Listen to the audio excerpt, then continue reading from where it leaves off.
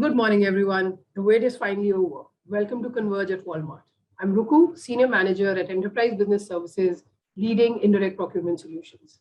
We're ecstatic to have everyone join us today for this two-day immersive journey to discover the future of retail tech.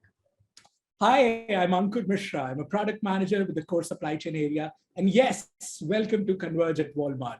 We have so much planned for you during this high energy, power packed event. But before we begin, let me take you back in time. We opened our first Walmart store in 1962 in Rogers, Arkansas. From that iconic moment when Sam Walton, the original retail maverick, changed the face of retail, to a decade ago when the first India Center got established in Bangalore. We have indeed come a long way as a people-led, tech-empowered organization. Agreed, Ankur. Striving for excellence is in our DNA, and that's exactly how Walmart is pioneering many of the retail revolutions, courtesy the big tech boom that's redefining our industry today. Are you wondering how?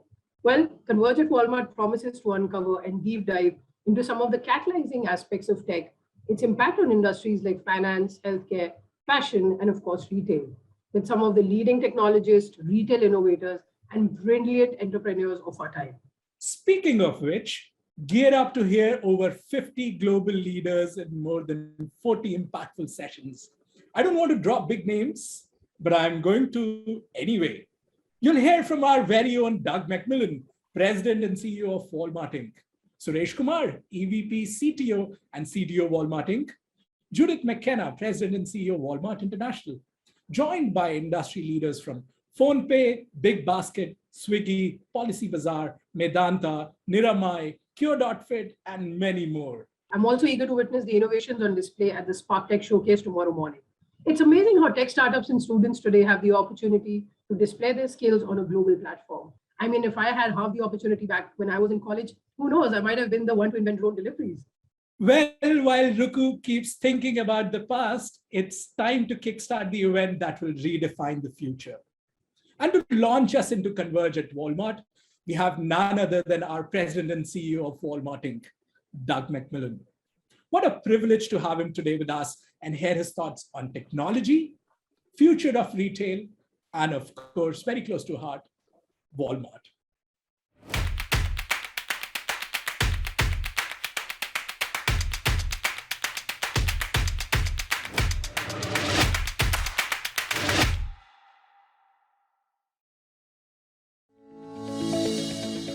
Good morning and welcome to this Fireside Chat with Mr. Doug McMillan, President and CEO of Walmart. I am Murali Matrala, a marketing professor, and I'm really excited and honored to have this opportunity to moderate this Fireside Chat and address a few questions to Mr. McMillan, who has kindly said I could call him Doug. So without further ado, I will go to my first question, which should be of interest to our audience in India especially, which is how do you see the retail ecosystem in India evolving in the future? And what role will technology play in this evolution? Professor Murali, thank you very much for taking time to participate. It's really nice to meet you. I hope to meet you in person sometime. And hello to everybody. The Indian market is very unique and exciting. It's one of the most exciting markets around the world, one of the top three, along with the U.S. and China. And so we're really excited to be a part of that and proud of the history that we've had in the country as we work to build a business there. And we think the future is very bright. And we're going to see a market that's north of $1 trillion by 2025, I believe. And the way that it is evolving is common in some ways with what we see in other countries, but has its own uniqueness, which makes it exciting. And we're really excited about the Flipkart and PhonePe leadership teams and our associates there and the businesses that are being built.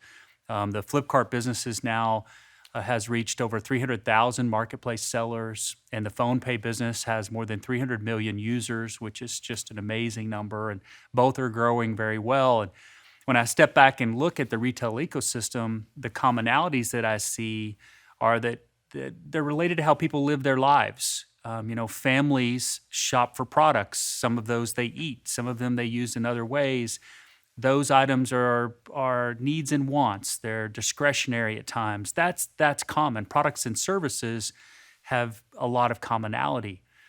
The way we spend our time consuming media, spending time with family, et cetera, there's commonality there. And so the retail ecosystem over time has those big thematic things in common.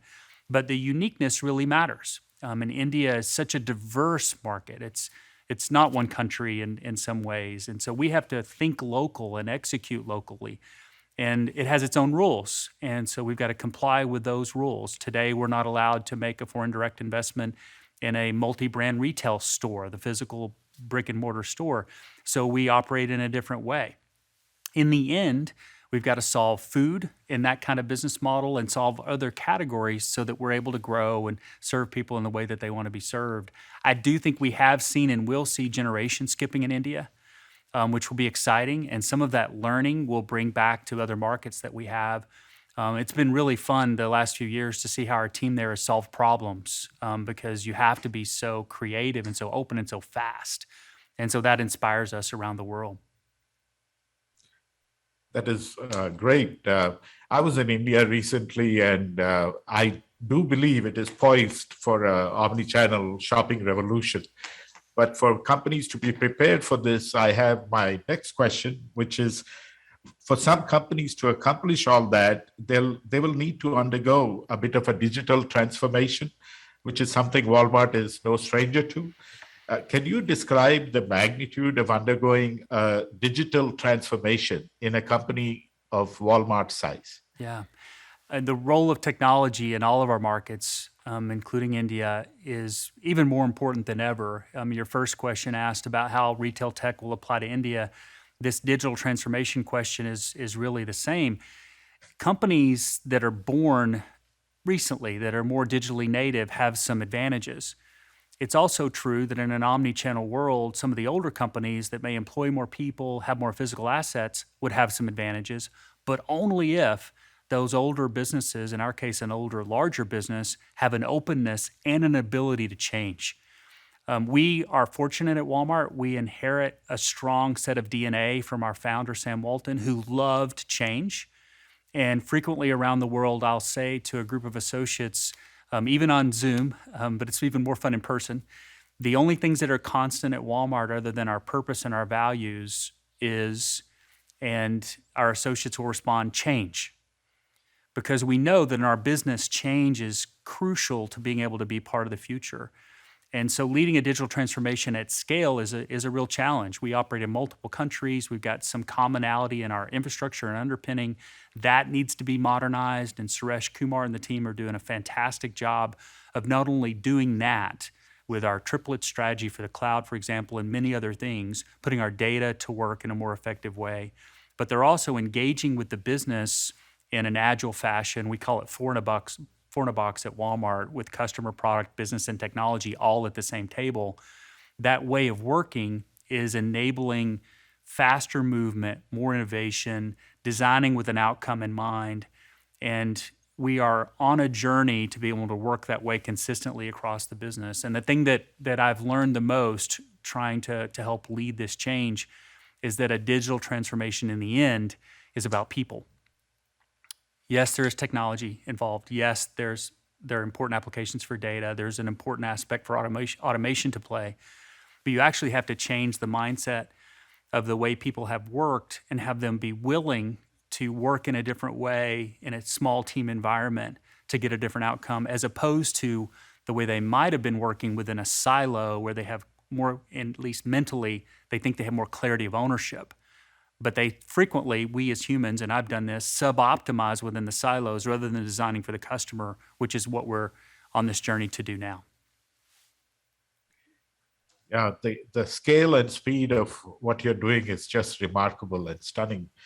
It almost seems like you're creating an entirely new company, while at the same time trying to preserve some of the elements and values of the old.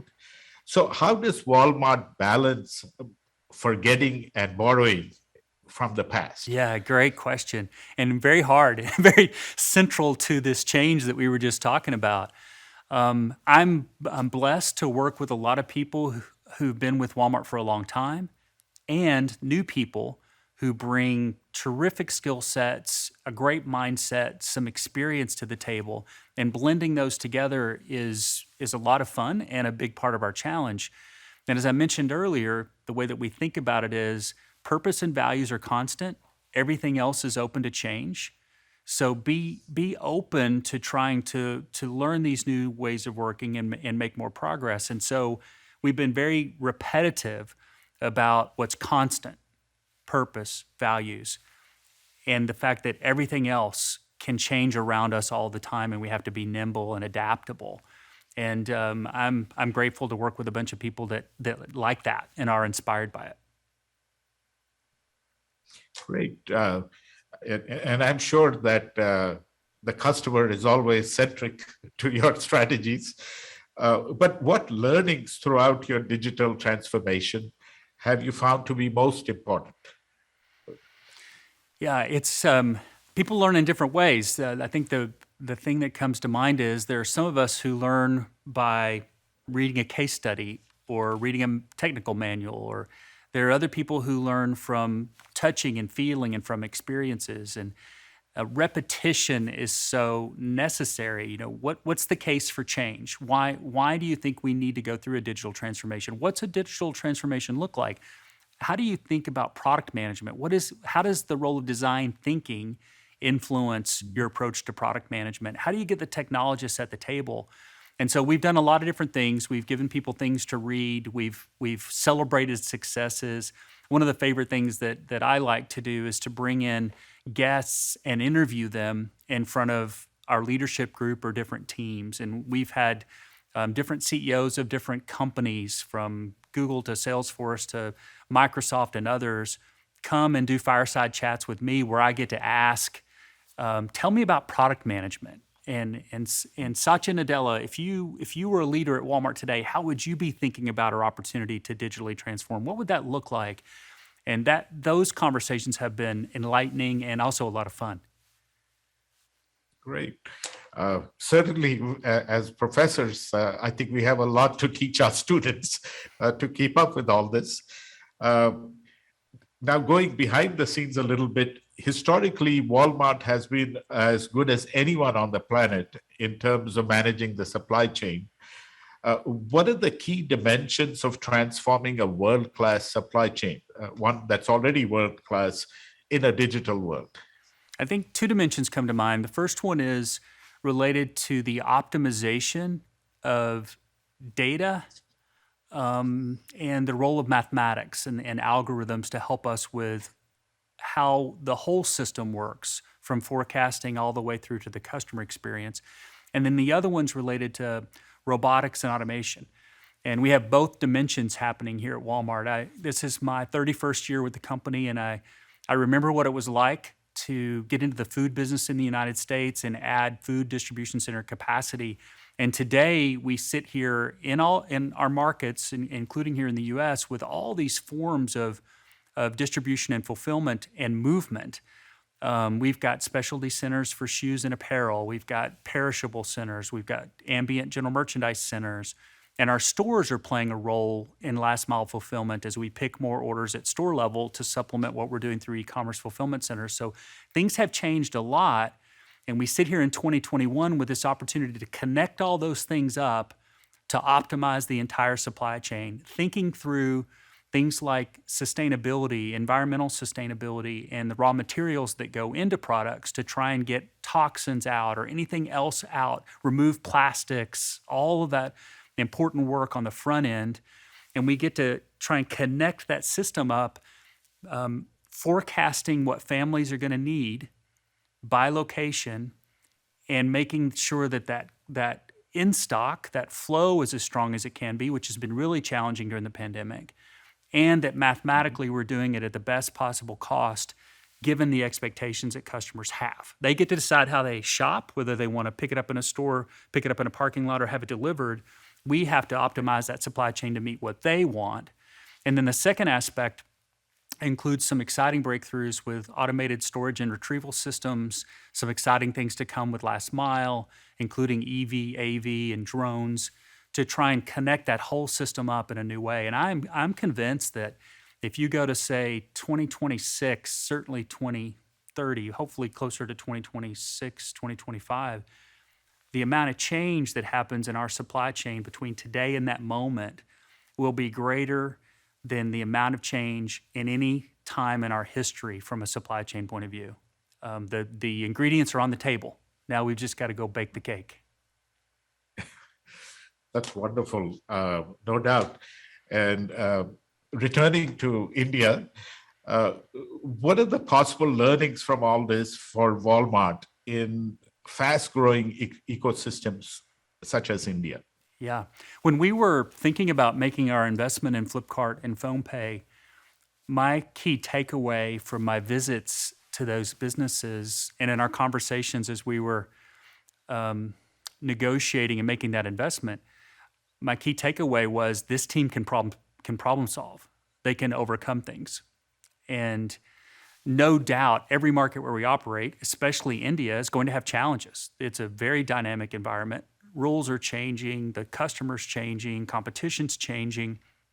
So where you sit at this moment is only a partial picture of the story of that business. The real question is, can you show up every day and have a really capable, engaged set of associates, leaders that want to solve tomorrow's problems? When I talk to people that are new to our company, whether they work in India or elsewhere, what I've been trying to explain to people lately is I've now, in my old age and term and service here, come to really understand that all we've been trying to do for 30 years here is solve problems.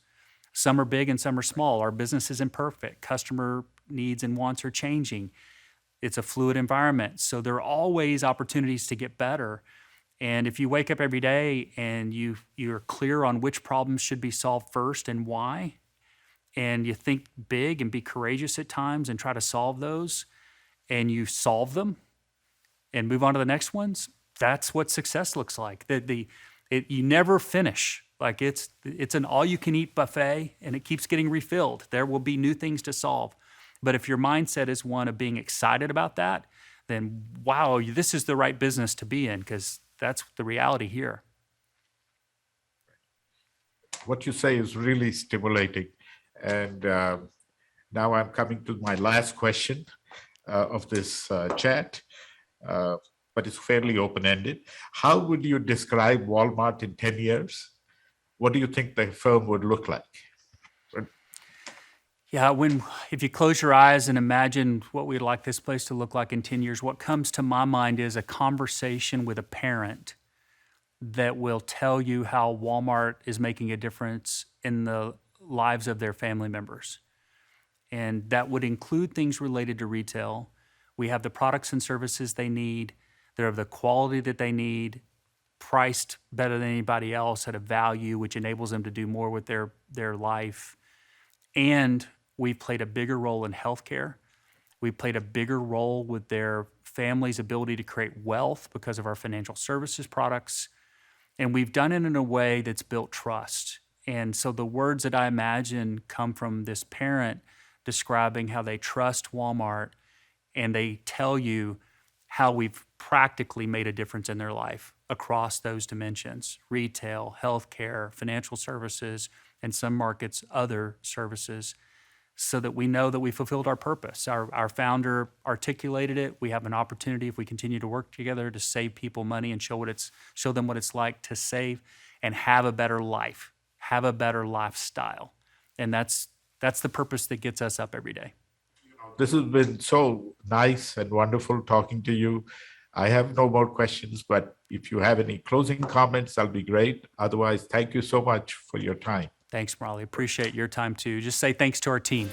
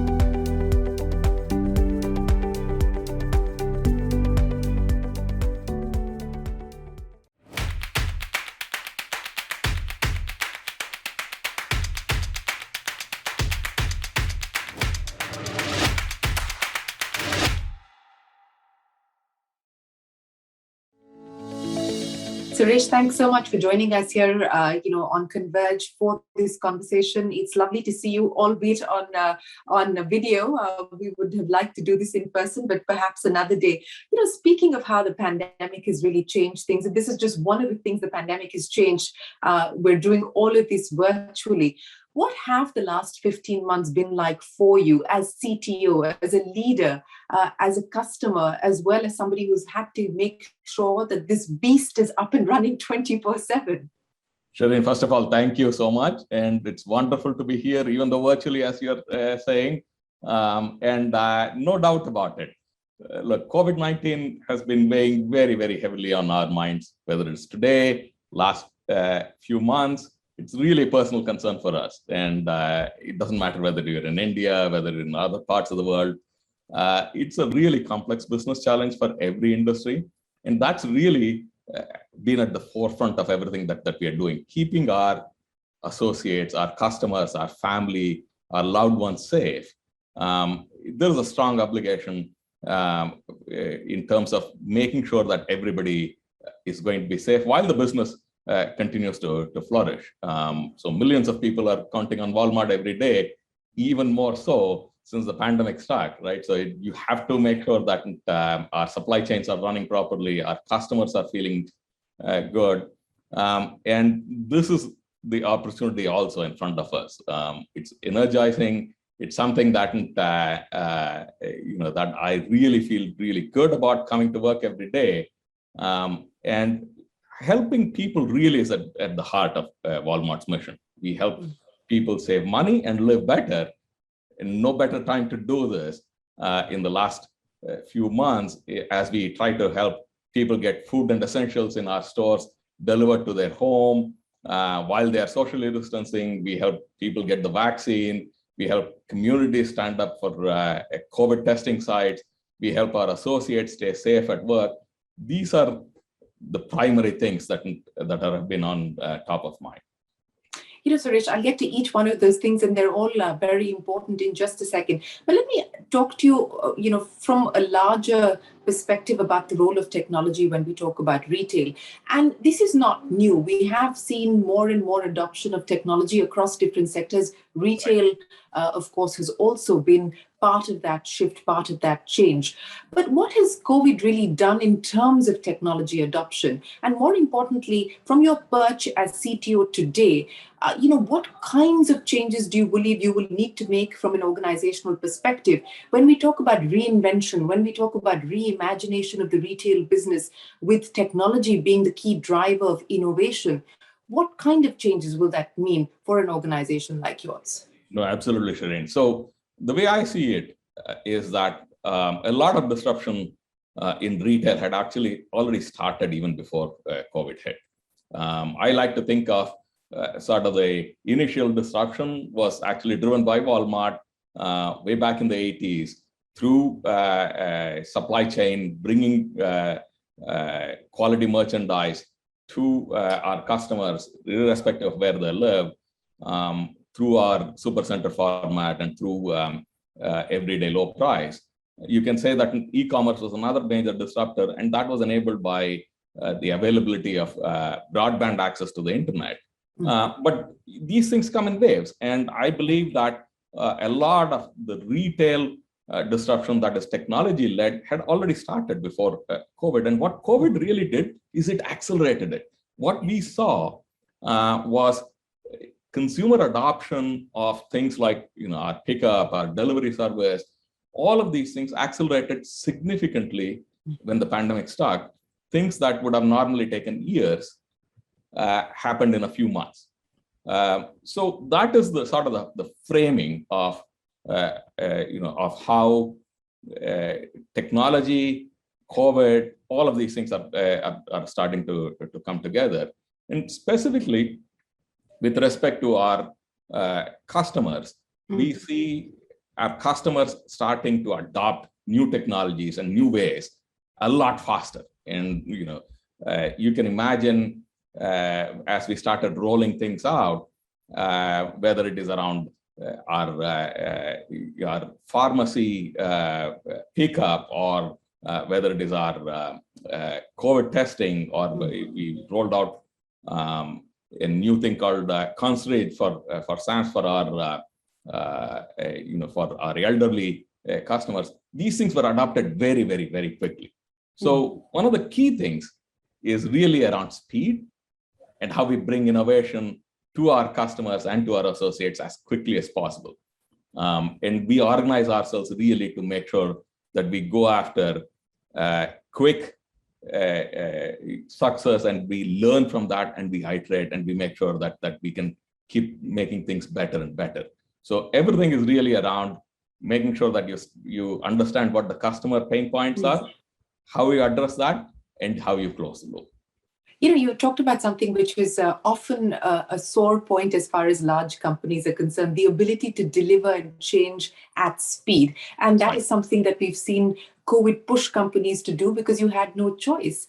And as they say, necessity is the mother of invention, and most companies had to make that leap. But, I want to understand this from you, because even when we talk about e-commerce, for instance, the traditional incumbents like yourselves were fairly slow off the mark to start with. So how do you build in agility into the organization in this changed environment?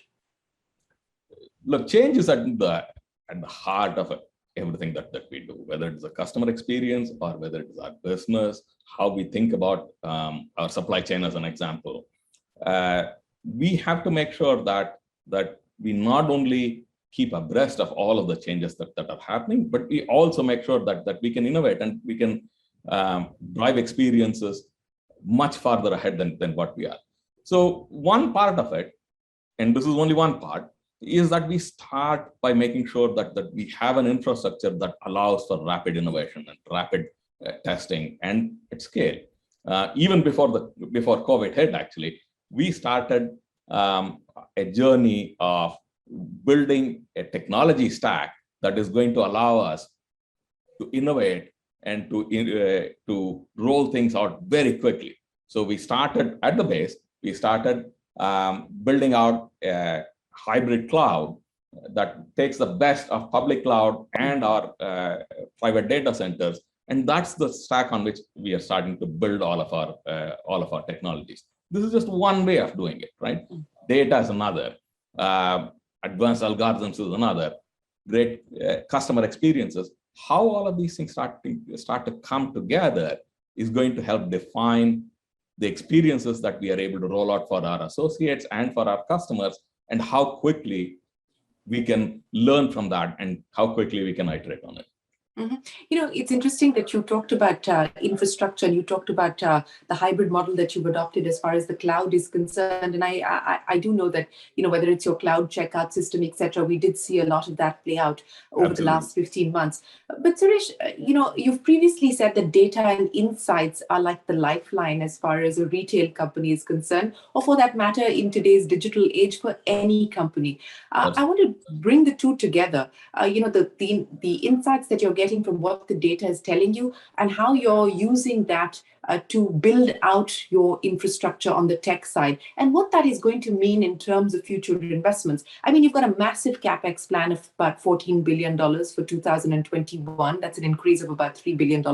And I'm given to understand that a large chunk of that is actually going to go in towards building out tech. So infrastructure, data and insights, what that means from an investment perspective for the future.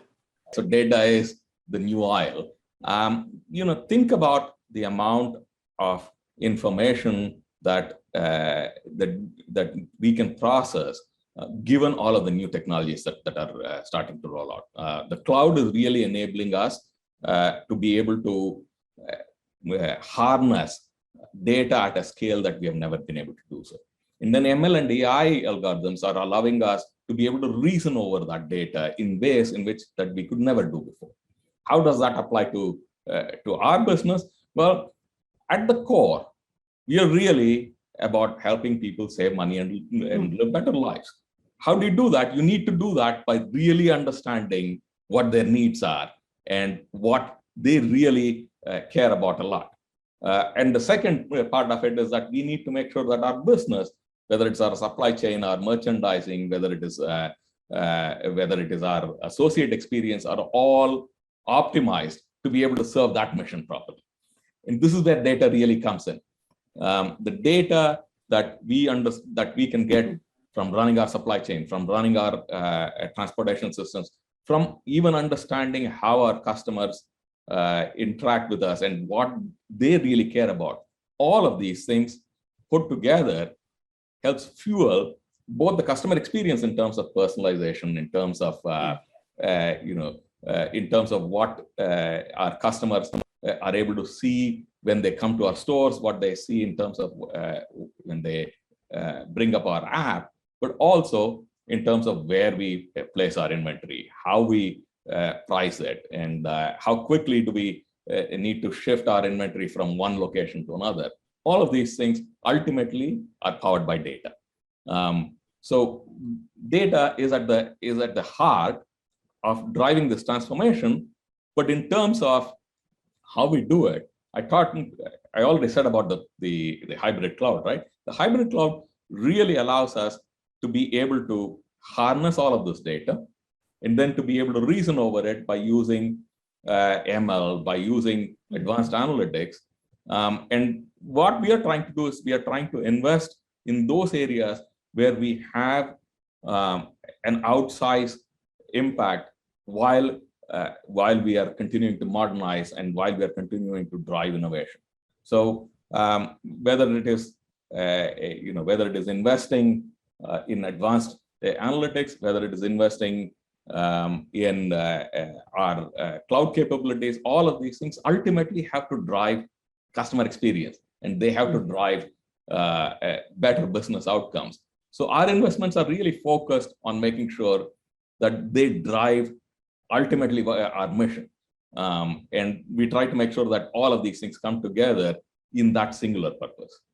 You know, since you said that this is really about driving the best business outcomes for the organization, and that eventually passes on to the consumer by way of a better customer experience, low prices, and all of the other stuff that you promise the consumer. But explain to me with real examples of the kind of efficiencies that technology has helped you drive, both in terms of turnaround time as well as cost. I was just looking at some of the data that you've previously shared, where you talk about managing your assortment better and how your ML model has helped manage your assortment better, resulting in a savings of almost $30 million. So explain to me the kind of efficiencies that you've been able to garner on account of the use of technology. Absolutely, Shireen. So the $30 million that you had talked about, this came as a result of one machine learning model that we built to optimize the timing and pricing of our markdowns. So retail is a very seasonal business, especially think about apparel, for example. Things come in and go out every season. And one of the things that we as a retailer need to do is to make sure that we optimize our price. We are always about everyday low price, but at the end of the season, when we need to make space for all the new stuff that's coming in, we need to move out our existing inventory. Typically, most retailers do this in a very laborious manual way. Not at Walmart scale, you can't do that, right? So we built an ML model to really understand what is the best way to be able to drive markdowns in as localized a way as possible, because how you do markdowns in the southern part of the US is very different from how you would want to do that in the northeastern part of the US. Climate is different, customers are different, and so on. Human beings are not able to optimize more than 2 or 3 variables, but machine learning systems can optimize after thousands and in fact millions of different variables. So that is the power of ML. And what you talked about, the $30 million, is just one simple example where we use the power of ML to optimize business decisions, right? Another one is in pharmacy. So we built a data lake and we started building ML models on top of it. And that took out millions of dollars of cost savings by improving our supplier agreements, because the system was able to optimize and was able to identify those opportunities in our merchandising choices, where we could, for example, we analyzed the agreements to see where we could buy more effectively. At the same time, we figured out what are the best drugs that could be added to our $4 generics program. These are kinds of insights that really come from being able to drive data at scale, and on top of that, you put in a sophisticated ML model. These are some examples internally within our business where we are driving efficiency. It's interesting that you said that one part of the US is very different in terms of behavior from the other part of the US. Now, you're not just a US-based company. You're Absolutely. operating across different geographies, across different jurisdictions, different consumer habits. Has technology actually helped harmonize at the back end, a lot of the challenges that otherwise retailers would have faced? I mean, how has it made life easier, the use and adoption of more and more technology, especially as you grow out your international business? No, absolutely. So obviously, our international business is a very, very important part of what we do. So we look for leverage in terms of our technology. So you can think of leverage as building out common building blocks of systems that is customized for each geography or for each country where we do the business. So take our supply chain, take our pickup system as an example, right? So if you want to drive up, and so you place an order, you want to drive up, and you have the products delivered to you while you're waiting. Well, that requires a lot of coordination between different parts of our supply chain. If you zoom in on what happens with our associate as they're receiving orders and they need to pick items from our super center or our stores, it's a common functionality, but how it manifests itself will have to change depending upon whether the associate is inside a super center, which has got all of the assortment and is huge, versus whether the associate is inside a Mexican bodega, or whether they are in a different part of the world. The underlying technology has got a lot of common elements to it. Yeah. So we try to build to the common piece and then customize to the specific business problem that we are trying to solve. And that's how we are able to drive not only harmonization, but just having the lowest common denominator is not good. You have to make sure that it really works for the customer and for the market that you're trying to serve. And we're seeing personalization and customization sort of be the key drivers as far as a lot of the tech services and products that are available currently. And it will be a big part as far as retail and the retail experience is concerned. But explain to me, what do you believe the retail experience is going to look like in the future? We've already seen so much change when you walk into a store today. I mean, who would have thought that self-checkouts would be the preferred mode of wanting to do things a couple of years ago? But how do you see from an experience perspective, walking into a store changing over the next few years? No, absolutely. Look, Shalini, I think like I said, we are starting to see major shifts already starting to happen. And it's all being fueled by the technologies that were not available even 10 years ago or even 5 years ago. So how do these things actually end up influencing the customer experience, and how do customers adapt to it? Well, nobody has got a crystal ball, but we can clearly see a few trends that are happening. Natural language is one major advancement, right? So whether it is Siri or whether it is Google Assistant, it is very, very clear that the way in which our customers want to interact with technology, and even our associates, you don't necessarily want to go. Previously, you had to go sit in front of your desktop and you had to type in some keyword and get some information out. Well, all of that got into your phone. But now, even that is too much of a friction, right? You want to be able to get what you want in as natural a way as possible. And that trend is going to continue, whether it is going to be in retail or whether it is going to be in any field. You will see that where technology can remove friction, that is going to be one of the keys, and that's going to help drive adoption. So natural language is one of those things. AR, VR, still early, but we believe that augmented reality and virtual reality are technologies that are really going to help drive a lot of change within our industry. Why? Well, think about all of the different assortment that we have. If you want to go buy a camping tent for for your next vacation, you want to see what it actually looks like when it is all set up. You want to go inside. You want to try it out. You don't want to actually buy it, set it up, and then find out that it doesn't really serve your purpose. You want to do that virtually, right? This is the power of AR/VR. Another example will be within our own, for our own associates, right? Already we have rolled out, systems that help our associates really identify where they need to restart. It guides them, it directs them. Natural language, AR/VR, these are sort of at the forefront of the technologies. On the back, everything is being driven by ML, primarily by deep learning. And deep learning is allowing us to be able to go after problems that we thought were going to be completely uncrackable even a few years ago. So how these things come together? Well, you can see some of the trends. Ultimately, it is going to be about making things easier, better, faster, and safer now for our customers. Safety has become that much more important, and I think that is going to continue.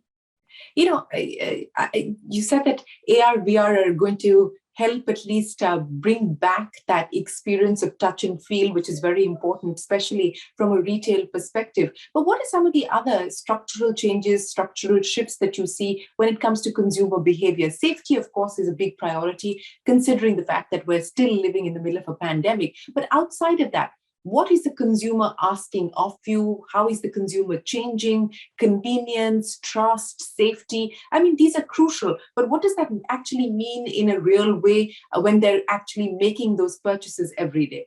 The fundamentals don't change, right? Whether it is, convenience, low prices,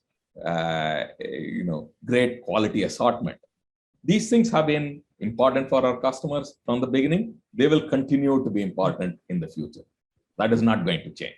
Safety clearly has risen up to the top because of the pandemic. When people interact with us virtually, the level of trust is very important. Whether it is about trust in terms of us understanding what our customers are, trust in terms of what they are telling us, that has always been important. It has taken on another level of importance now, right? So these are sort of the fundamentals. So how do they actually end up influencing or changing the way in which our customers shop with us? Well, one thing that is happening very, very clearly is that previously there used to be these very distinct silos. I go to a store and I shop over there. I fire up my laptop or my mobile and I shop online. Very distinct, very different experiences. Those things are not going to be there anymore. Our customers have been very, very clear that those are very artificial silos that we have created. It doesn't make sense for the customer. We need to bring them together, right? As a customer, I want to be able to buy what I want, when I want, and have it delivered to me or picked up or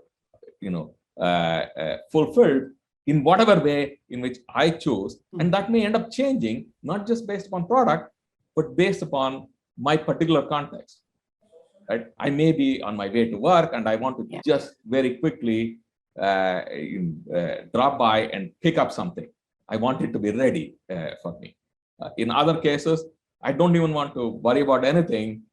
I want my refrigerator to be fully stocked when I come home, right? I don't care about anything else. I just want the milk to be in stock all the time, right? As a customer, what I care about in terms of convenience ultimately depends upon, making sure that I need the product when I want it, how I want it, and in what format I get it. And the role of technology, and in fact, the role of business through technology is to enable that to happen.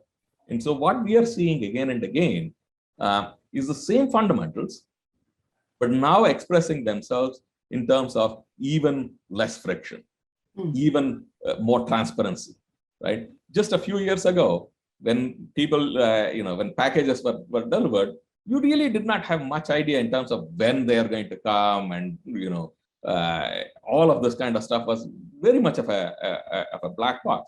Now, with the same technology, you can not only know exactly when the product is going to arrive at your doorstep, you can actually start tracking, and you can start seeing, oh, it's going to come in another hour or so.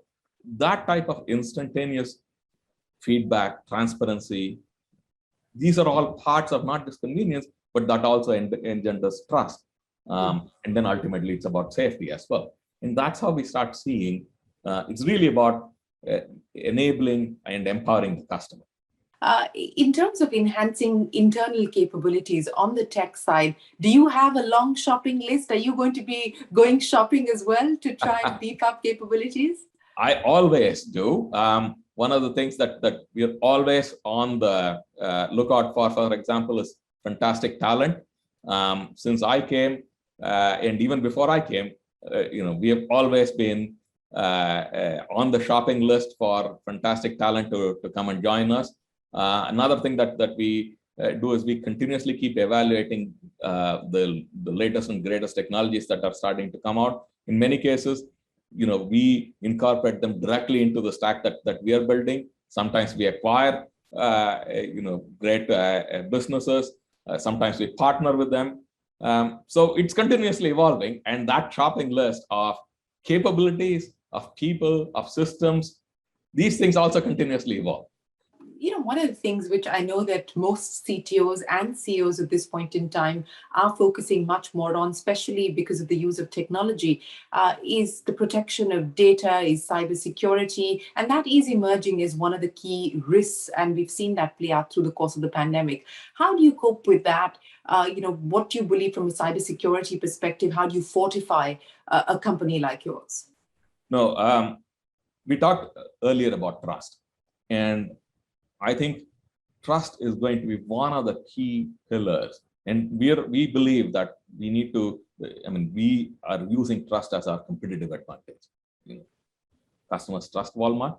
They trust Walmart for several things. They trust Walmart will have the lowest prices, the best quality merchandise, but they also trust Walmart as a brand that they can do business with, and that we are not going to, that we are going to take good care of their data. They also trust us in terms of when they do shopping, when they shop with us, that they don't need to worry about cybersecurity or any of these kinds of stuff. We take care of all of that for them. So my responsibility as CTO is to make sure that we continue to build on that trust.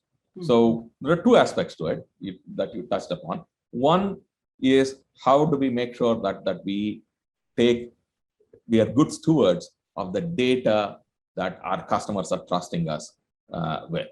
And so we have got a number of programs around data governance, around data transparency, around data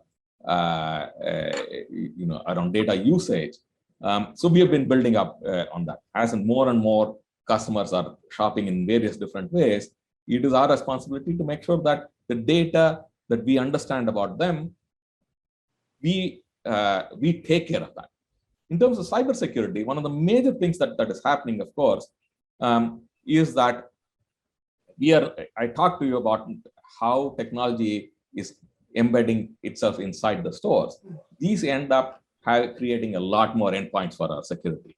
So that's an area that we are focused on, to make sure that as we embed technology, whether it's IoT devices or associate devices, how do we secure them?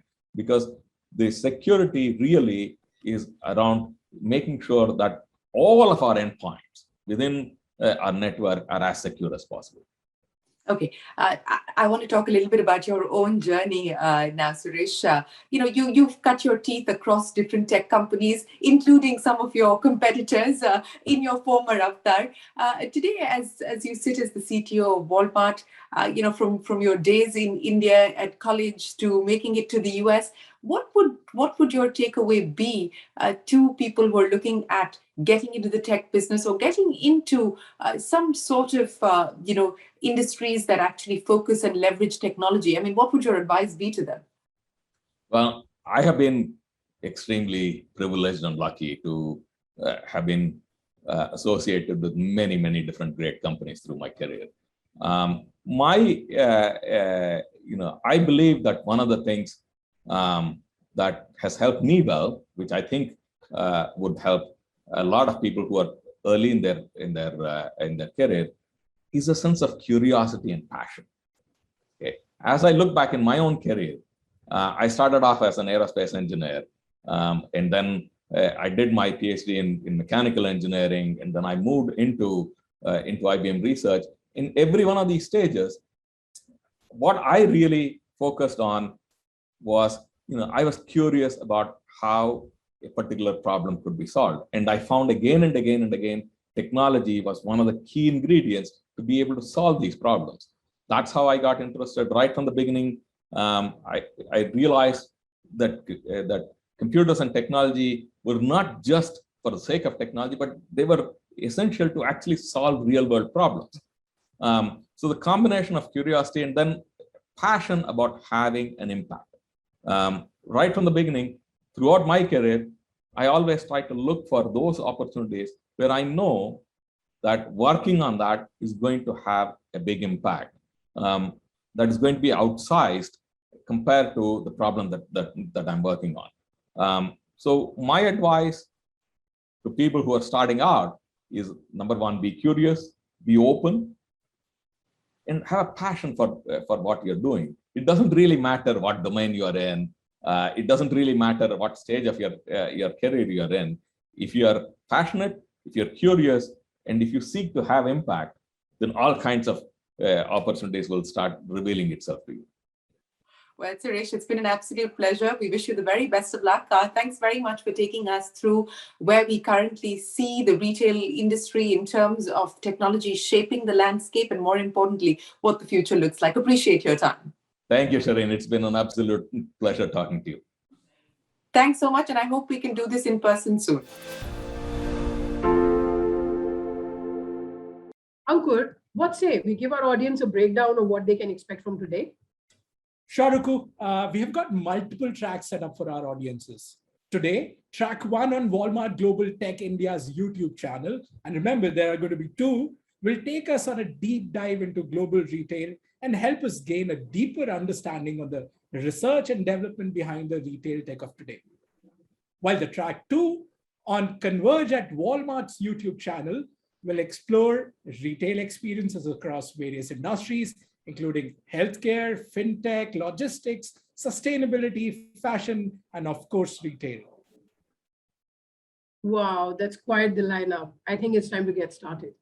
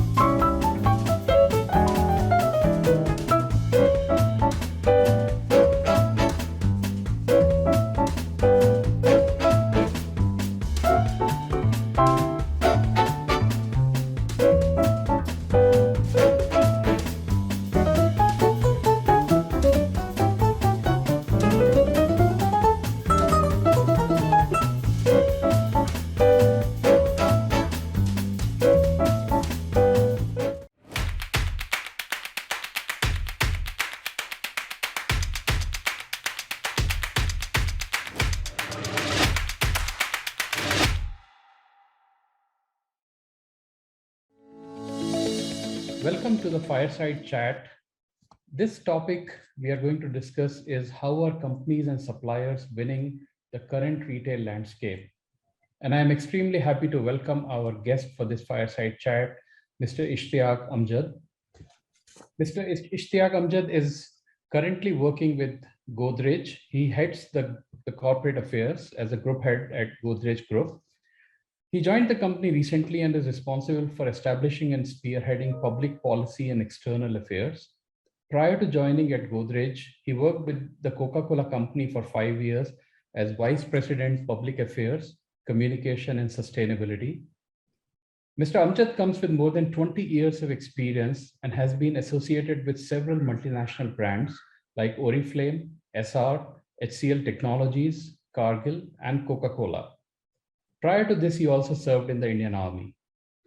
He has done his bachelor's in arts from Aligarh Muslim University and Master of Public Administration from Symbiosis Institute of Management and Studies. Welcome, Mr. Ishtiaq. Thank you, Tadagar. Pleasure to be here. So just to set the context, and I'm sure all of us on this call are very intimately familiar with the Godrej Group. I'm sure most of us have grown from the time where Godrej Almiras were actually the kind of standard shorthand for any storage in the house, and Godrej refrigerators were the de facto consumer brands in the home. And I found it very interesting that the group itself was started in 1897, has a revenue of more than $4 billion, and actually touches more than 1 billion consumers. I think that's really phenomenal. And what I found very interesting was the catch line on the website, which said the Godrej Group is now from locks to satellite. I think it's such a phenomenal feeling that something that starts from home is actually reaching the outer space there. So just to get the conversation going, Ishtiaq, you've been a part of Godrej for a recent time now. What is it that really attracted you to join the Godrej Group, and what is it that really you think drives it from right from home to the space? Well, it is in many ways reflective of also the human aspiration of building home in this space at some point in time. So I don't know when will we really start putting the locks in this space once we have our homes there. But on a serious note, it is the diversity of the group. It is also the purpose of the group. Like you've said, many of us in our generation have actually grown up very close to Godrej as a brand. I mean, and anything that had the Godrej written on top of it actually meant a lot to us. For example, the Almira that you talked about, or the refrigerator, or some of those equipments.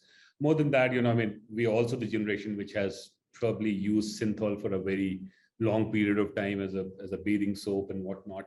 And each of those products not only sort of, stood the test of time, but also, always stood for quality and always stood for a promise that you could believe in, right? So that was one part of it. I think more intimately, what really impressed me is the kind of conversations I've had in the process of joining the group. So, I joined the group in the middle of a pandemic. So majority of my conversations were actually like this, virtual, but the quality, authenticity, and the richness of those conversations, including the one that I've had with the promoters, both Nisa and Pirosha, they've been just extraordinary. And with each of those conversations, my resolve to come and work for Godrej just got strengthened. And every day I can tell you I'm learning a new thing. The diversity of the group, as I said, is so vast. I've worked in certain sectors in the past, but this is new learning every single day. And I'm only getting humbled and getting more and more enriched in my understanding of businesses and what a business can do by doing good to the society. Awesome. So yeah, let's with that little bit of a brief introduction, let's dive into the chat itself. And you talked about COVID, and of course, in the last 1.5 years, COVID has impacted all of us in ways that we never could have imagined before COVID. The crisis has also made business change a lot of strategies for all the business around the world. How did Godrej navigate through the worst of this crisis? And if you would like to talk about some of the measures Godrej took to ease the things for your consumer suppliers and the stakeholders, and also most importantly, stay resilient, because We don't know what is the end state of this COVID crisis. So how does the group really manage to stay resilient during this time? That's an interesting question, DG. In fact, let me just again come back a little bit in the history and then come to the current pandemic. I don't know if you're aware, in the first pandemic with the early parts of 20th century, we actually produced the world's first hand washing soap with the use of all vegetable oil, absolutely free from any animal fat. Now, that was the pandemic one, which gave us an opportunity because, as you know, there's a lot of sensitivity around that in the Indian culture. And we thought that as a company, we are in that position where we could probably do that. We can take that initiative and really sort of, start a new thing. Now, which in many ways, you would notice that during this pandemic also, there's a lot of conversations around Atmanirbhar. That was the Atmanirbhar almost 100 years back, as far as the Godrej is concerned. The second important part of this was also the fact that it was also rooted in the idea of ahimsa, because animal fat versus the vegetable fat being used in the vegetable fat being used in the soap making and stuff like that. In the recent pandemic, we realized that all said and done, there are a couple of categories in the consumer space that have really emerged very, very strongly. One of them is, of course, the hygiene, and we will talk about that at length, and also the health.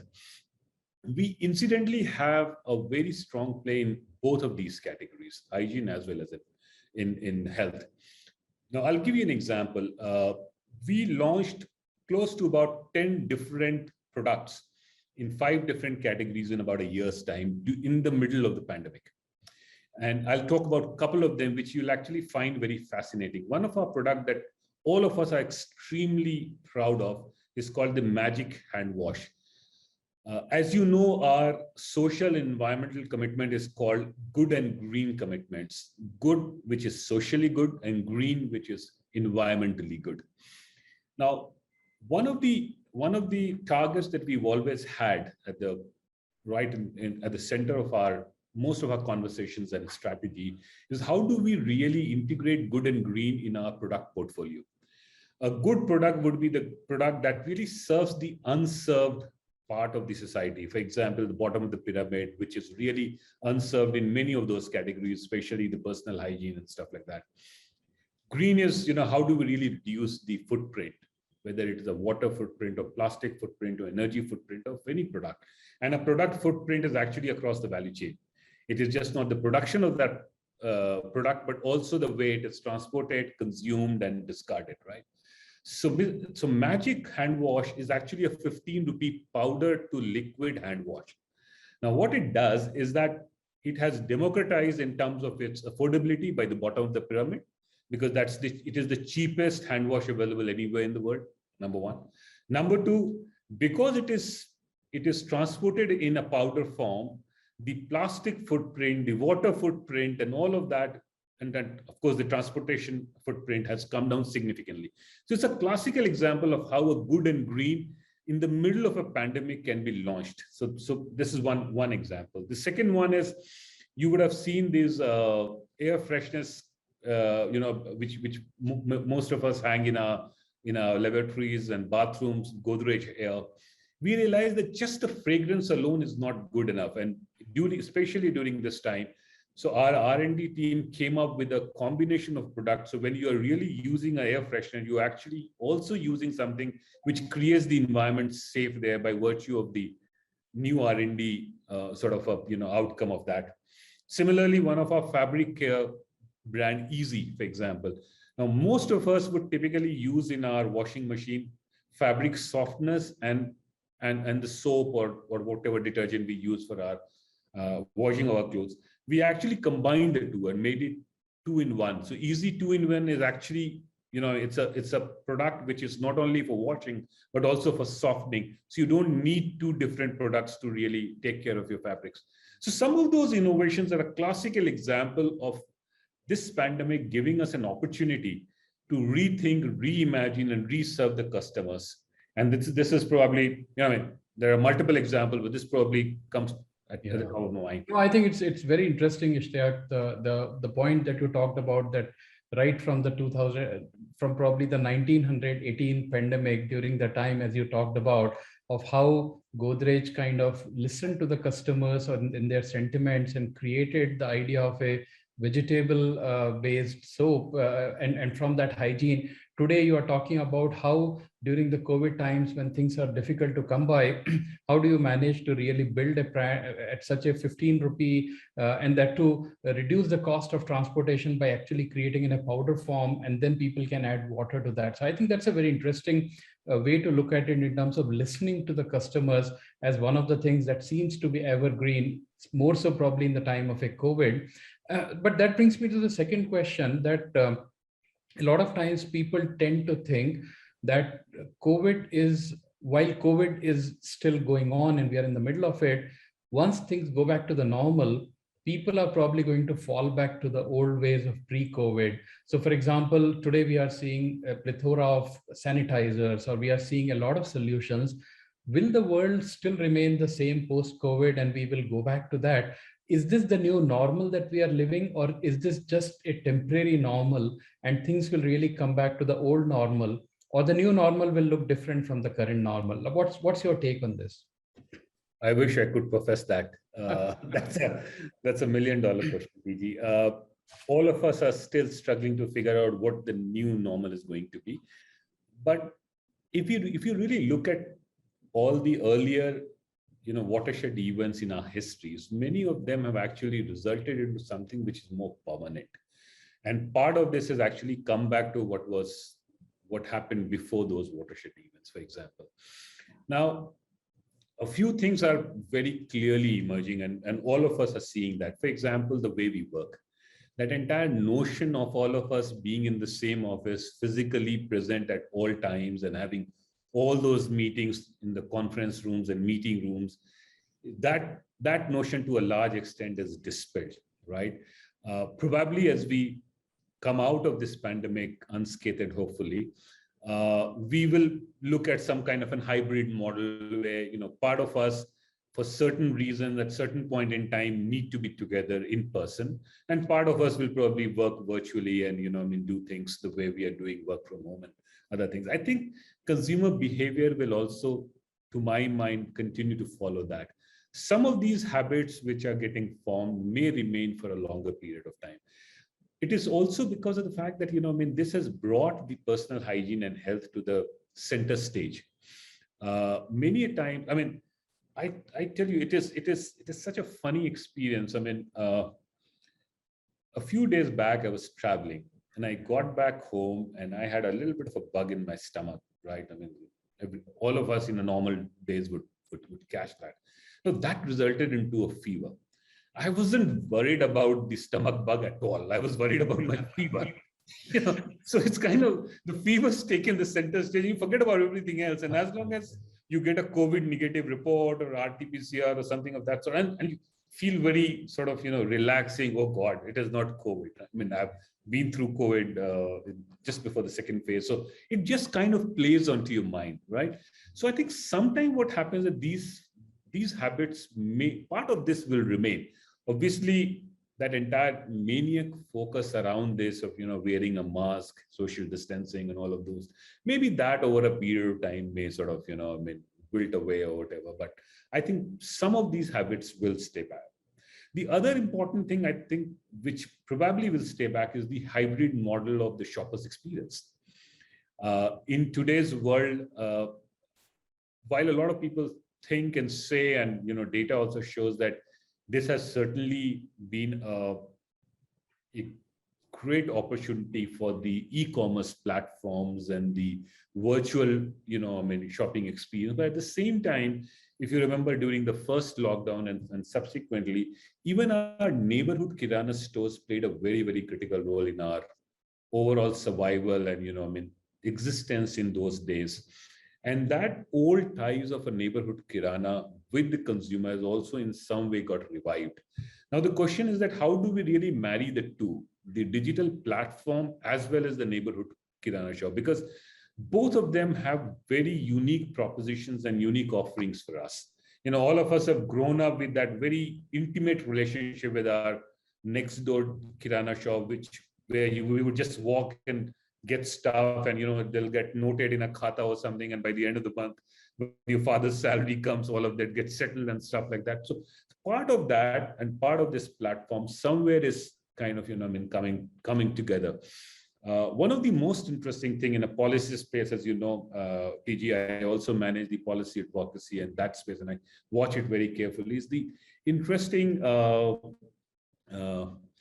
initiative by the DPIIT, the Department of Internal Trade and Industry, is about that ONDC platform, that open network for digital commerce, the way which is led by Mr. Nandan Nilekani. The way this has all come together, it has got representation from the Mom and Pop Stores Association, the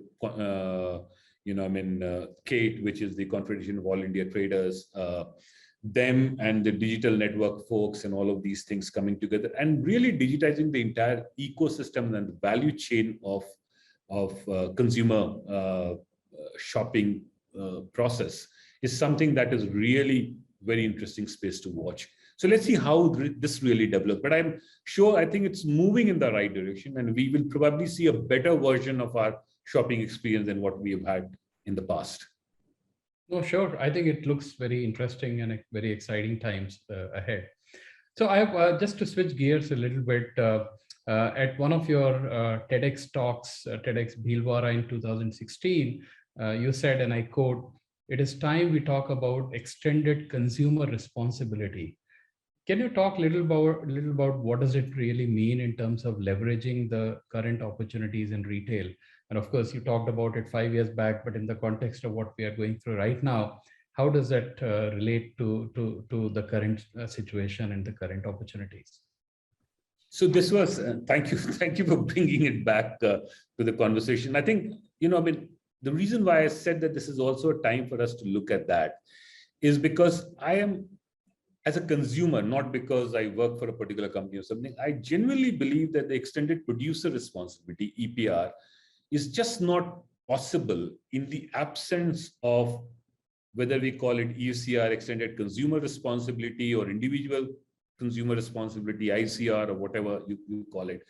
Unless consumers become more and more responsible about this entire ecosystem of waste management, segregation of waste at source, and all of those things, there is no way an EPR can ever be successful. No government initiative or no private sector initiative can be successful unless it is really adopted and adapted by the consumers at large.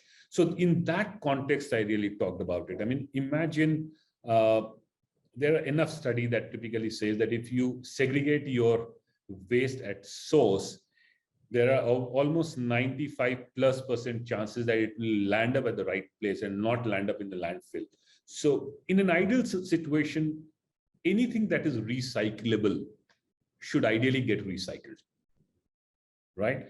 And I think it's the onus and responsibility on all the, whether it's a CPG company or any other companies for that matter, to use packaging materials which are recyclable, because that's the onus on the producer. And obviously create an ecosystem or a platform or some kind of an incentive or some kind of a system through which it is easier for consumer to put it back at a place where it can get recycled or get collected or recycled, right? But that physical act of putting it, segregating it, and discarding it in a responsible manner, ultimately lies with the consumer, and all of us are consumer. Once our behavior starts to change, I think this entire ecosystem will change. So it was in that context that I really talked about. And I genuinely believe that we need to invest a little more in that individually rather than collectively. No, I think it's a very, very insightful point you make, Ishtiaq, because and now that you say it, it makes so much of sense that it is, to me, it is like a kind of a circular loop actually. And if one of the link is really broken, then there is no way we can really complete the entire cycle. We cannot just pass on all the responsibility to only one of the players in the network, because we are more and more in the network. So I think it makes a lot of sense to really involve the consumers and see how we can kind of grow together and probably go towards a more responsible consumption rather than a very reckless consumption, if I can call that. Right? Absolutely. So with that, it also is a segue into a question that I had in my mind as you were talking about the whole idea of recycling in terms of a circular economy as it's becoming popular. What are your thoughts on that, and how do you see that Indian consumers and the landscape is ready for taking it not only as a corporate value, but there is actually a business sense, and not just from a bottom line perspective, but also for the planet? And how does it really come in terms of consumer behavior in India? Any insights, any trends that you want to share with us? In fact, let me go back to the same TED talk that you were talking about. One of the idea that I sort of propagated there was that most of our value chain, in our mind and in our practice, starts from the raw material and finishes at the consumer. So everything in between is the value chain, the way it is being procured, manufactured, transported, retailed, and finally reaches the consumer. And we tend to forget about that as long as it has reached the hand of a consumer, because we think that we have done our job. Now, I think in a real circular economy, there's another value chain, or whether we call it a supply chain or reverse supply chain or whatever nomenclature we want to give it, that needs to start at the consumer space and comes back to its logical conclusion. Whether, like I said, anything that is recyclable needs to be recycled. And there are, in today's technological advancement, there is almost all kind of packaging that has got some utility in one form or the other, right? So this entire circular, economy idea actually starts at the consumption. And then just as we have over decades built that entire distribution network, transportation network, taking a product from our factory to the last mile village for sale, a similar kind of a ecosystem needs to be created in a reverse form. So it gets collected there, and then it moves in a certain way to its nearest possible recycling center, collection center, aggregation center, whatever it is, and then it kind of moves back and then gets into that. One of the important things which I've actually worked in my previous avatar quite a bit is the legislation around that. For example, today the packaging legislations around what we call the food grade material and the non-food grade material is a little more stringent in India. India is one of the very few countries that does not allow recycled material to be used in a food grade packaging. Even in some of the non-food grade packaging also, there are some restrictions, for example. Now, as I said, the technology is available and a lot of Western worlds have actually adopted that, where you can literally recycle the entire, package or a bottle or a plastic package into something which is as good as a virgin plastic. So I think the legislative support and the policy support is also something which is very important. At some stage, at some stage of my life, I was actually, this 6-7 years back, I used to live in Singapore. Singapore has this concept of new water, which is actually mixed in the tap water. That time it was 20%, and the idea was to make it 100%. And that new water is actually a sewage water, which is so well recycled and filtered that it is actually, more hygienic and safer than a fresh water. And the idea behind that was it's an island which is surrounded by seawater, and they're always, they wanted to be water, self-sufficient, and they didn't want to import water from the neighboring countries like Malaysia. And they started this new idea of new water. In many parts of the world, this is now a reality. So I think, we have to really think beyond the obvious and think out of the box to find solutions which are more sustainable, and only when we accomplish the scale in those solutions that it will become more and more affordable for consumer.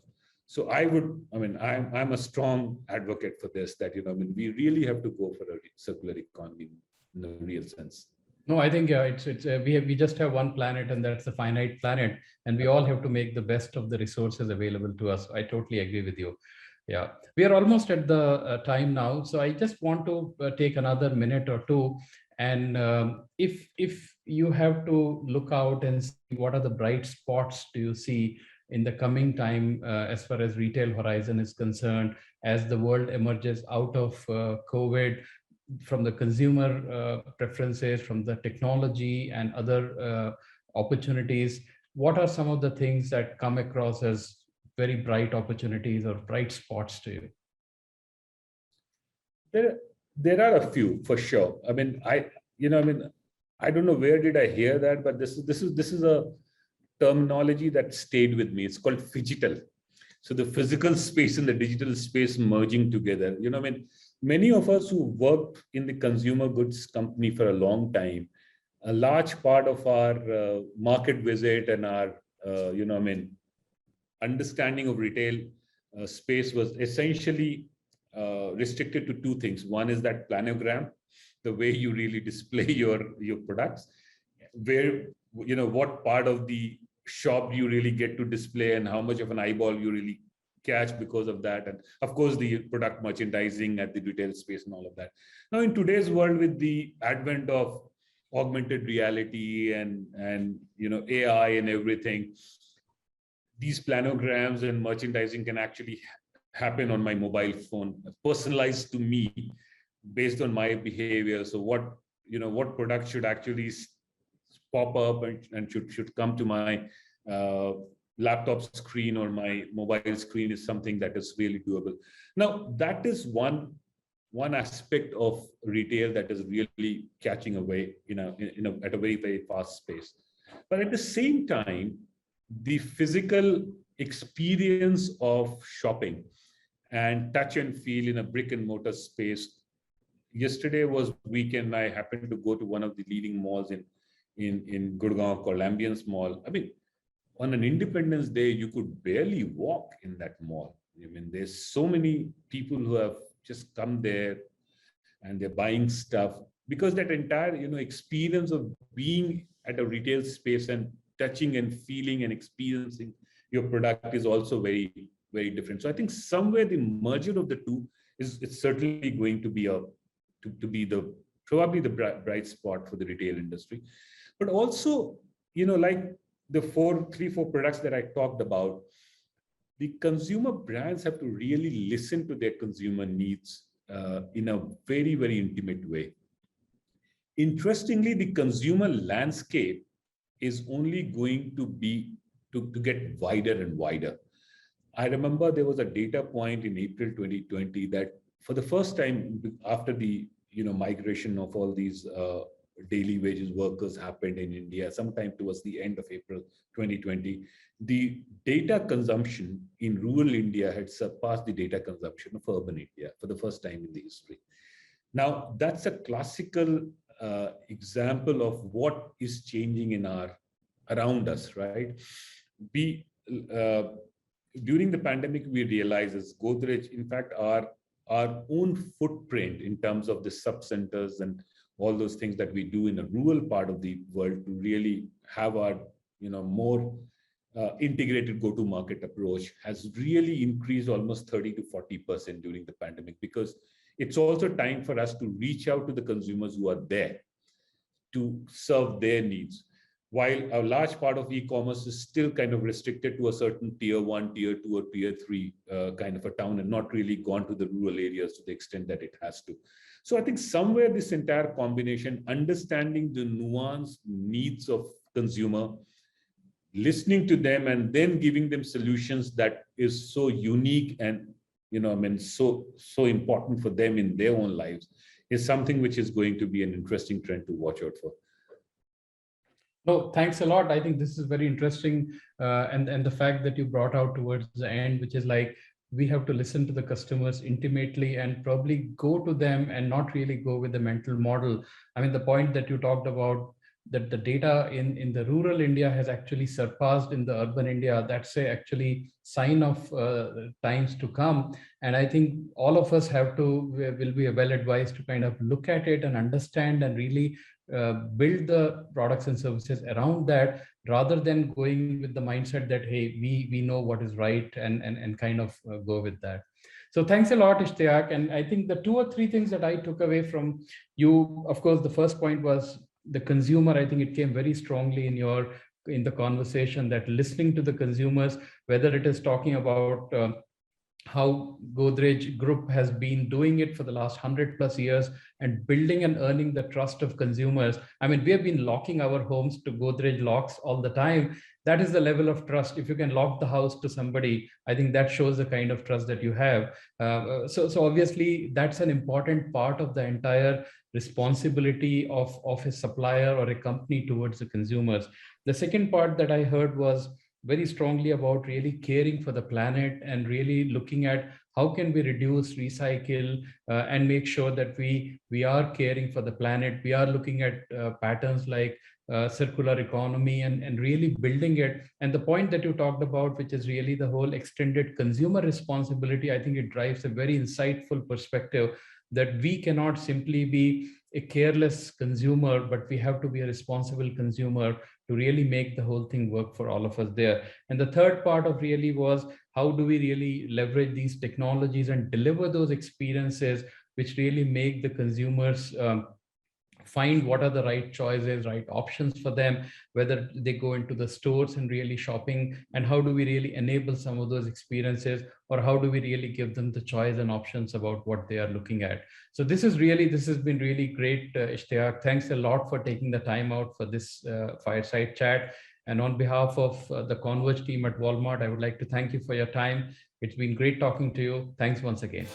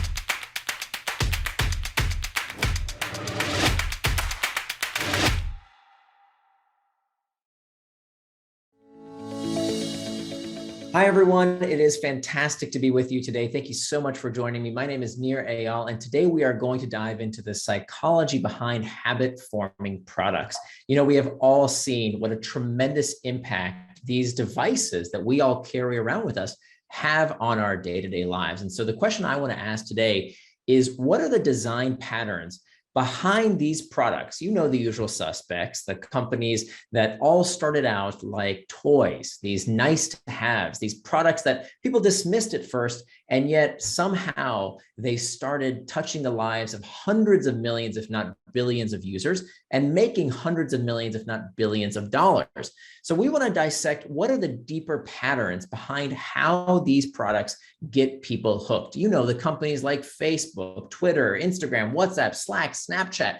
What is it about these products and services that are so amazingly habit forming? How do they get people hooked? That was the subject of my book, Hooked: How to Build Habit Forming Products. And the book tries to take out the secrets of the world's most habit-forming products and services so that the rest of us can use these techniques for good, so that we can build the kind of habit-forming products and services that improves people's lives. So even though some of the examples today I'm going to show you will include a mix of offline and online products, any business that needs people to come back on their own can build a habit-forming product. Think about the tremendous potential of what would happen if you didn't need to send your customers and users spammy messaging and annoying advertising. What if they came back to use your product or service on their own, purely out of habit?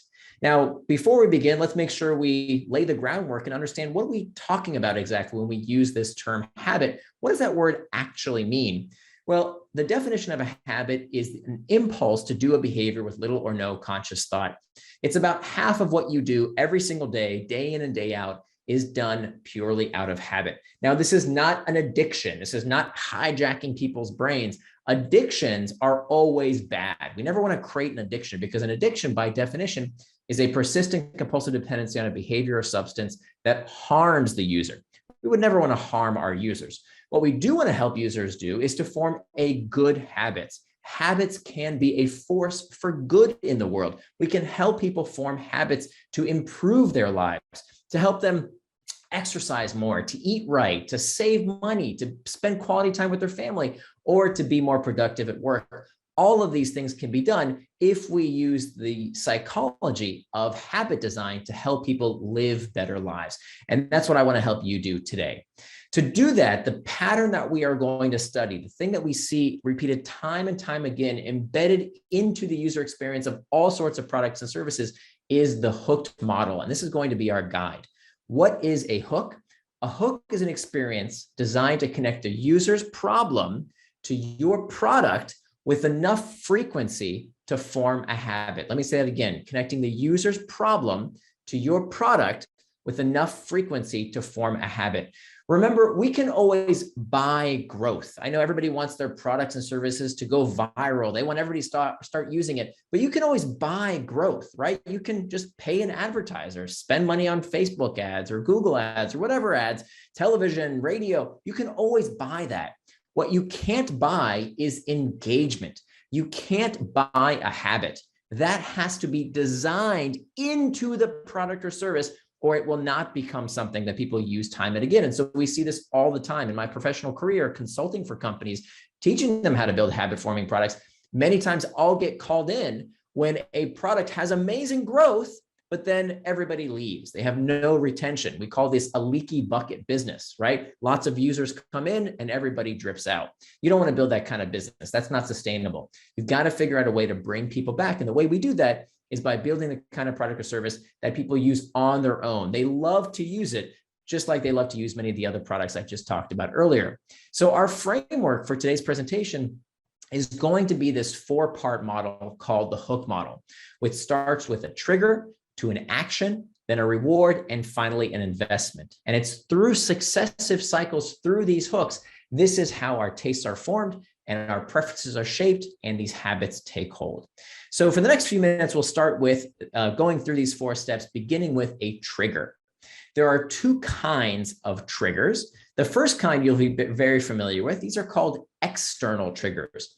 External triggers are things in our outside environment, the pings, the dings, the rings, anything in our outside environment that tells us what to do next. The information is inside the external triggers. It tells us what to do. Now, we in the product design community, we know all about these external triggers. You see them every day as a consumer, but what's actually more important than these external triggers are what we call the internal triggers.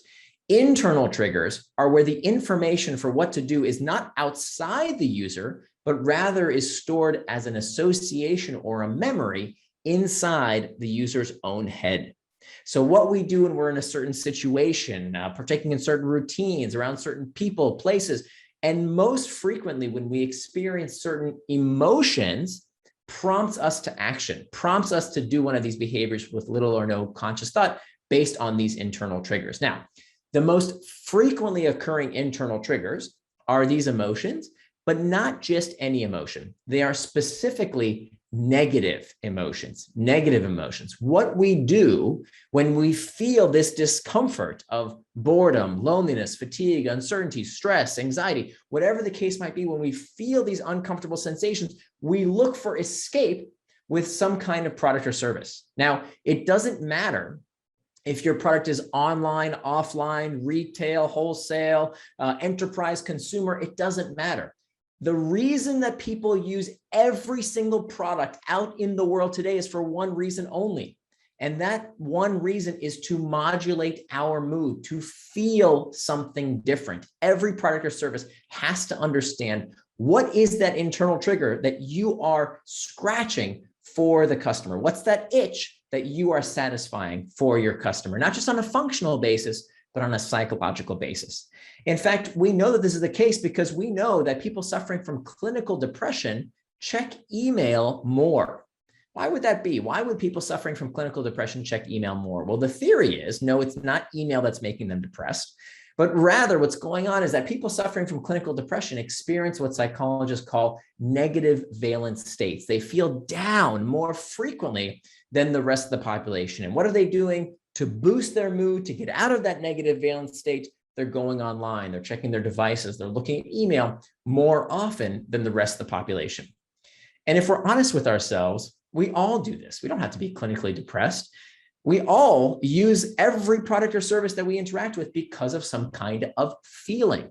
For example, where do people go when they're feeling lonely? Where do they go? What app or website do we check? Well, we check Facebook or some other social media site, perhaps. What do we do when we're feeling uncertain about something? Where do we go before we even ask our own brains if we know the answer? What are we doing out of habit with little or no conscious thought? We Google it, of course. And what do we do when we're feeling bored? You know, between 2 and 4 o'clock in the afternoon, you have that big project that you don't feel like doing right now. Where do you go? Well, you check YouTube, Reddit, stock prices, sports scores, the news. Let's worry about somebody's problem thousands of miles away, as opposed to having to feel that uncomfortable sensation in the here and now.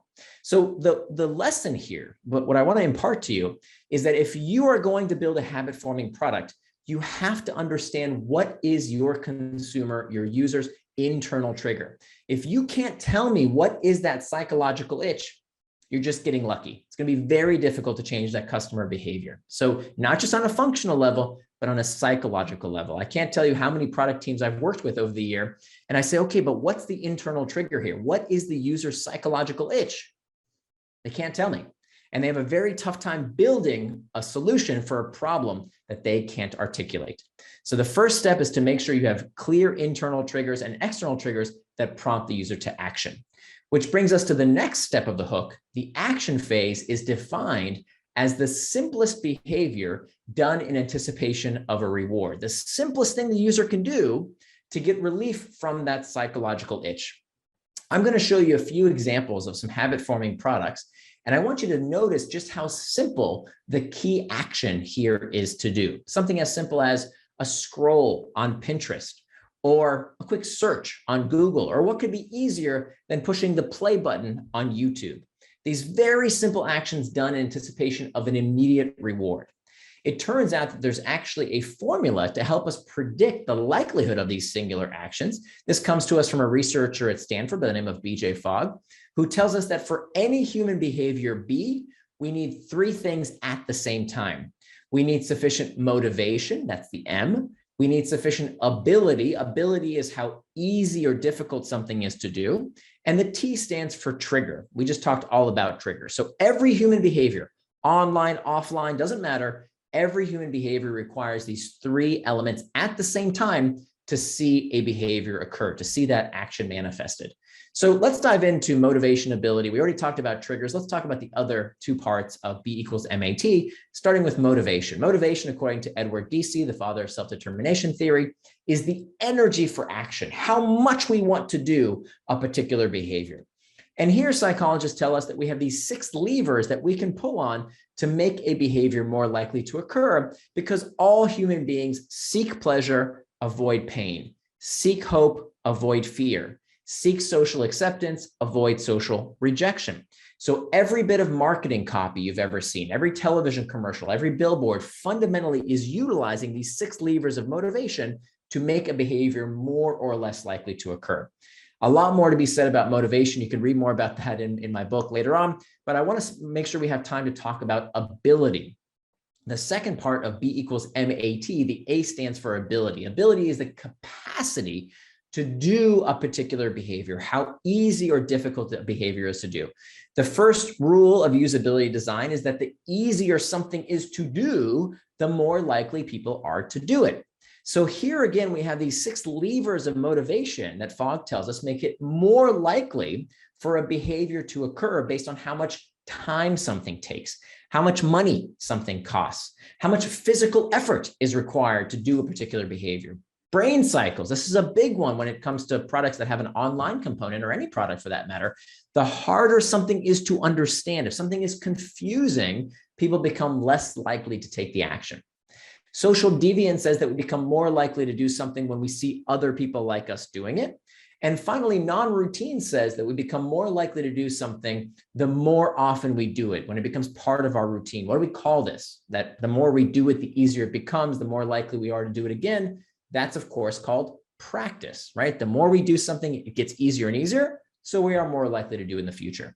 So we can actually take these three basic elements and put them on this conceptual model and ask ourselves, if you've designed a product or service, a website or app, and darn it, people aren't doing the thing you've designed for them to do, if they're just not doing the action you've designed for them, there can only be one of three reasons, or multiple of these three reasons. Either the user lacks motivation. You can see that on the y-axis, high motivation, low motivation. Or the user lacks ability on the x-axis. If something is easy to do, it's on the far right. If something is hard to do, it's on the far left. And if the user has sufficient motivation and sufficient ability, they cross that red threshold. And if and only if a trigger is present, the behavior will occur. Online, offline, your behavior, your kid's behavior, your customer, your user's behavior, every click, every interaction always requires sufficient amounts of motivation, ability, and a trigger must be present for every single behavior. Let me show you a quick case study here. This is a company that rents cars. I didn't want you to think this is just about, WhatsApp and Facebook and tech product. This is a car rental company that's a worldwide company called Enterprise Rent-A-Car. Now, look at their website. This is what their website used to look like a few years ago.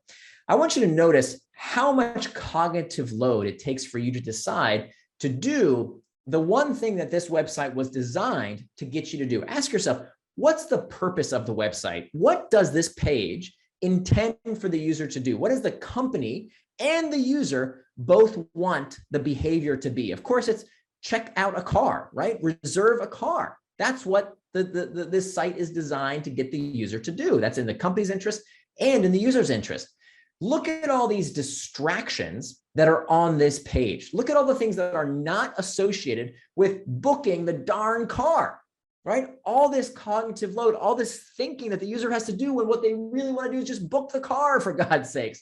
So let me show you their revised site. Let me show you their site as it is today. And I want you to notice how much cleaner it is, how much cognitive load, how much thinking has been removed from the previous example to this example. How much easier? What did they do to usability to make it easier for the user to do what they intended them to do? And by doing this, Enterprise Rent-A-Car dramatically increased the number of people who stayed on this page and actually booked a car and eventually monetized. Here's another example. This is a company that I advised that was making vitamins, still does. They make vitamins. And they noticed that one of the biggest problems that users have with a retail product like vitamins is they don't remember whether they took the vitamin. Traditionally vitamins are sold in big old tubs with, hundreds of capsules in each container.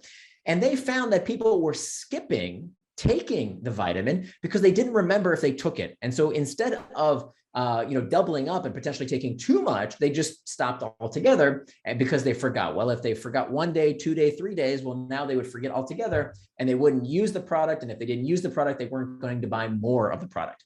So this is what this company did. They built into the dispenser of the product. They actually built, you can see there in this slide, a tool to make sure that every time you dispensed one of these vitamins, it told you what day of the week you would have to dispense it again. So you dispense one pill and it would tell you, okay, you've dispensed it for Monday. Now it's Tuesday, Wednesday. And so this was a great way to keep track of whether people took their vitamin and therefore created this long-term habit. You say, well, haven't we had, those little pill dispensers for years? Yeah, but that's extra friction.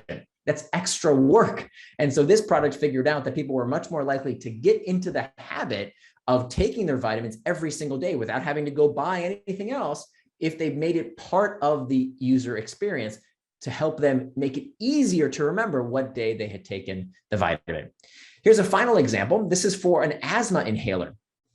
This is a product that I worked with where this company had a massive problem. They had developed this pharmaceutical that asthmatics could take as a preventative measure to not get an asthma attack. And this is revolutionary, right? If you have anybody in your family who has asthma, most people know that when they have an asthma attack, they have to take a puff, and then that minimizes the symptoms. Well, this product is fantastic. It's a drug that actually prevents those attacks in the first place. But here's the problem. They were up against a very powerful habit in that when people are asthmatic, they take their inhalers with them in their backpack, and they would forget to take this puff as a preventative measure in the morning and at night. That's when this drug needed to be taken, first thing in the morning and last thing at night. And this company had a massive problem. They had spent millions of dollars creating an app and trying to figure out a million different ways to solve this problem. And the way they actually ended up fixing this problem was that they attached this habit. They did a technique called habit stacking. So instead of telling people, put it in your purse or your backpack where they would likely forget it because they couldn't see the external trigger, instead they built this 25-cent little stand and they told people, put this next to your toothbrush. Why? Because they were stacking a habit of an existing behavior of brushing your teeth first thing in the morning and last thing before you go to bed. That's when they instructed people to take a puff of this medicine. And it worked like a charm because they had a clear external trigger right by your toothbrush, which prompted people to take this habit. And then you can notice here that there's day and night. So people could switch it. After they puffed in the morning, they could put it in the nighttime to remind them to take another puff before they went to bed. So this is all about how we can use triggers to prompt action. Very, very powerful technique. Let's get to the third step of the hook model, the reward phase. The reward phase is where the itch is scratched. This is where we give people what they came for. Now, when we talk about rewards, we have to talk about the brain. And in particular, an area of the brain that we call the nucleus accumbens, which was first studied by two Canadian researchers back in the 1940s by the name of Olds and Milner. And they discovered that there was an area of the brain that had some very peculiar properties. You see, they connected the brains of lab animals to a button that they could push. And whenever they pushed on this button, they would receive an electrical jolt to this area of the brain that we call the nucleus accumbens. Now, what these researchers noticed is that these lab animals would do anything to stimulate this part of the brain. They would forgo food and water. They would run across painful electrified grids just to continue to activate this part of the brain. In later experiments done on people, when people were given a little button to press on, and every time they pushed on this button, they would receive an electrical jolt to their nucleus accumbens, they did so thousands of times. Some people in these studies had to have the machines forcibly removed from them to get them to stop activating this part of the brain. Well, it turns out you do not need electrodes in your customers' brains because all sorts of things stimulate the nucleus accumbens. Luxury items, junk food, certain chemicals, sex, and of course, our technology, all of these things activate the very same part of the brain. Now, for decades, researchers believed that the purpose of the nucleus accumbens was to stimulate pleasure, but that's not exactly right. What we now know that Olds and Milner never did is that the nucleus accumbens does not activate pleasure per se, but rather it activates what we call the stress of desire, this craving, this wanting, because what we have revealed in fMRI studies is that the nucleus accumbens becomes activated in anticipation of a reward. But when we actually get the thing we want, the thing that we think is going to make us happy and think is going to make us feel good, that's when the nucleus accumbens becomes less active. So what the nucleus accumbens is essentially doing is creating that itch that we seek to scratch. And there is a way to supercharge this stress of desire, this wanting, this craving reflex. Now, is anybody out there curious about how do we supercharge desire? Is there a way that we can manufacture desire, perhaps? Anybody want to know? Well, I'm doing it to you right now. Because when I took that long pause and I asked you a question and I stopped talking for a minute, some of you perked up. Why did he stop talking? What's the answer? What's he going to say next? And of course, the unknown is fascinating. This is called a variable reward. A variable reward causes us to engage, it causes us to focus, and it is highly habit forming. This was first studied by the researcher B.F. Skinner back in the 1960s. He had these boxes that today we call Skinner boxes, and he put pigeons inside these little boxes, and he gave them a little disc to peck at. And every time they would peck at the disc, they would receive a little reward, a little food pellet in this case. And as long as the pigeons were hungry, as long as they had that internal trigger of hunger, they would peck at the disc and get a reward. Great. That's called operant conditioning. No big deal. If you have a puppy at home, or maybe your kids, you've probably trained behaviors in a similar fashion. But then one day, Skinner had a problem. You see, he realized he didn't have enough of these food pellets for the day, so he couldn't afford to give these pellets to the pigeons every time they pecked at the disc. He could only afford to give it to them once in a while. So sometimes if the pigeons pecked at the disc, no treat, no reward would come out. But the next time the pigeon would peck at the disc, they would receive a reward. And to Skinner's surprise, he observed that the rate of response, the number of times that these pigeons pecked at the disc, increased when the reward was given on a variable schedule of reinforcement. Why does this happen? Because variability spikes activity in the nucleus accumbens, creating this desirous response, sparking this wanting reflex. And so in all sorts of products, online and offline, the kind of products that hold your attention most, you will always find one or more of these three types of variable rewards, what I call rewards of the tribe, rewards of the hunt, and rewards of the self. Let me introduce these to you briefly. Rewards of the tribe are all about the search for social rewards, things that feel good, that have an element of variability, and come from other people. So the search for empathetic joy, feeling good because someone else feels good, partnership, cooperation, competition, all these things feel good, come from other people, and are variable. There's some element of mystery involved with them. Of course, best example online is social media, right? When you log into Instagram or Snapchat or TikTok or take your pick, Facebook, there's all kinds of variable rewards associated with what do people post? What are the comments going to say? How many likes does something get? All are forms of social variable rewards of the tribe. How does this translate to offline efforts? Well, I am involved with a program called Vote ER, and this is an amazing program. It's a nonprofit where it's a voter registration drive effort in the United States. And what this program did was to create a variable reward mechanic so that doctors, when they are visiting their patients, are challenged to get that patient to register to vote. How do they do that? They actually put little QR codes on Band-Aids, right? On like little bandages, there's a QR code where the patient can register to vote right there using that QR code. And there's this game, you can see that chart there where doctors compete with doctors from other hospitals to see who can register more voters. And that, of course, is a variable reward of the tribe. It's a reward that's uncertain that comes from other people. The next type of variable reward is what we call rewards of the hunt. Rewards of the hunt stem from our primal search for resources, material possessions, food, shelter, clothing. And in modern society, it can come in the form of information as well, or money. So when many people think of variable rewards, they think about gambling. They think about slot machines, where the variable reward when you play one of these slot machines is what you might win when you play a game of chance. Now, we see the exact same dynamic in all kinds of products and services that we use.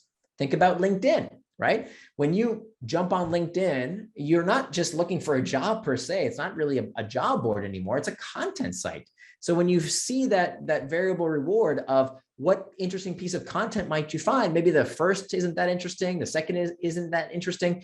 And what do you have to do to see more interesting content until you see the third or fourth? Oh, that might be interesting. What do you have to do to see more content? Well, you have to keep scrolling and scrolling. And that scrolling uses the exact same dynamic as pulling on a slot machine, both variable rewards of the hunt. And finally, variable rewards of the self. These are things that feel good, that have this element of variability, but don't come from other people and aren't about the search for material or information rewards. These are things that feel good in and of themselves. They're intrinsically pleasurable. The search for mastery, consistency, competency, and control. Best example online is gameplay, right? So when people play Candy Crush or Angry Birds or any number of other games online, they're not necessarily winning anything in terms of material possessions. They're not even playing with other people necessarily, but there's something fun about getting to the next level, the next accomplishment, the next achievement. Now, I know everybody watching today, you're all very, very serious business people. You never play these games, right? Well, I bet you play this game every single day. Does this look familiar? Your email inbox? Email is probably the mother of habit-forming technology. It incorporates rewards of the tribe, hunt, and self, right? Tribe, who's the message from? Is it spam or is it your boss? What's in the message? Rewards of the hunt. Is it good news? Is it bad news? Is it a raise or is it a bill? And then finally, rewards of the self, that sense of mastery and control we get from trying to clear out our inbox to get to this mythical land that we call inbox zero. All three types of variable rewards associated with a product like email. So variable rewards are not just about cheesy gamification tactics. Those almost never work. It's not about gamification. It's about figuring out what is your user's itch and connecting that user's itch to the variable reward. And that's where we satisfy that itch. So if the internal trigger is boredom, then we have to entertain. But if the internal trigger is something else, let's say it's workplace uncertainty or fatigue or anxiety, well, then we have to give people assurance. If it's loneliness, we have to connect people together. So it's really about connecting the internal trigger with the variable reward. It's about giving people what they came for, scratching that psychological itch, and yet leaving them wanting more, a bit of uncertainty around what they might find the next time they engage with the product or service.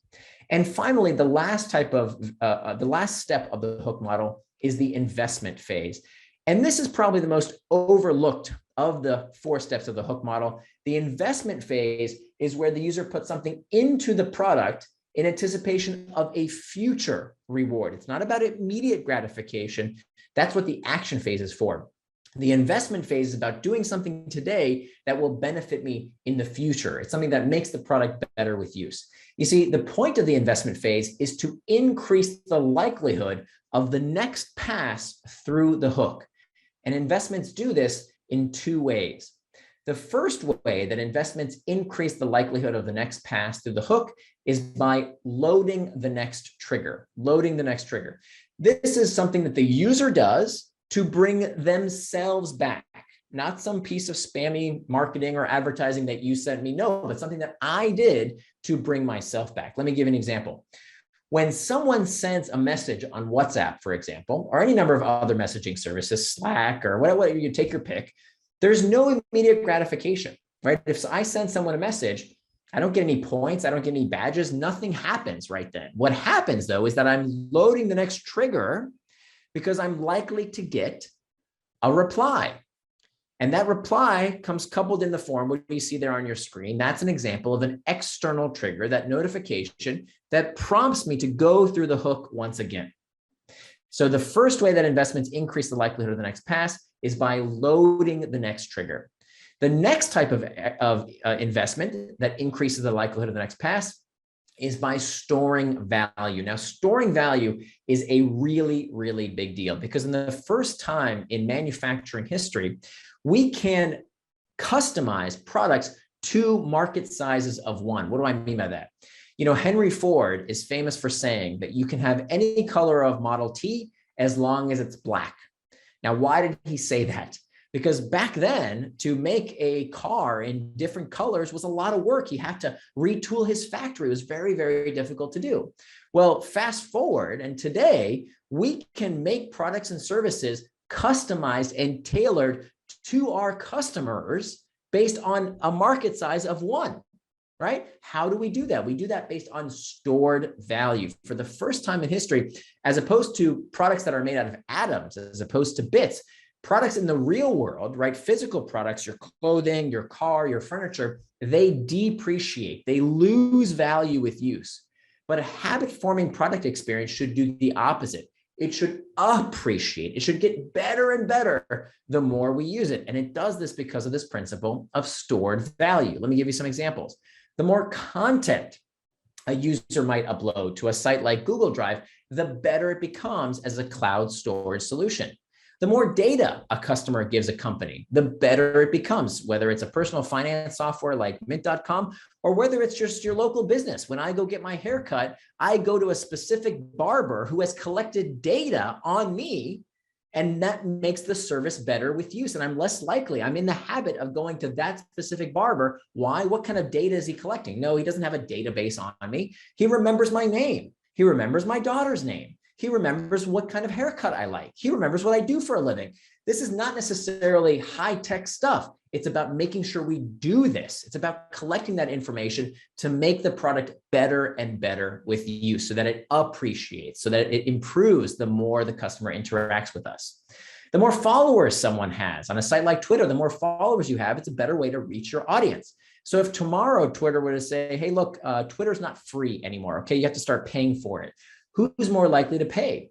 Is it going to be someone with 10 followers or 10,000 followers? Of course, it's going to be the person with 10,000 followers because they've stored all that value in the form of their follower count. And finally, reputation. Reputation is a form of stored value that users can literally take to the bank, because my reputation on Upwork or eBay or Airbnb denotes how much I can charge for my goods and services. And how likely am I to leave one of these platforms after I've invested so much in having a positive reputation? It's kind of hard to do, right? It's kind of hard to leave after I've stored value in the form of my reputation, which brings us to this cold, hard conclusion. Listen carefully. It is not the best product that wins. I know you've been told this lie that the world will, if you build a better mousetrap, the world will beat a path to your door. It's not true. That there's lots of products that had the best technology. That's table stakes. It's not good enough. The company that wins the market is the one that captures the monopoly of the mind, the first to mind solution that we turn to with little or no conscious thought. It's by passing users through these 4 steps of trigger, action, reward, investment. This is how preferences are shaped and habits are formed. And so the most important slide of the presentation is this one. These are the 5 steps that you have got to make sure that your product follows in order to create a user habit. Number 1, what is the internal trigger? What's the customer itch that you're addressing? Number 2, what's the external trigger that prompts the user to action? Step 3, what's the simplest behavior done in anticipation of reward? 4, is the reward fulfilling and yet leaves the user wanting more? And then finally, what's the bit of work done to increase the likelihood of the next pass through the hook? Now, before I let you go, there's one more thing I have to discuss, which is the morality of manipulation.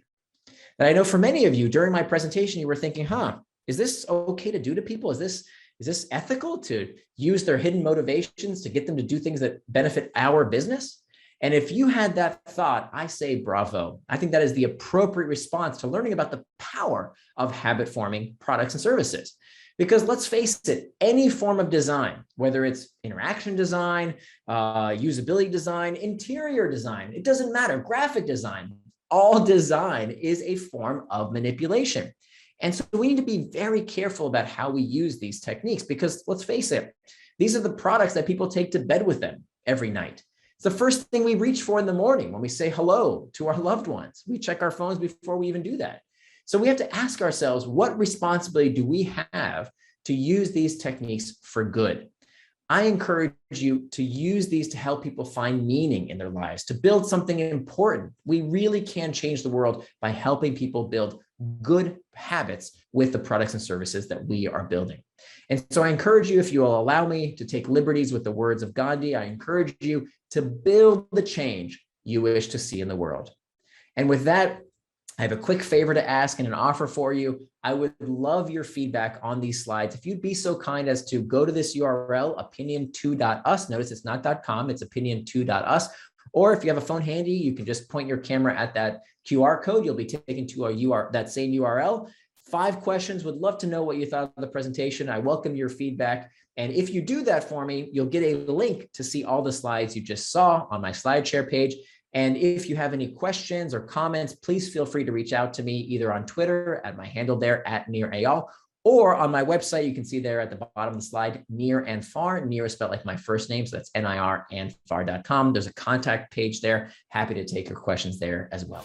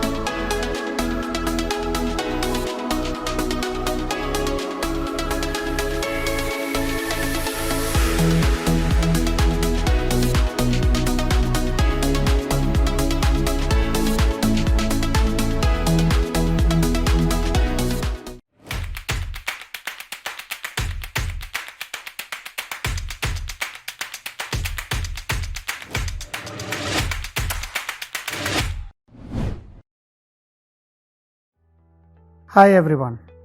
It is indeed a proud moment to welcome you today at our flagship event, Converge, where retail tech is at the center of all conversations. I hope you are all as excited as I am to hear from leading technologists, global industry leaders, innovators, entrepreneurs, and academics who will converge at this two-day immersive virtual tech event and share their wealth of knowledge and experience.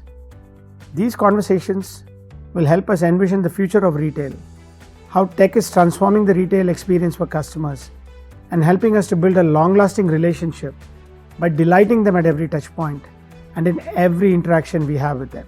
Walmart founder and one of the most admired entrepreneurs of the 21st century, Sam Walton, used to say, "The customer is always number one." In fact, one of our core values is service to the customer. At Walmart, we are in the constant pursuit of exploiting the best and latest technology to power an experiential, personalized shopping journey for our customers. What we do here is to turn our customers' retail fantasies into reality. And how do we make this possible? Let me take you through some of the ways in which we are innovating today to solve the problems of tomorrow. At Walmart, leveraging technology has led to a highly scalable e-commerce platform, digitally enhanced stores, an interconnected supply chain, an aligned, talented, and productive workforce to support our operations, and most importantly, a delighted and happy customer base. Today, we have with us 4 senior technologists from our team in India who will talk to us about a few of these innovations. Please welcome Sumit Nigam, Director of Engineering from our Supply Chain Tech team. Hi, Hari. Sumit, Walmart supply chain is probably the largest network because of the scale at which we function and the number of footfalls we have across the globe. We manage this scale by modernizing, consolidating, and automating our fulfillment processes. What are some of the recent advances we have made in this area? At Walmart, we realize that a great customer experience starts with a great associate experience. We are always trying to simplify day-to-day operations for our associates and deliver what they need to make their experiences more engaging and optimal. Me at Walmart is one such initiative, complements the overall goal of digitization of our stores. It's an all-in-one associate mobile app built in-house by Walmart Global Tech, and it converges 40 plus disparate mobile apps and provides personalization at an associate level. Me at Walmart enables us to onboard new apps and rollouts to the new geographies faster. To mention a few key features that it enables: voice-enabled item lookup and visual assistance of the precise item location. It saves time by letting associates ask questions to quickly locate merchandise and get answers for our customers. Associates can now clock in with the tap of a button once they arrive at their store, all done using geofencing technology. Ease of communication with the team through a simple push-to-talk feature. 4. A single window of receiving notifications and managing their task lists. In works are also the scanner features on the app to assist with an easy item identification and decision making through the use of augmented reality. Building customer-grade experiences for our frontline associates must have required us to leverage multiple different technology elements. Tell us a little bit of the journey of how we developed and rolled out these new experiences for our associates. Me at Walmart leverages best-in-class technology in mobile tech, distributed and scale-out computing, machine learning, augmented reality, and camera vision. This was only possible through a great collaboration between our product, technology, and design teams across locations here at Walmart Global Tech India as well as in the US. Beyond tech teams, multiple store associates have played a key role in giving us early feedback. What is the impact we have seen since we implemented this tech? How has this changed our associates' level of engagement at the store? The system usability scale, which is a measure of the usability of an app, is at a healthy score of 78. This is a testimony to the great success of the app with our associates in the stores. I would say this is a very intuitive app which helps the associates own their day. Thanks, Sumit, for helping us understand about me at Walmart. It's great to see how we are deploying tech to make our associates' lives easier every day and allowing them to spend more time taking care of our customers. Now, let's welcome our next technologist, Tushar Agarwal, Senior Architect from the Walmart International Tech Team. Glad to see you, Hari. This is a great opportunity to join you at Converge today. Tushar, tell us about one recent innovation that has made shopping easier for our customers in the international markets, especially at a time when we have all been impacted by the COVID-19 pandemic. In the last 16 months, a lot has changed with the pandemic.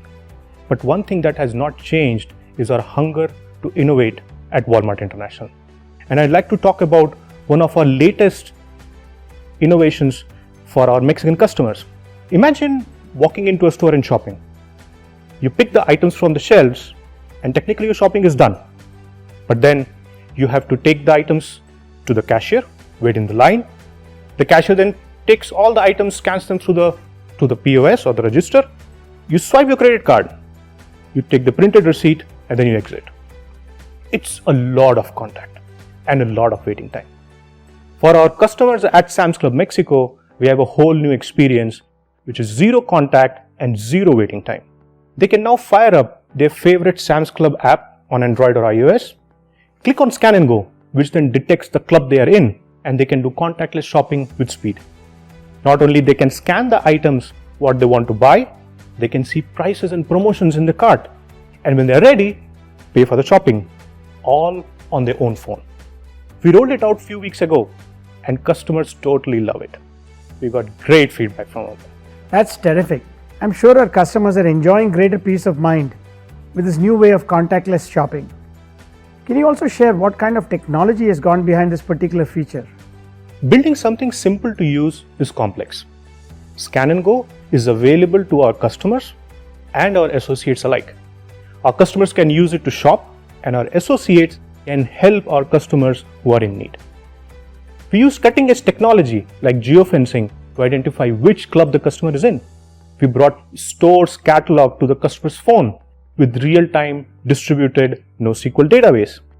Now that helps to scan the items faster, and it also allows to function when there is little or no internet. The phone camera doubles up as a barcode scanner and is enhanced by the app to identify items quickly. Paperless receipts make it even more environment friendly. We are not stopping there. We are integrating with self-checkout registers and wireless credit card readers to give our customers even more options. What makes it truly impactful and relevant is that it is touch-free, convenient, and environment-friendly. Tushar, what did it take to build Scan and Go? The product discovery, development, and rollout were all done from here at Walmart Global Tech India, and we collaborated with multiple teams across US and Mexico. Our UX team in Mexico built a simple and easy experience, while our business partners, operations teams, and store staff helped us test the app daily at stores, giving us valuable feedback. We also got a lot of inputs from UK and US Scan and Go teams. The result was that we took the solution from a 5-store pilot to hold the chain under 12 weeks. Usain Bolt is the brand ambassador for Scan and Go, and he truly symbolizes the essence of the product. Thank you so much, Tushar. Muchas gracias, Hari. Next, we have Krishnakant Annamraju from the Walmart Health and Wellness team. Nice to see you, Hari. Delighted to join you and everyone watching this Converge event today. As we all are very well aware, technology has been the biggest lever in helping us fight the COVID-19 pandemic worldwide. At Walmart US, our priority has been to ensure that people across communities go through an easy and hassle-free vaccination process with minimal risk. Krishnakant, tell us how our health and wellness business has been working towards this. The world has been in the grip of a pandemic for the last year or so. Vaccination programs are perceived as one of the key ability to put an end to it. Walmart, with its wide presence in the US pharmacy space, is collaborating with various agencies to help with the overall vaccination program. As a part of this effort, we built a vaccination scheduling system, which can help both the customer and the associate at the stores in a short period of time. The application is focused on 4 major areas. One is customer presence, making sure the customer is an ability to choose his preferred choice of Walmart pharmacy and a convenient time for his vaccination. The second thing we focus on is the ease for the customer. The customer should be able to schedule his vaccinations by more than one means, by an online means or walking into the store, and also have an ability to make changes to the scheduled appointments, either rescheduling them or cancelling them.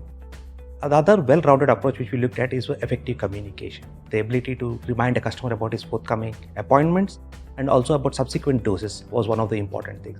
The last thing which we focus on was how do we reduce wait times at the store. The ability to provide additional details like insurance and or pre-filling his health questionnaire at the time of booking was helping us do that. To handle this rapid immunization program, the application needed to ease the associate experience at the store as well. By enabling certain aspects of the process to be done, which are usually done at the store, to be completed before the customer had walked in, the associate could focus more on the customer than on the process. This resulted in a faster turnaround times at the store. Immunizing hundreds of thousands of people across the country and to scale systems quickly to match the demand must have been a challenge. How did our teams collaborate to make this mammoth task possible? How are we also accommodating the constant changes in the vaccination scenario and other technical challenges? Considering this product is supported across the US stores and even in Puerto Rico, we needed some strong collaboration across various teams who have helped us build it. In terms of business, the product, the engineering teams, they were working out at different locations, different time zones, but the collaboration was important. The project also had a sizable contribution from teams which are well and outside the health and wellness space too. From a technical perspective, I think there are major areas which we needed to focus on. The first one was to be nimble and highly optimized, because the demography of the customers being eligible or the availability of the vaccine was a very changing pattern on a regular basis. The system needed to be resilient to surge traffic in a sense where when new slots were released, you could see a huge traffic flowing, and we needed to be focused on that. Security focus, one of the things which we were focused on really in preventing bots from overwhelming the system or maintaining data security standards, where we're using an end-to-end encryption of both data transit about and storage, and above and over the authorization and authentication systems we built in. As an application, this needed to be round the clock. So we needed additional safety nets to minimize customer impact due to the varying availability of our store systems. They could be due to maintenance or unexpected downtimes, but we had to cater to that. Thanks, Krishnakant, to you and the team. I think it's fair to say that the team played a key role in ensuring the rollout of the vaccination program in a timely manner to keep people safe during the pandemic. And now, we have Sid Patnaik, distinguished engineer from the Sam's Club tech team.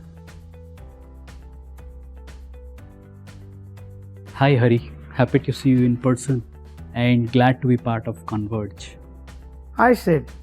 Sam's Club, our membership warehouse club, has been a pioneer in implementing some of the latest technologies in retail to make shopping easier and convenient for our members. Tell us, what are we doing in this space? Sam's US e-commerce business has been growing rapidly. To unlock the next phase of hypergrowth, we are building a cloud-native, massively scalable e-commerce platform. The platform is built using loosely coupled microservices which are optimized for cloud scale. The services are truly elastic and they scale up and down based on the load. We run multiple events throughout the year, and the elasticity helps us in controlling the cost as we pay based on what we actually use. Our services are resilient to failures, and we follow design patterns like circuit breakers and bulkheads. Our services are deployed into multiple regions in active mode across US to achieve high availability for our customers. We practice chaos engineering. We inject faults explicitly to make sure that the system is able to perform and recover as expected. Our code is continuously built, tested, and deployed using automated pipelines.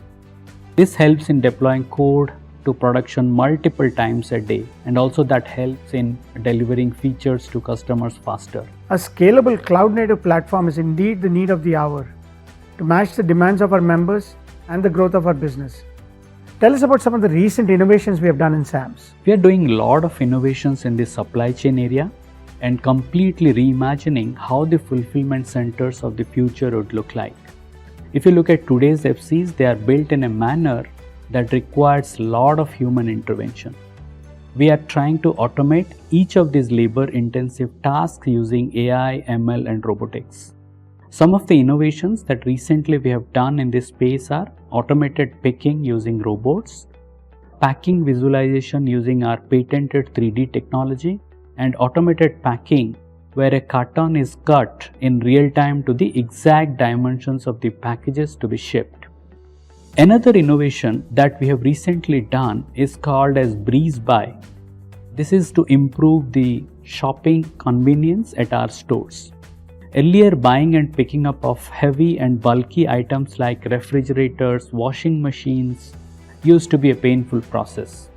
We have removed all that friction now. The members can open their Sam's Club mobile app, scan the barcode, choose the delivery option as shipped to home, and complete the checkout process. Wow, Breeze Buy does sound very cool indeed. I'm sure it'll be a big hit with our members. Thanks so much, Sid. Thank you everyone for these insights into some of the revolutionary ways of how we are serving customers, enabling our associates, and enhancing our business operations worldwide.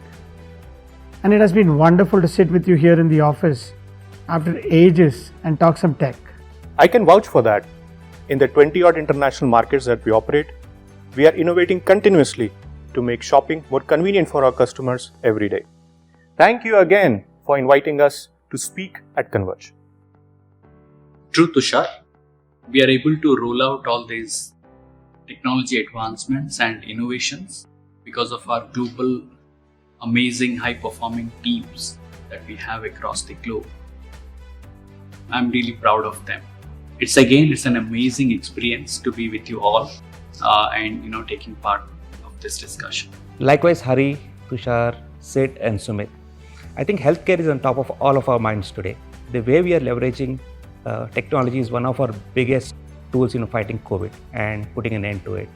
With the innovation in the healthcare, I think it is great way we are helping our customers in Walmart. Rightly said, Krishnakant. Technology is the lever, but our people will always remain a competitive advantage. Using technology to simplify day-to-day operations for our associates will help us serve our customers better. And I must say, meeting with all of you today in person at Converge has been an absolute pleasure. Thank you again, Tushar, Sid, Krishnakant, and Sumit. It was great catching up with you here today, and thanks for a great conversation. This is truly an amalgamation of technology, creativity, imagination, and innovation, all of which converges to pave the way to a new future of retail at Walmart. And our associates here and all over the world are the nexus of our tech excellence. Thank you for being here with us at Converge, and sit tight for the next session.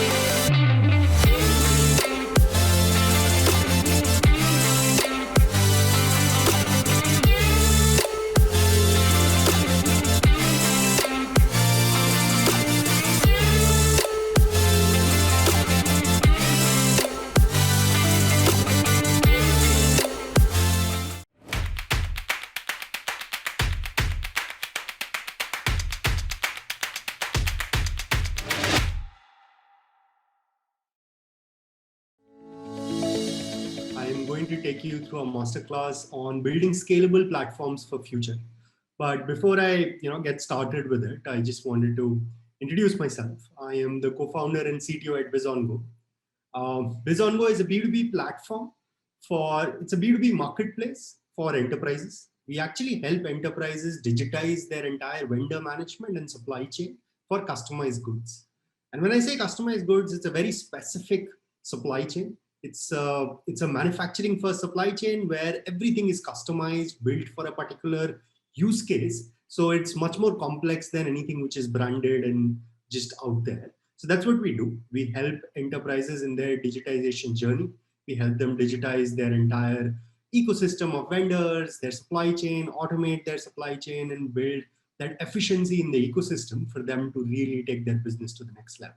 So, as during this journey of 6.5 years now, as BizOnGo, we've gone through the journey of really looking at platforms and really building. We are ourselves on that journey of building platforms for future. Last 3 years, we changed our entire infrastructure to move towards this. So today, what I'm going to talk about is how do you really build a scalable platform, and how do you think about a platform? What really it means to say that we have a platform versus a product, and how does it give you that scale and agility? So yeah, hope this masterclass is useful for you, and I'll get started. So before we go anywhere else, this is one question that a lot of people ask, right? I have a product for a particular use case. I already have a platform. What does it mean to have a platform? What does it mean to have a software system? And what does it mean to have a platform? So by the very specific definition of a platform is a reusable set of components which can be used in different configurations to create new experiences. Now, this essentially means that if you have a platform, you have independent set of units which you can utilize to create experiences for your customers. When you think about business context and you build something in that context and it's very specific to that context, then you don't have a platform. You really have software or code written to accomplish a use case, but that doesn't mean that it is a platform. What are characteristics of a platform? What does specifically having a platform mean? So you build that platform and you reuse it forever. And when I say forever, it means it has to be built agnostic of the current business context that you have. And then the combination of that and your business logic gets used to address your business needs in that context. It has to be externally programmable. What I mean by externally programmable is it must expose hooks, APIs in a way that anybody can utilize that those hooks to configure experiences on top. And platform components are never ever aware of the business context which is getting built on top of them. So they themselves are very independent. They're built to really give that autonomy.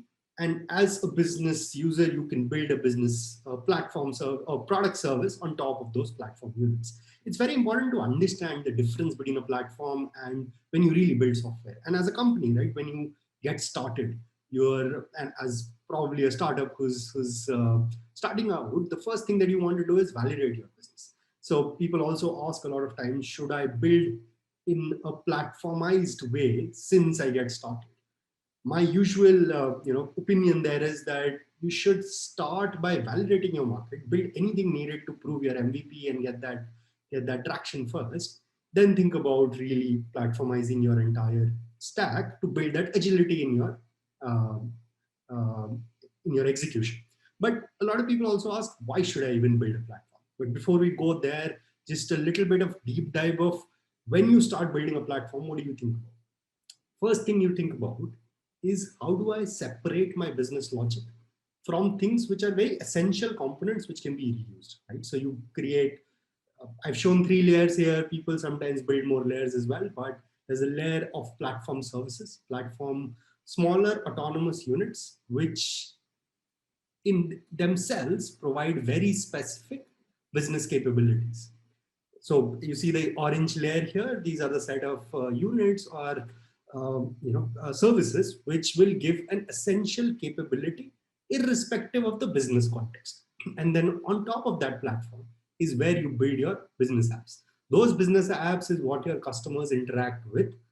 Those are the business apps that deliver customer value to the customer and act as your front to your customers. Hosting infrastructure is just your infrastructure as a service, really building your your containers, your observability, logging, security, all of those services in a way that your platform service or your business product services can be hosted at a click of a button. But all the interactions between each of these units happen through APIs. Platform services, and the context here is important. You need to think very hard about what is core business logic and what is your platform logic, right? If I have to draw circles, the center of your platform is the core business logic, which no matter what doesn't change.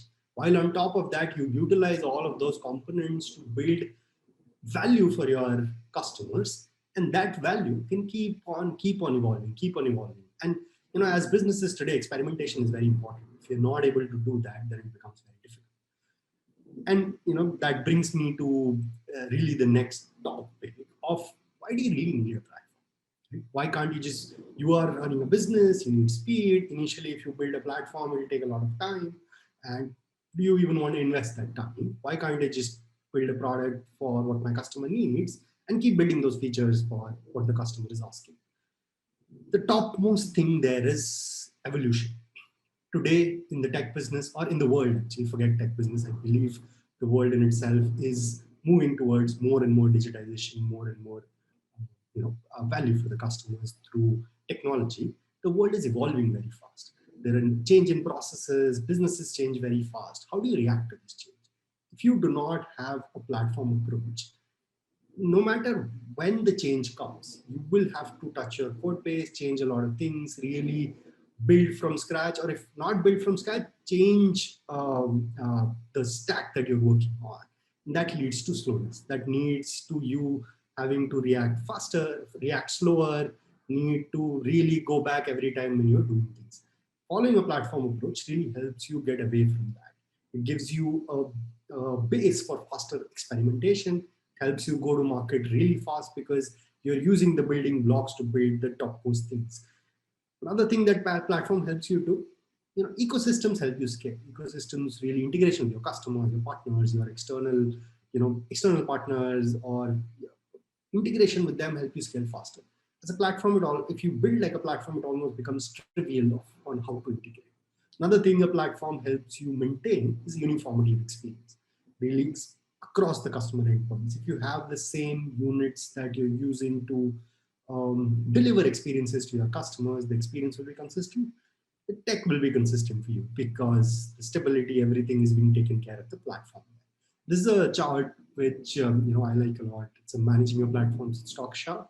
What it shows is initially when you start building point solutions, it's fast, but with time, the execution capacity starts tapering. You'll not be able to execute fast. But with a platform approach, platform-enabled organizations, your execution capacity with time really goes high. You can experiment really fast. You can do a lot of things really fast. And just taking an example from Bizongo's journey, right? 6.5 years back, we started as an organization which was building a platform to connect suppliers and customers through a chat system. So we were really just a chat platform where you could find suppliers, really connect with them, chat online, and then place your orders or do things there. But we quickly realized in 1.5 years that if we don't own the end-to-end experience and we don't really start delivering the material to the customers, we will not be able to give the value to our customers. So then we pivoted to becoming a marketplace. When I say a marketplace, a complete marketplace where just like you see consumer marketplaces, we became a marketplace for enterprises. But in another few years, we realized that as a marketplace, we're losing the ability to give one single face to an enterprise. Right? We're not being able to give them one place where they can buy everything. So we again pivoted and became a face to all the manufacturing that happens in India. Right? We became the platform where the customer can get everything. Invoicing happens through us. But during all of this journey, if you notice, experiences for the customers are changing. The customer first wanted to chat, then they wanted to place the order and get fulfillment. Even when we changed from a marketplace model to a fulfillment model, the ordering experience, the invoice experience, the really experience of partner management, all of that remained the same, but the way we use them started changing. That's when we realized that we've had to rewrite a lot of things, and we really need a platform approach to scale fast. Since we have gone to a platformized approach, it has become really fast for us to experiment, because even tomorrow, if we want to change from, and we've gone from categories like packaging to now textiles, agri, a lot more categories, and this platform approach has helped us scale tremendously. Because even if I'm in a different category, the underlying units remain the same, and we're able to experiment on top of them, build new experiences for different set of customers, different personas very fast. And as you see the chart going up, that's the leverage that a platform approach really gives you. But when you're building we understood why we need a platform, right? And it can give you a lot of execution capabilities. But one question and one thought that I've seen come across a lot of people say as well, people sometimes call point solution as platforms, but there is also an argument that if I have a platform and I'm exposing my APIs to the external world, and I'm really just giving them a broad-based functionality through my APIs, then I have a platform. The argument there is you have a part of a platform. APIs are really the building blocks of platform, because when you're integrating or when you're interacting between two services or externally, APIs play a very large part. APIs are really the building blocks of a platform, but they do not ensure a platform architecture. And why is that the case? Because having a platform architecture is not just about APIs. It's actually about technology, process, and organizational structure, right? Platforms expose the entire organization's capability to the outside world. They don't just expose one logic, right? If you think about APIs, what's the definition of it? An API is simply exposing one functionality that you want somebody to use in a certain way to that customer, or anybody who's using the API. But the platform architecture in itself is much larger than that. It's not about one functionality. It's about giving a set of units which that person can combine and create new experiences from. So you're not giving one experience to that external person or world or entity. You're actually giving a set of, as we said before, right? Externally programmable set of units which they can combine to create new experiences. It's much more than that.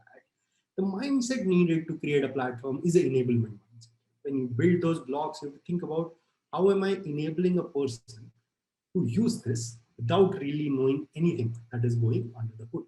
How do I make sure and that's what makes it scalable as well, right? We saw how we build scalable platforms that really makes it scalable. That enablement mindset that I am giving a capability which I also don't know how the other person will utilize to build an experience completely new, which probably the platform guy did not think of.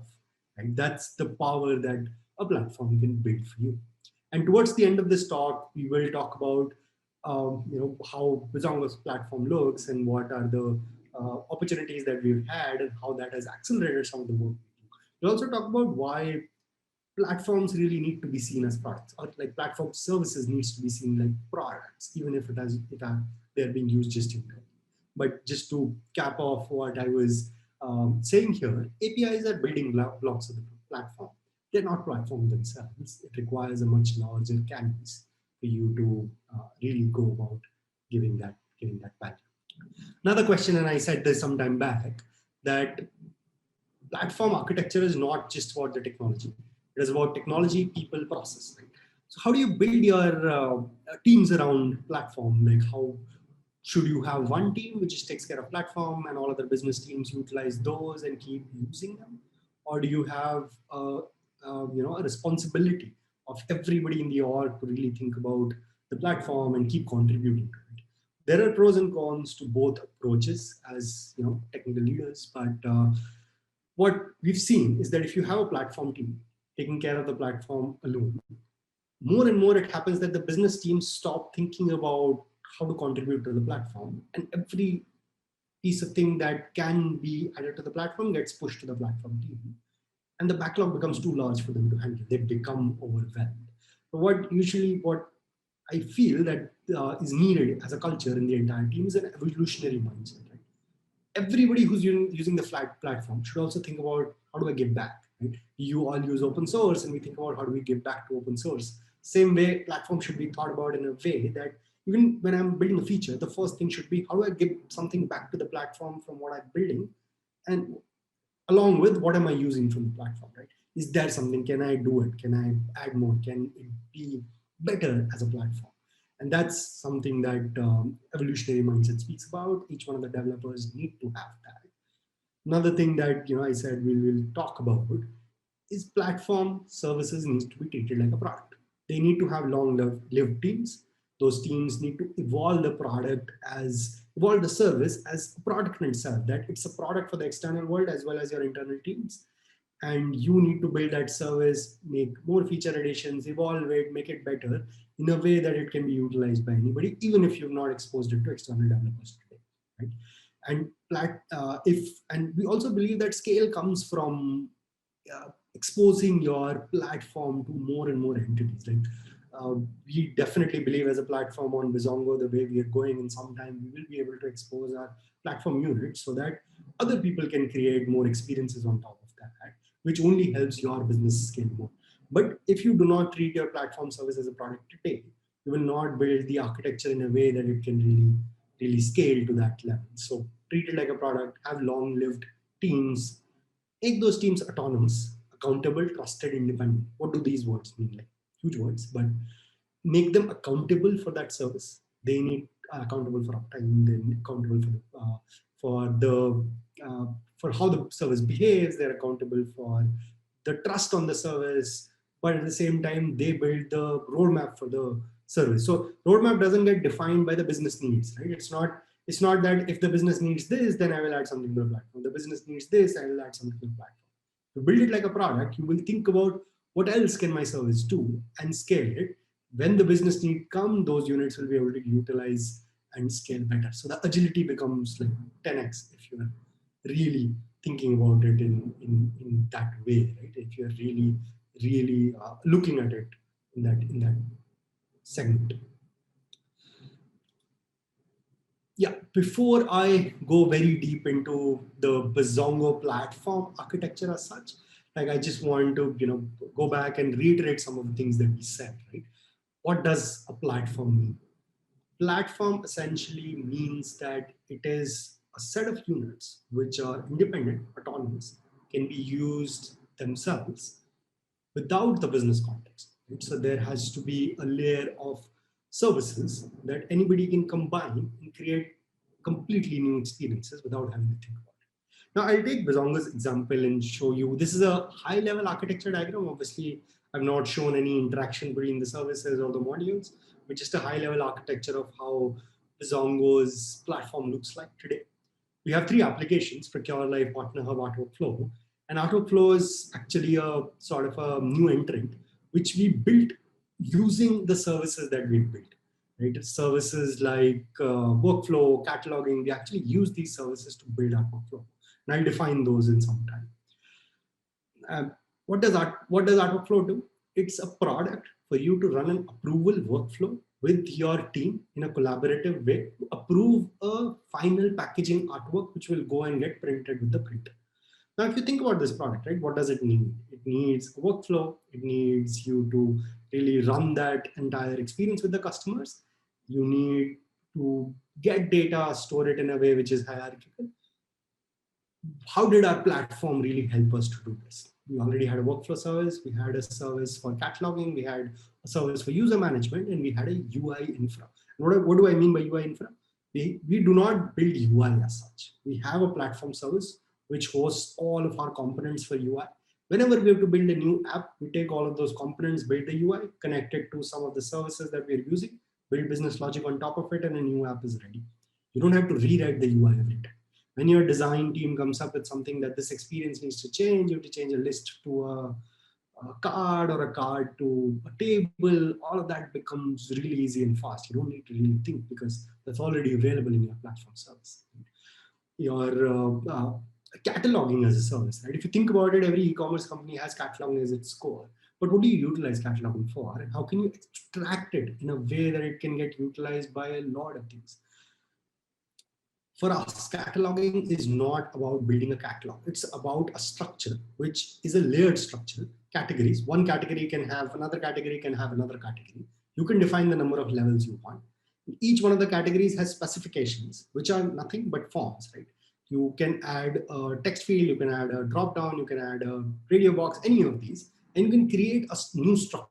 And while this service gets used in our core platform, Procure Live, and our core customers for cataloging, in Art Workflow, it actually gets utilized to create configurable forms. So you create a category under it, and when you select the third category, you get a bunch of fields to fill. So all the forms in Art Workflow become configurable.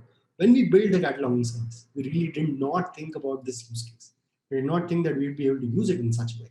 But we improved cataloging to be a service which is completely independent, completely as a product, evolving to give more specifications and a flexible structure for any service to utilize it. And that actually helped us at the, when we launched Art Workflow immensely. It really helped us give speed to our configurable form architecture. That's just one example, right? One more example I will pick up is, and as I said, UI Infra is another example which helped us create apps faster. We also have an internal app called GoOps. Like that app is entirely built on UI Infra. Whenever we need to change an experience, it just becomes very easy to move around UI components and just build them up. Another thing that I will touch upon, you see the common platform services, there's a PDF extractor there. We built a PDF extractor to understand invoices. I'll talk about the problem statement as well. We had a problem statement that our sellers would upload all their invoices on our platform, but we would find that sometimes they'll miss the smart paddle entity, Bizongo entity, or they would miss the GSTN number, they would write the GSTN number wrong or the HSN code wrong. What this would do is after the credit period ends and our team checks the invoice, their payments would go on hold, and that would create a problem for our sellers. The experience would go down, right? So we built a PDF extractor of sorts. It has a model as well, which understands what the components of an invoice are. They read them and they try to fix it as soon as the invoice gets uploaded. So when the invoice gets uploaded, you as a seller know that these are the things I did wrong and I need to re-upload. We built it just for invoice. We built a PDF extractor, but while we were building that service, we tried to add more and more to it. What we realized, today, we use that same service for invoice, same service for PO. You also use that same service to understand our artworks. Right? When you go deeper into an artwork, you want to understand what is the Pantone shade, what is the new value that the platform is adding, what is the Pantone shade inside it, what is the font color inside it, how do you really see the artwork going to print from your procurement team. We are able to use the same service. And it created a lot of agility because otherwise we'll have to understand the artwork all over again. One more example is for our TAC models, right? Our models which define how much time does it take from one place to another. This model was first used in logistics service. Now it gets used in a lot of places to understand the transportation time between one point to the other point. So it becomes really, really useful. Another thing that has helped us while we have platformized the entire platform is our integration layer.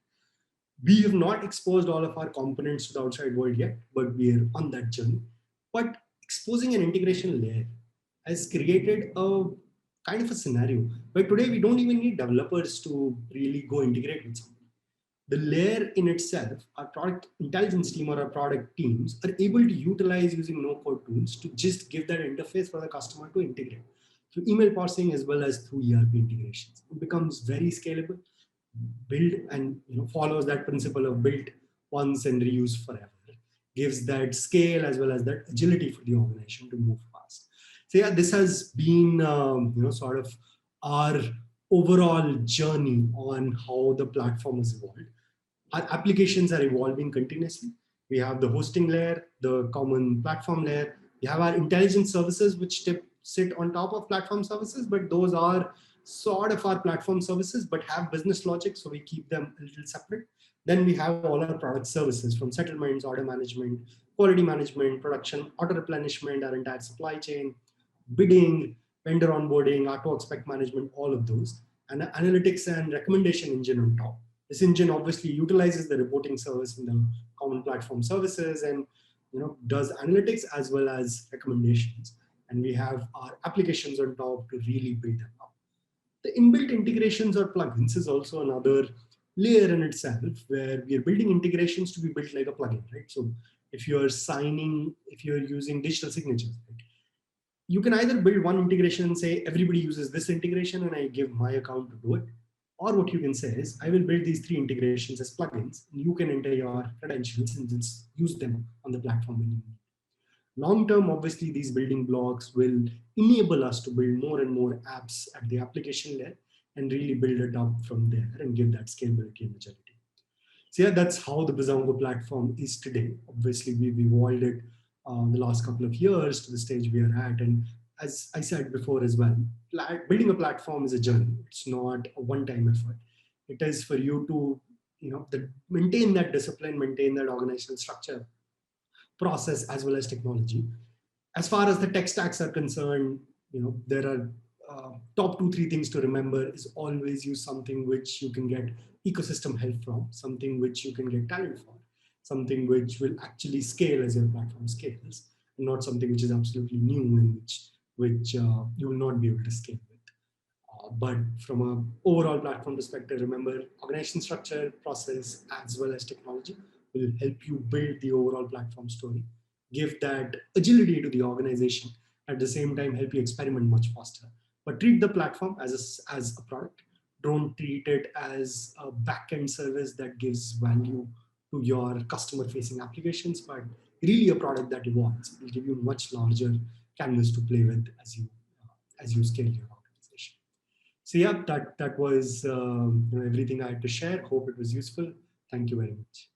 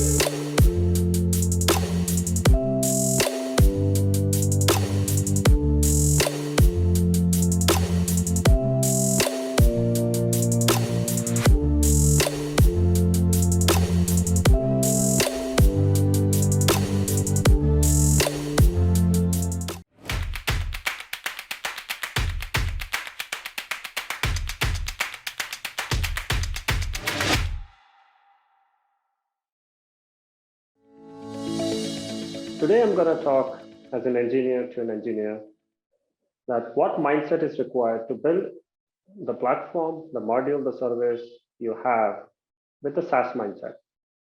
So let's go with build a SaaS.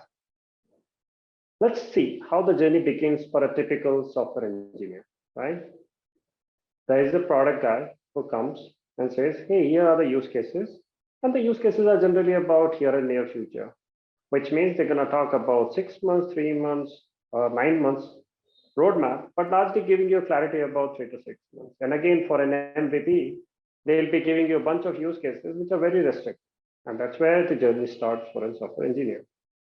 As we go about the use cases, the moment those things get discussed, the next thing that kicks in are timelines. Now, the moment timelines kicks in, it's always like, when can I get it? Is it tomorrow? Day after tomorrow?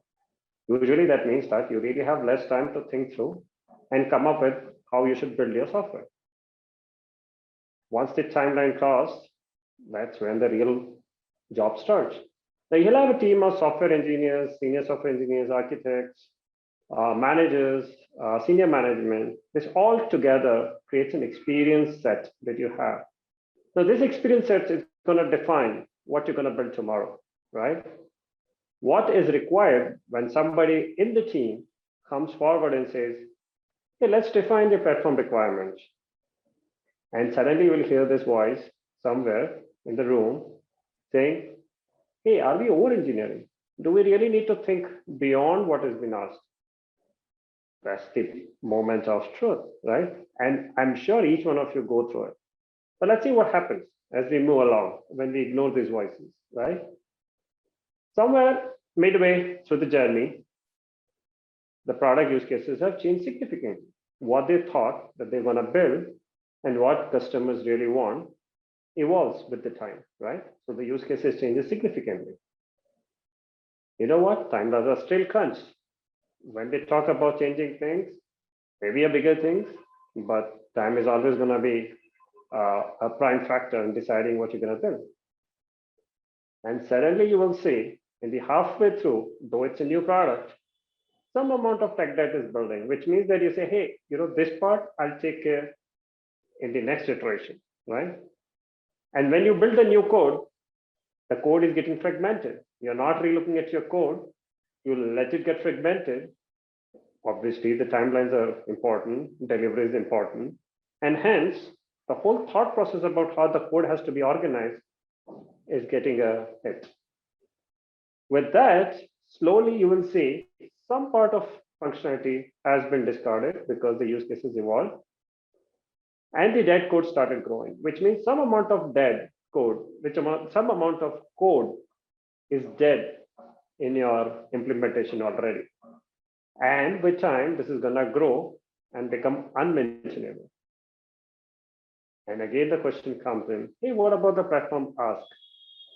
And unanimously, you will hear this, it's too late to refactor. And they will continue to say, hey, we'll do it in the next iteration. Or when we do a next major feature, we're going to look at this tech debt and we'll reserve some time. And I'm sure every engineer in their lifetime, they hear the tech debt building again and again, again and again. And you know what? We all blame someone else, but not ourselves. But let's go forward and see how we can take it up. How do we solve this problem? This is a perennial problem for all of us as an engineer, right? Let's do different. What should be different? When you think of building a service or a module or a project, think of it as a product. Like the way product use cases evolve, your services has to evolve too. So when you build your services, think that it's going to evolve in time, which means whatever code I write should be flexible, modular, and extensible, right? Because you don't know the new use cases is going to kick in.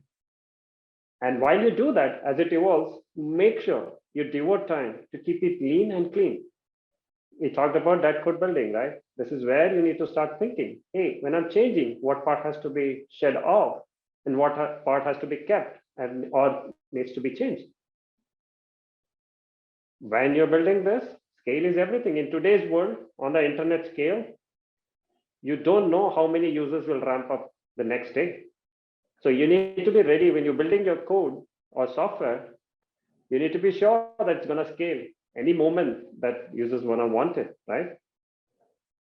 And make sure what you build is easy to onboard and adopt. It shouldn't have like a 10-page document to tell, hey, how to use my service, hey, how to use my product. That's not going to work because adoption is key. You build the whole thing, and if it's not getting adopted, it's a sheer wastage. While you do all this thing, I'm sure you're going to hear, hey, the cost is high.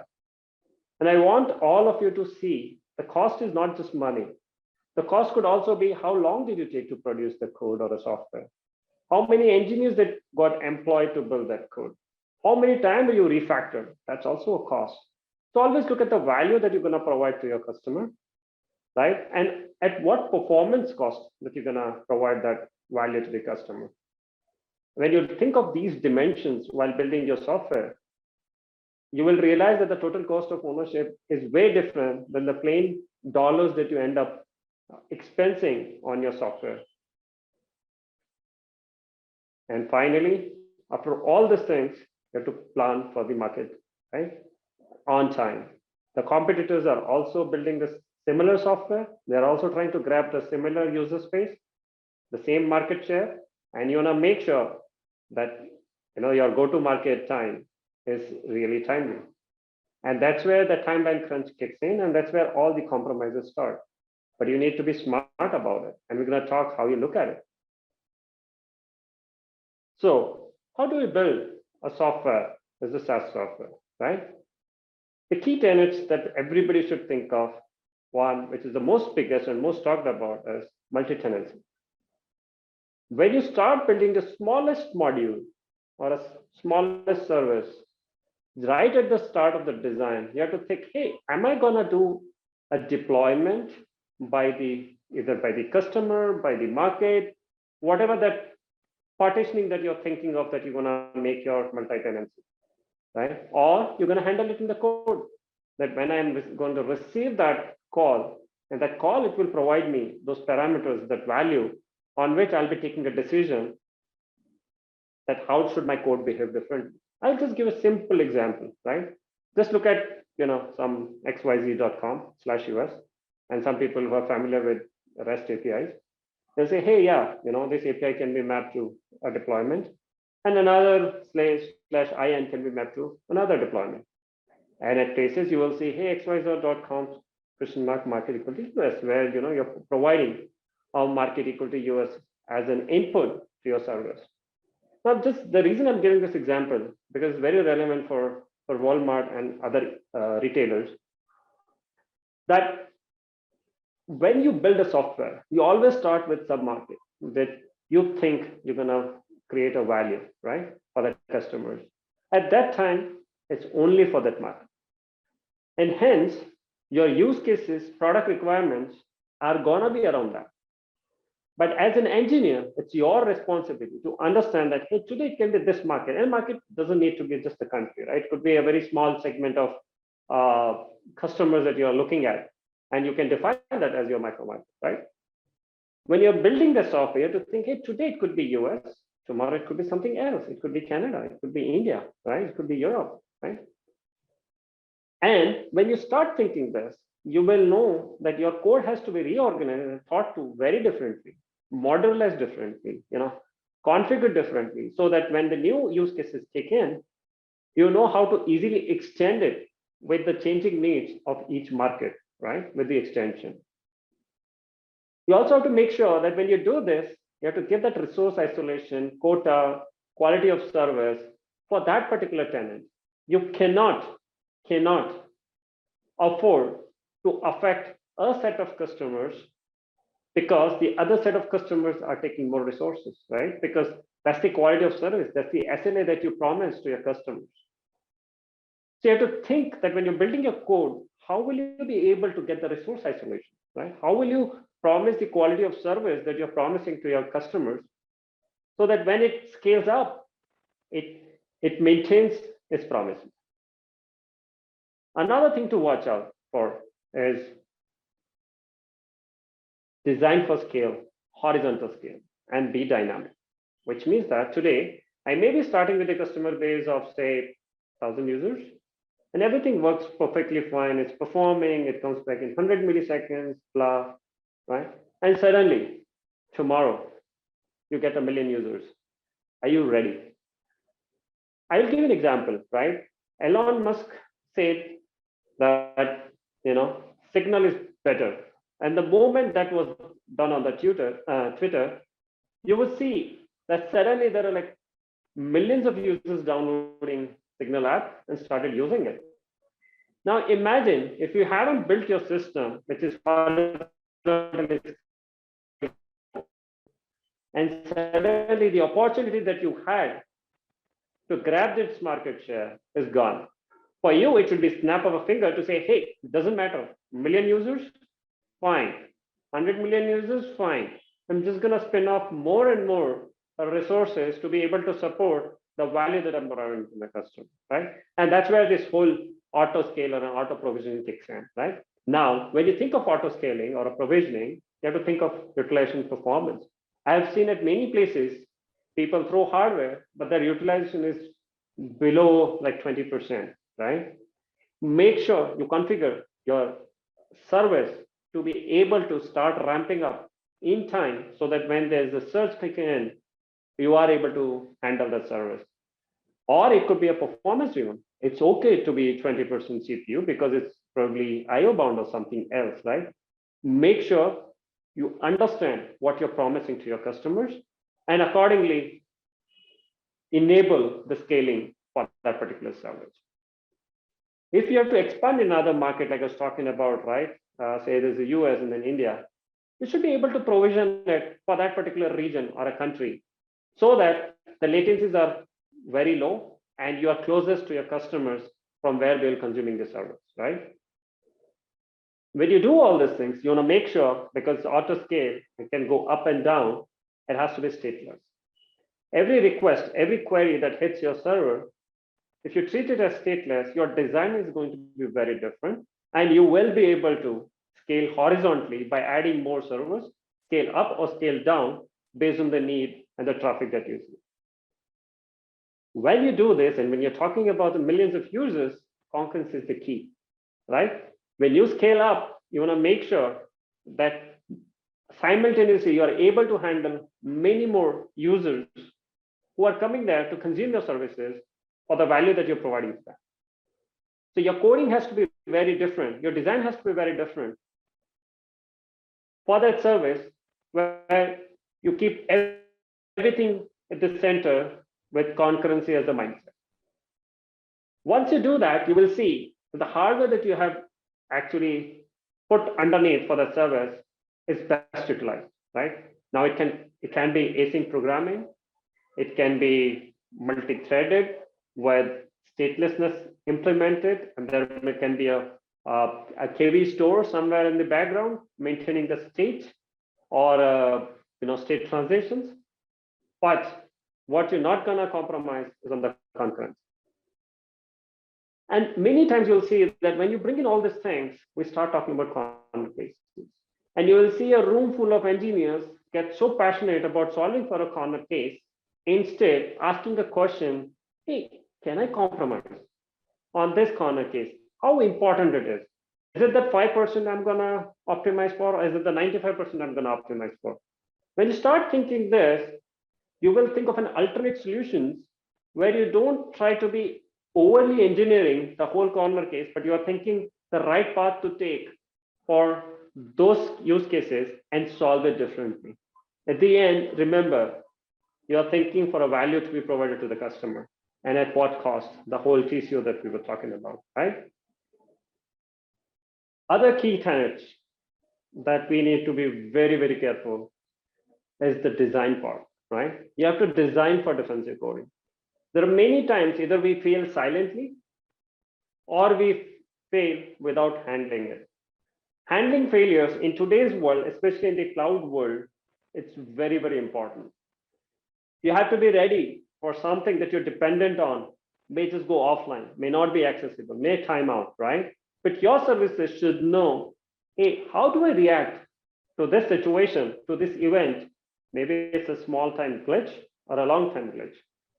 Instead of throwing out this error to the customer, can I do this in a much more graceful manner? Can I offer this customer something different, some other service, while the service is unavailable or not performing?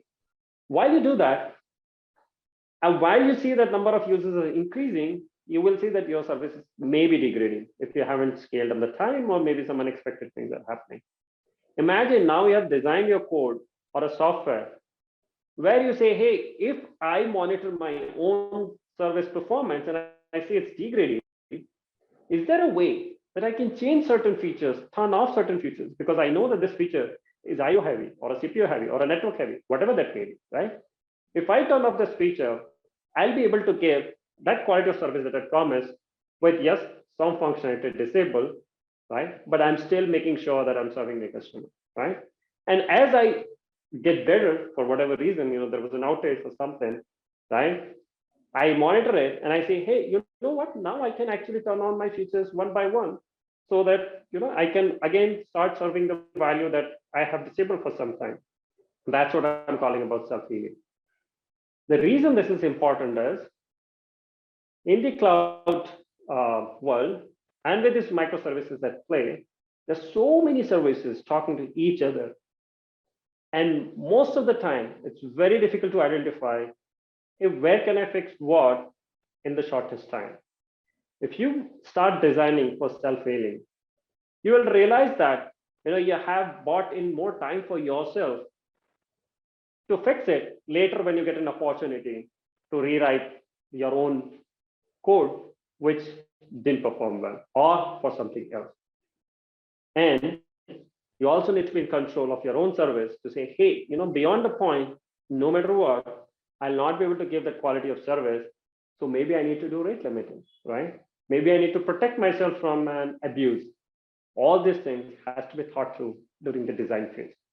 And when you start thinking this, you are truly building the product or the module or the service with the product mindset of your own. And this product is an engineering product. Now that you have put on all this thought process, one very, very key factor that needs to be thought through is how do I leverage what's out there, right? Build only what's core to your business. Do not go reinvent the wheel. There's a lot of time I've seen not invented here syndrome. Hey, my use case is very different. Hey, my needs are very different. That particular platform doesn't solve for this versus that. And umpteen number of times I've seen that it's only like 2% of the use cases that's not solving. But what about the 98%? Remember I talked about go to market time? It's so important that you don't end up putting your engineering resources, right, your engineering mindset or your engineering time onto solving, which is already solved somewhere else for the 98% of the use cases, right? So make sure you leverage these SaaS platforms that are available, right, to go ahead in the competition and start focusing on building the product that you actually really want to, with all the channels that we just talked about. Put that energy there and ensure you use the right software that's already there, the problem that has already been solved. And these platforms will give you elasticity right out of the box, which means that the part that you're designing for yourself and the part that you're going to use, both are elastic. You made your software highly elastic, and you are dependent on a software which is also elastic, which means that when it comes together, when this marriage is going to happen, it's going to be a harmony, right? It's going to be in a harmonious state. As we move forward, there are key aspects today is about security. You have to start adopting secure programming. You have to think about that there are people out there who's going to hack into your system. They're going to either steal your data or going to make your service inoperable. And that can be a chance of a ransom, right? It is a responsibility in the hands of engineers, it is us, to make sure we protect ourselves and our code and our software from such folks who are smart enough, maybe smarter than us, who knows how to exploit the vulnerabilities that are there in the code. I sincerely urge every engineer to spend 20% of the time learning how to do secure programming. Once you do that, you're going to have lots of data that you manage, hold, because these days, personalization, using AI, ML, largely using these data to provide even much more valuable service to your customers, right? This data has to be protected. It has to be protected by using rollback access control, right? You want to make sure only the right person who's authorized and authenticated is the only person who can get access to the data. Again, in a time-bound fashion with the right auditability in place. Make sure you use the right key management framework, which is scalable, so that when a service A talks to service B, it is talking on a secure channel and making sure that only service A and service B can actually exchange the data, nobody else can. And obviously encryption has become by default that everybody should look at. When it's all done, there's a big problem that's awaiting. Yes, you have done the right coding, you have done the right design, you know how to deploy, you know how to securely run your software. But if you're not observing your own software, and one of the things that I was talking about, right, gracefully degrading your service, right? If you're not observing your own service, right, you will not be able to take actions. You'll not be able to react to that state of the service, the quality of service timely. So this is the must-have, no matter how small the code is. you have to always remember observability is must have as the first thing to do. And I iterate instrument. The more you instrument your servers, the more you are able to observe it, the more you are able to measure it, the better you react. The whole point of instrumenting and observing is that when your service is affected, you need to know exactly which part of your service or set of services have gone off or degrading. And once you identify that, only then you'll be able to react to it faster and recover faster. One of the biggest things that people look at is, hey, it was outage, right? How quickly you bounced back, how quickly you recovered from the offering that you had for a customer. That shows the quality of the software, the quality of the company, the quality of the product that has been built by this set of engineers. So these are my key tenets when I look at, when the software is getting built, and I push engineers and myself to make sure that not to cut corners and build the software that has been entrusted by our product guys, by our business, to go out in the market and beat the competition. With that, I want to just tell each engineer to introspect and think, is it the responsibility of a business or a product or a management, or is it your responsibility? You are the people that are being trusted by the product and engineering management and the business and your customers finally to provide that value. And none other can provide that unless you stand up and say, hey, I am building my service as a product, and these standards are non-compromisable, and I will take this responsibility to build it in the right way and serve my customers with the best quality of service that I've promised to serve, no matter when they come up to my service to consume the information that they're coming from. Thank you, guys. That's all I had to say for today.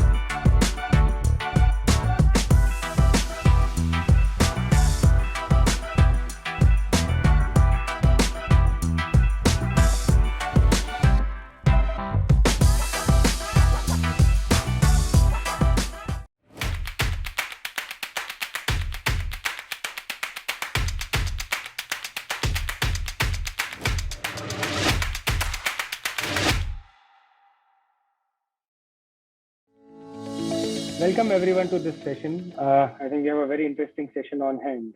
The topic that we are going to be thinking and talking on today is retail financial services in India, building for the billion. I think the growth of tech-savvy, middle class, and young population in India has opened up doors for tech-driven products that unlock financial inclusion. By building simple, intuitive experiences, these products are educating the retail customers to their wealth creation journey. We're already seeing massive digital adoption in a lot of sectors. We are seeing this playing out in financial services space. The UPI payment transactions, for example, the last month crossed 3 billion mark. And it's proving that India is all geared for consuming more financial products digitally. Therefore, to talk on the retailing financial services in India and building for $1 billion, I am thrilled to have two key experts who are the forefront of thriving and innovative financial services in India. First, we have, please welcome Shinjini Kumar, co-founder Salt, a financial services venture for women that is changing the way women consume financial services. Welcome, Shinjini. Hi. Hi. We also have Sarbir Singh, CEO of Policy Bazaar, India's foremost insurance aggregator and a leading fintech player globally. Welcome, Sarbir. Hi, Hemant. It's really a pleasure to have you both on the panel today, and happy to have you at Converge at Walmart. We'll start off with the discussion. There's quite a few things to be covered, to hear from Shinjini and Sarbir. So, I'll start off with the first question to both of you, and maybe Shinjini will start with you. The question, is really that you would have, answered, thought, and you would be thinking on a day-to-day basis. We'd really want to hear your thoughts. And what is financial services landscape in India like? And what about it excites you as a business leader? Thank you, Hemant. And I'm actually an accidental entrant into the financial services market. So many years ago, I was actually I came from my English literature and journalism background, and I got into the Reserve Bank of India, and from there I went into various banks and consulting companies, etc. So to some extent, I've always seen the sector as a little bit of an outsider and consumer. I think that the good thing that happened with me was that I never lost that perspective of being that user who who always had an aunt living in a village, or an uncle living in a small town, or a cousin trying to make a very small beginning as a very small entrepreneur, and just trying to understand what the financial services was doing for them, while on the other hand, I was myself being a part of larger and larger organizations and service providers. I think to me, and I don't know if you know, I was also for a short time at Paytm Payments Bank. And that to me was an eye opener, because between my, Bank of America and Citibank type of places, where we were looking at people that were almost your client, and you were almost on an equal footing, and that's how you dealt with them. And when I went to Paytm, it was a very interesting experience, because you suddenly realize that you were building for somebody who was going to be a consumer over a long period of time and bring value to you, but you needed to approach him or her in a very different way. To me, that was the most exciting part of my financial services journey. And that journey, so once I came to Citi, from there, one of my favorite projects, and my team used to make fun of me for that sometimes, was Suvidha, which was actually India's first salary account.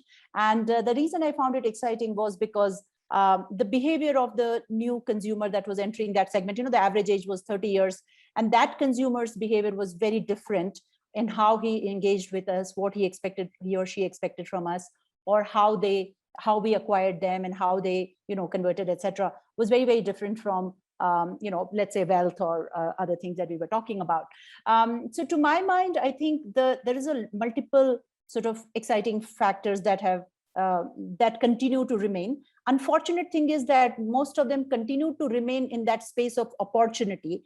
I just feel impatient that we did not cover more of these opportunities earlier, because there was always that opportunity available, because India has been a growing economy. And I think, so whether you talk about capitalizing on scale in that salaried market, which did happen through the 90s and 2000s and onwards, but I think it continues to. So I'll just tell you something very basic. So a very good salary account continues to remain an opportunity in India. So, and I've tried to build it at multiple places, and it still continues to remain an opportunity. And as we progress, I don't want to take a lot of time, but we will talk more about this as this evening progresses. But I definitely want to say that in every segment that you scratch a little bit, whether it is insurance, whether it is wealth, whether it is credit, whether it is salary, whether it is an account, there is always an opportunity, whether it is an opportunity to scale, whether it is an opportunity to improve. So if you were to put it as an axis in terms of numbers and in terms of quality, both axes would give you the opportunity in this market. The thing is that what makes me impatient is that it's still so much of an opportunity. Wow, interesting. Yeah, I mean, there is just so much of opportunity, and that is where, there's a lot of impatience. That's a great line. Sarveer, on that note, your thoughts on, financial services landscape in India and what excites you as a leader? The reality of life in India is that we have a lot of people. I think there can be no denying that we have a lot of people. There has always been the concern around the different affluence levels of those people and their ability to, use or consume services in a relatively profitable or efficient manner. I think if you look at it from that perspective in the last, let's say, 5 years or so, because I think in India, you always have to look at things, in a little bit longer time span. Because nothing changes very fast, but then suddenly things change, very quickly if you look at it in a long enough time span. And the way I see it now that, the first thing is access. I mean, there are now 500, 600 million, whatever number you want to use, people who have access. We have the identity stack, right, led by Aadhaar, India Stack, UPI, whatever acronym you want to use. I think there is some access that has been built in using these enablers. And then I think the third thing which has happened is because everyone has a smartphone and, which is so powerful, etc., the capability is now there. So what I would say is that if you look at it versus 5 years, 10 years ago, when we had a lot of people, but we didn't have the capability, now that capability is there. Finally, we had COVID. COVID caused a lot of us who would not have liked to do things online. We had to do them online. And now I guess some of us will continue to do that, even post-COVID. So if you look at it from that perspective, I think the financial landscape, which always from to use, VC language, the TAM was always there, right? The total addressable market was always there. The challenge was the near-term addressable market always was a tricky thing to go after. And now I think that problem is slowly getting resolved. And I think that's really the most exciting opportunity.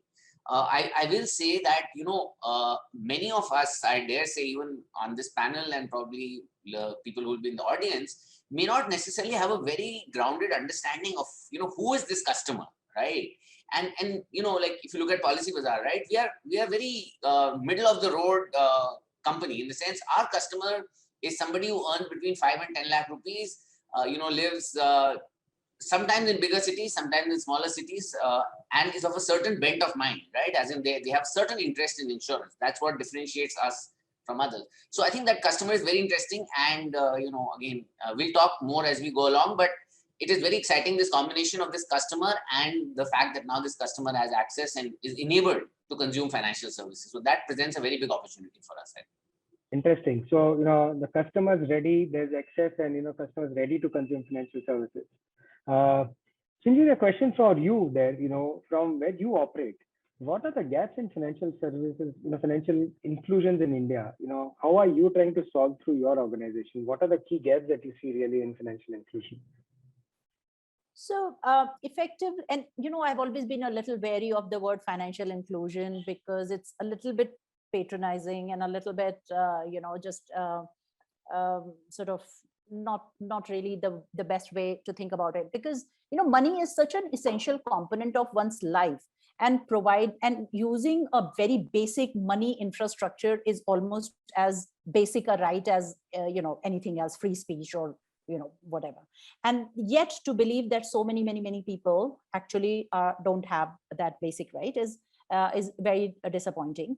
And one good thing that, like Sadhbir was just saying, one good thing that has happened is that a lot more people have been drawn into that very basic level of bringing them into that basic capability to do transactions and to do basically having a bank account, being able to establish a KYC, which itself sometimes seems like a major battle.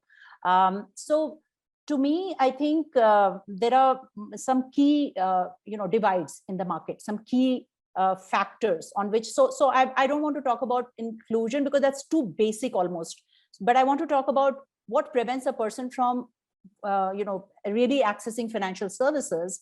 There are a few very key divides. Gender continues to be a divide. Gender continues to be a major divide because across financial services, and the disappointment that I feel is because it's not just across conventional financial services where participation of women was low. This continued even after fintech revolution started, and we expected that the design of fintech would solve this problem, but we continue to see low participation from women. And that I think continues to be a very major divide, because obviously you're talking about 50% of the population. And in fact, I should not even be using the word women, because that is how we look at it at SALT. We say, non-men, essentially. So everybody who's not a mainstream, a certain type of man is almost excluded. And so that I think continues to be a major, and then if you go further drilling into it, you'll start unraveling layers of exclusion that have to do with sometimes even, economic status, or even, asset ownership, or various things like that, because financial services are built around a very standard life. The second thing I think that is continues to be an exclusion factor, particularly in our country, because we're a large country with a large number of languages, is also English versus non-English. So sometimes when we use Bharat versus India, which in itself is not such a big binary, because I travel a lot through small towns and everywhere, and you do find that there are consumers everywhere, like Sadhvir also just said, and people are using smartphones, people are using a lot of infrastructure. So I don't think they're consuming consumer goods. So it's not that sharp a divide, but when it comes to financial services, we do tend to be a little bit more exclusionary. That's also because our design, the design of products and the design of solutions, the design of distribution is very much geared to that, I shouldn't say, but English and, terms and conditions in a certain way. And nobody really changes that. And there's a lot of protectionism. And when I say protectionism, I mean, there's a lot of protectiveness by regulators of the participants. So sometimes, in fact, today somebody was joking about it. Someone said, what are they trying to protect by giving us these tokens to make transactions when we keep throwing these tokens at each other? And I was like, when you throw a token at each other, the liability is yours. So effectively, you as a consumer is not being protected. The institution is being protected, because if you threw your token and somebody got it, you are at fault, and therefore they don't need to worry about it, which is very different from how consumers should be thought of. So when we talk about divide and what constitutes this lack of access to a large number of people, gender, I would say, is primary. Language, I would say, is not insurmountable, but if you combine the fact that design and language together are made for a certain type of consumer, that tends to perpetrate exclusion almost on a continuous basis. All right, that's a fair point. Sadhvir, what is your playbook when it comes to building for the billion? How do you see it? Because India is just geographically widespread, in terms of underpenetrated, and looking at each segment, how does it feel like? How do you look at it? What really is the playbook? So I think, Heman, the first thing I'd say is that we are still building for the millions. I mean, I wish I could say that we are building for the billions, but frankly, we are not. I think we are building for the millions. That itself is a very big opportunity, and I think slowly we'll get there. I think the way we approach this problem is what I like to call, bend but do not break philosophy, which means that we want to change behavior. See, what are we trying to do? At insurance, we are trying to say that you should come and buy insurance yourself rather than somebody selling it to you, right? So we are pulling instead of pushing. But what we are doing is we are bending and not breaking. We are not asking you to completely change your behavior and say that, okay, just come online, we expect you to understand what term insurance is, what health insurance is, and you'll buy it yourself. We are saying that, yes, we will provide you with the tools, but we also have assistance where, there is a person who you can speak to, you can talk to them, they will explain issues to you, they will, help you, guide you through this journey. Now, what is interesting is that what happens is that at different moments in time, different things work at different speeds. So let me give an example in our own business of motor insurance, right? So we have two-wheeler insurance where 100% of transactions are done unassisted, right? There is no assistance, there is no telephone. On motor insurance, about 2/3 of transactions are done in an unassisted manner, 1/3 have assistance. Now we come to term or health insurance where probably 95% transactions are reverse. They require somebody to talk to them. So now we are slowly, like this year, we do video calls because we know that consumers are comfortable in doing video calls. So we are also doing video calls. We now have the ability to go offline. So we will now produce an offline kind of offering, which will allow our consumers to, be served at their house if they wish to, or come to a branch if they would like to. So I think the way you build a playbook is that you have to be guided by your consumer, and you have to make subtle changes to the consumer's behavior and not expect that, just because you have certain goals in mind that, like for instance, we never look at what is unassisted percentage or assisted percentage, because that's a fake metric, right? That is the output of a lot of other things. So we focus on saying, why are the reasons why consumers need to talk to someone? Can we help them, or is it better that they speak to a person and resolve their doubts? So I think that's how we move. And sometimes, in the slightly more affluent, echo chambers that we all live in, that can sometimes seem very jarring as to why are you offering, I've many times people say, why do we need assistance, and why don't you move to a more product focus? And my point is that we are actually very product focused. We are product focused, but looking at the real consumer in mind, and not some aspirational ideal that may exist in some other market. So sort of that's really the thought process, that you slowly move, and before you know it, like I said, in 5 years you go from 0% to 66% without really making a song and dance about it. So following the customer, I mean, that's a great insight. Be guided with the customer rather than being ahead of time. Let them shape the the way they want to, instead of pushing things down their throat and going behind them in the way they want to consume financial services. Yeah, I just say that sometimes you also have to take some calls, because the customers won't, customers don't always tell you everything, right? You have to take some calls, and that's where I think the insight of the organization comes in. You have the understanding of your customer to say, okay, now this person is ready to do this, but not that. And of course, you change as things happen. Sure. A different question to both of you. How are you, and maybe Shinjini, if you could, give us an insight first. How are you trying to leverage data and tech to rethink customer offering? Is there a thought that you have, where you're looking at leveraging data or technology far more deeply in offering things to customers? I'm sure that answer is yes for almost every organization today. And as being like one of the newest entrants right now, we are, as you know, we're right now at a pre-product stage, the company. We definitely want to start from that point, because we understand, like Satbir said, the consumers change. And we think that we will build for the consumer that will change so that they can come first and discover this new way of doing things. So you want to be a little bit ahead in that sense of the present. So you want to be a little bit of the future, so that as people change, they gravitate towards what is the latest, because that's what they're looking for, right?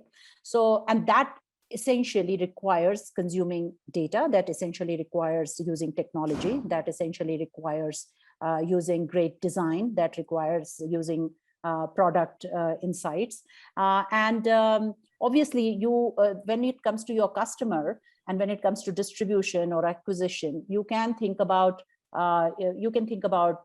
different models or hybrid models or whatever, because that to the earlier point made is a function of how many people do you want versus how many people have already changed to or gravitated towards that behavior.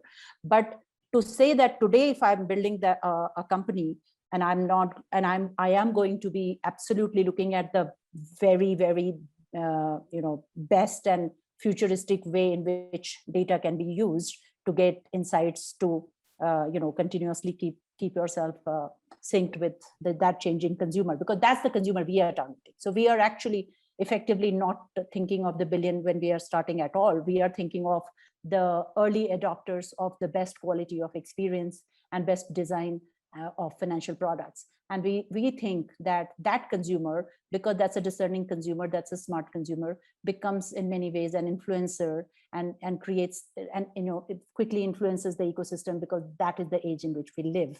And that trend is likely to get more and more accentuated as we go along. So yeah, sure. The answer to your question is yeah, definitely. So, Sadhvir, when you look at it, leveraging data and technology, both going hand in hand in your part of the world, or do you think one follows the other? How do you see it? So I think Hemant, insurance has been a very old industry, and you are transforming it. So from that perspective, what do you see playing out strongly? I think we are playing our part. The way I look at it is that, they say that real technology is not distinguishable from magic, right? So I think that is the sort of guiding principle, right? That what you want to do is to do something which will make the customer suddenly feel that, their life has, you've anticipated something, or you have made something very easy for them to do. It's not just about I always say it's not about data being used for us, right? It's not being used for our own, things of targeting and, all those kind of things. I think the right way to look at it is that if I am a consumer and I come to our platform, do you see that some magical moment that happens to you, whether in terms of, the platform anticipating what you want, let's say you've decided to buy a policy, helping you through the process, and suddenly, you don't have to, I think Shinjini spoke about how even doing a KYC can be a non-trivial, exercise, even today in 2021. So can we do things that will allow you to, your KYC can be done in an automated manner. Maybe we don't need your financial documents. Maybe your health report can be, can be generated from somewhere else, or we have some unique insight about you, which we can use to, remove that need or whatever. So I think the whole point of data and my experience with data everywhere has been that the single biggest challenge is that the data should be organized correctly. See, it's not the fancy algorithms which are the problem. Those algorithms are available everywhere. It is actually the reverse. It is the data being organized in a logical and complete manner, right? Which can then be leveraged to create like these wow experiences for the customer, which really matter. And if you see, our focus is entirely on that how can we bring these two things together. I'll give you a simple, example so that it doesn't sound very esoteric, right? If you have a policy, I can ask you to just take a photograph of that policy or scan it and send it to me, and I can renew it. Right now, that to me is really using technology, and it's a wonderful experience. You don't have to do anything; it gets done. Step -1 of that would be that I know that okay, look, your policy obviously is needs to be renewed, and I say that look, I have all your all your data. I know what car you have. Just confirm 2 things to me, and your policy will be renewed. So I think the whole idea is to use data and technology to make the process of the consumer's process more and more efficient and smooth. Now, I must also tell you that insurance is a very interesting area where there is also another thing which you have to always look out for, which is the insurer, right? Our suppliers, their interests, because whether we like it or not, there are many bad actors in the system. Because the whole concept is that you're paying money in anticipation of something which is going to happen in the future. So there are some bad actors who are always trying to game the system. Now, that is a very expensive thing. And if you're not careful, that spoils the experience of everybody else. Because if I'm trying to, find that 1 person in 1,000, the remaining 999 people also get affected. Now, that is another area where we work very hard to use technology and data science to be able to identify these actors upfront and make their process more difficult and allow the other 999 who are not really fraudsters to really go through. So I think, these are the 2 areas where data and technology play a huge role. And I think the industry that we are in is all about data and technology. I mean, there is really nothing else really to it, right? It's basically maths. Insurance is maths, and then maths is applied, to consumers and, by insurers. So Hemant, if I can add, that's the great points there. But Hemant, if I want to just add something, because I've been in financial services for long, and one of the things that has always amazed me is how much investment gets made into data storage, all of that. Particularly, in insurance company, you are like the smartest people sitting there and working with data to come up with products or whatever. One of the things that I think creates a big opportunity, and we are trying to also take that opportunity to work on it, is how does your consumer think about personal data? So there's that macro level data and what you do with it, or but there is also that whole thing, because data is a very core element of the trust that you create with your consumer, and consumers have come to a point where they're so burnt by this. Everybody has their Aadhaar, and like you want to enter a building in Gurgaon, and they do a better KYC than a bank does. And I was livid when that happened to me for the first time. Like, you want my Aadhaar number, you want to take my face, and next time I go to another building of the same group, they pull it out, and it's all very disconcerting, right? So everybody is just taking your data. So there is this also this fear and skepticism and lack of trust about what is this company going to do with my data, because it just turns up at very unexpected places. So I think there's also a massive opportunity of building back that trust and giving that consumer some shape and form of ownership of their own data back. And I think I see that as a future trend, because of course there'll be that whole mega level of data and analytics and how we use it, etc. But in parallel, there will also have to be some degree of discipline and sanity in this, because especially with COVID and everything, like your Aadhaar has been the thing that even the guy who comes to take your job at home wants to take a photo of the Aadhaar in his phone, like all kinds of crazy practices, right? So I definitely see that as a problem worth solving as we build for the. Absolutely. I think the more power in the hands of customers will build more trust on this side, and making it more consent driven over time would really help empower people. Absolutely. On that note, a very different question. We've covered in bit parts of this, and Shinjini, you touched upon India versus Bharat, but really want to bring that out. How do you look at looking at closing the digital economy divide? I mean, is there a different way to think when you look at products, when you look at distribution, when you look at engagement models in India and then looking at Bharat? How do you see it? So, when I decided to do this, to make Salt with my co-founders, I did a car ride from Mumbai to Mukteshwar. So I like to do long car rides whenever I have things to think about. And on the way, I was meeting a lot of people and talking to them, because I was generally trying to get a sense of how do women actually think about money. And there was this one young woman I met in a village, and she was working with other women on some government program, which is around benefit distribution, etc.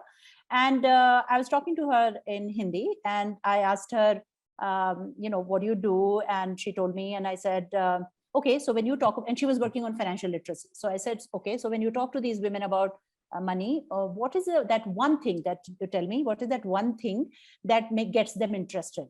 And she said something which I'm never going to forget. She said profit. She had that one word answer to that, profit. What's in it? Isme mere liye kya hai? What's in it for me? And that is no different from any consumer anywhere.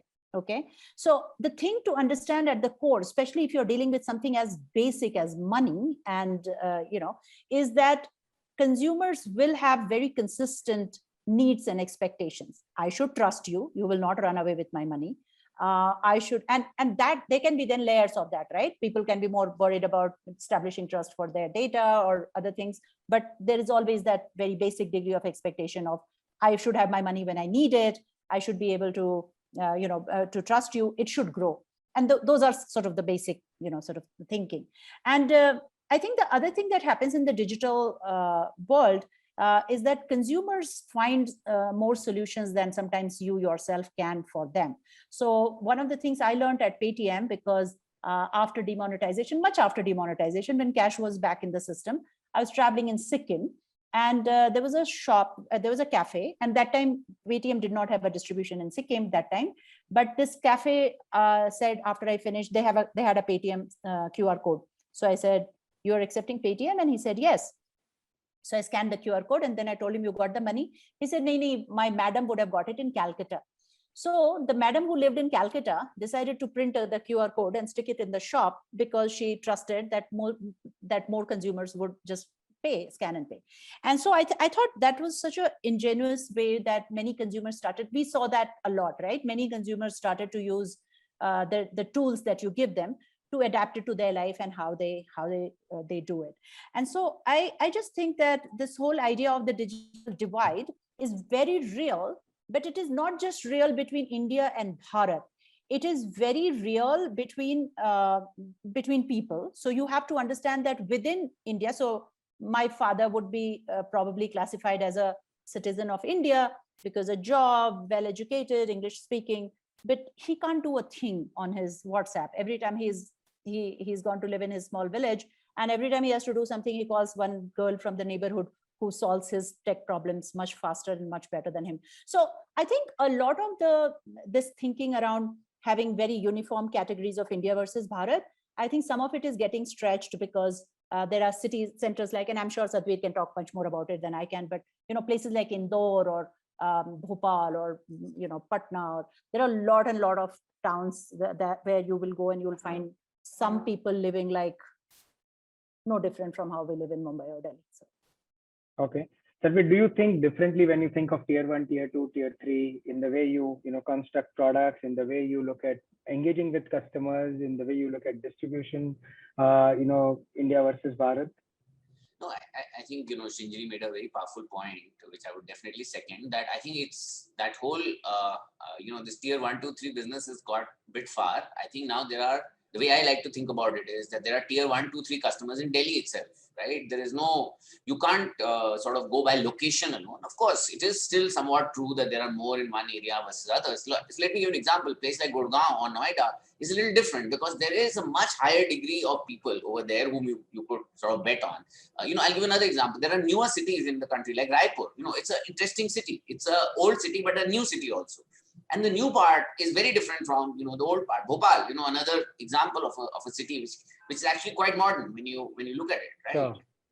Chandigarh, Sorry, but the question is, is there a need to think for products differently in the financial space, or you think, there isn't, the existing ones cuts across the length and breadth of customers in the country? I think, Hemant, see, a question like that can never be answered in black and white, right? Can there be one product which meets the needs of all people in Delhi? No. So I think the fact of the matter is, I was just trying to say that you have to segment people appropriately. And once you segment them appropriately, their basic needs are no different. If you are trying to protect your family from, let's say, your eventual passing away, then that term insurance is needed by everybody. It doesn't really matter whether you live in a big city or a small city. Now, what is the challenge? The challenge is that the person in the small city may have a slightly different perspective of life, and you have to sometimes explain the product to them differently. See, many Indians don't want to talk of death. They don't want to talk of the fact that if I am not there, what will happen? That's a question we just don't want to address. Now, in a slightly more modern context, you can address it. In a slightly less modern context, you have to give a slightly different euphemism and talk about it in their language, right? Health insurance is another great example. Everybody wants health insurance. So the interesting thing is, even in states where there is, a rollout of a state health insurance, which is supposedly free, you'll find that actually customers will say, no, we want private health insurance. Why? Because private health insurance is associated with quality, right? That they want big hospitals, they want to be able to go. But now the challenge there is that you may not have hospitals. You can sell them insurance, but you won't have hospitals. So the product has to be constructed differently for those people. So I think, a question like this, obviously you have to construct products differently for different segments of people. That's, sort of basic marketing 101. But the challenge is that those things don't come in easy packets. They may not come in just by location or just by even income.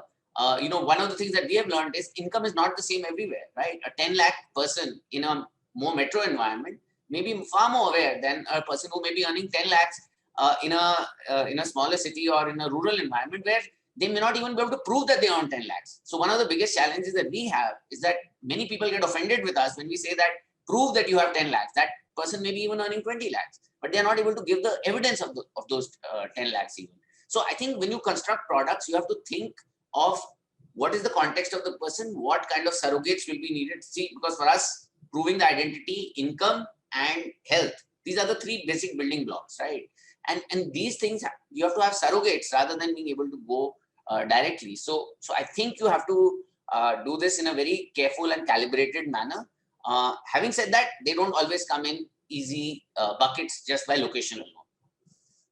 And Hemant, if you were to flip this question on its head, then, for example, gender, right? So gender continues to be a exclusion category, but within women, when we started to look at and talk to various women, we realized that sometimes the women who were workers or Anganwadi workers or Asha workers or women who had self-help groups probably had a little bit more agency on their money, because whatever money was accessible to their households was through them, and therefore they did have a little bit more agency than sometimes upper middle class women or even wealthy women who tend to be very much beholden to for their money to the earning member of the family, and sometimes it's very, very disempowering. So the only reason that I think Sadhvir and I are both talking about Bharat versus India not being such a major split as far as financial services are concerned, it's not so much about it just requires a little bit more nuanced understanding than splitting it into two. Yeah, so I'll just give a very interesting example, Hemant. Let's take 10 seconds. There's this concept that housewives should not be given term insurance unless the husband has term insurance, because there's this, feeling of moral hazard or whatever. And we just looked at the data, and as you would expect, it's not so common that husbands are not, shooting their wives. So it is just a bad industry practice, which we have just carried on without looking at it again. And now I think it's time to revisit it. And just so we would penalize women who might have some income also, but they cannot prove that income. So they get classified as housewives and they're not allowed to buy. So, so many nuances there actually in every sort of segment. So in fact, we called our company SALT because of this reason, because women's work is like that. Like, it's important, it's ubiquitous, but it is low value. So I was shocked because we treat women as not allowed to invest because she doesn't understand. Like, what are we talking about? Insurance. So every product sector, we have those sort of discriminations. So yeah, it'll take a lot more than just one terminology difference.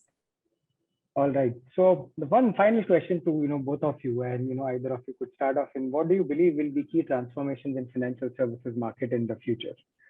From where you are from here, next 5 years, next 10 years, what would be the key transformations that will happen in financial services space?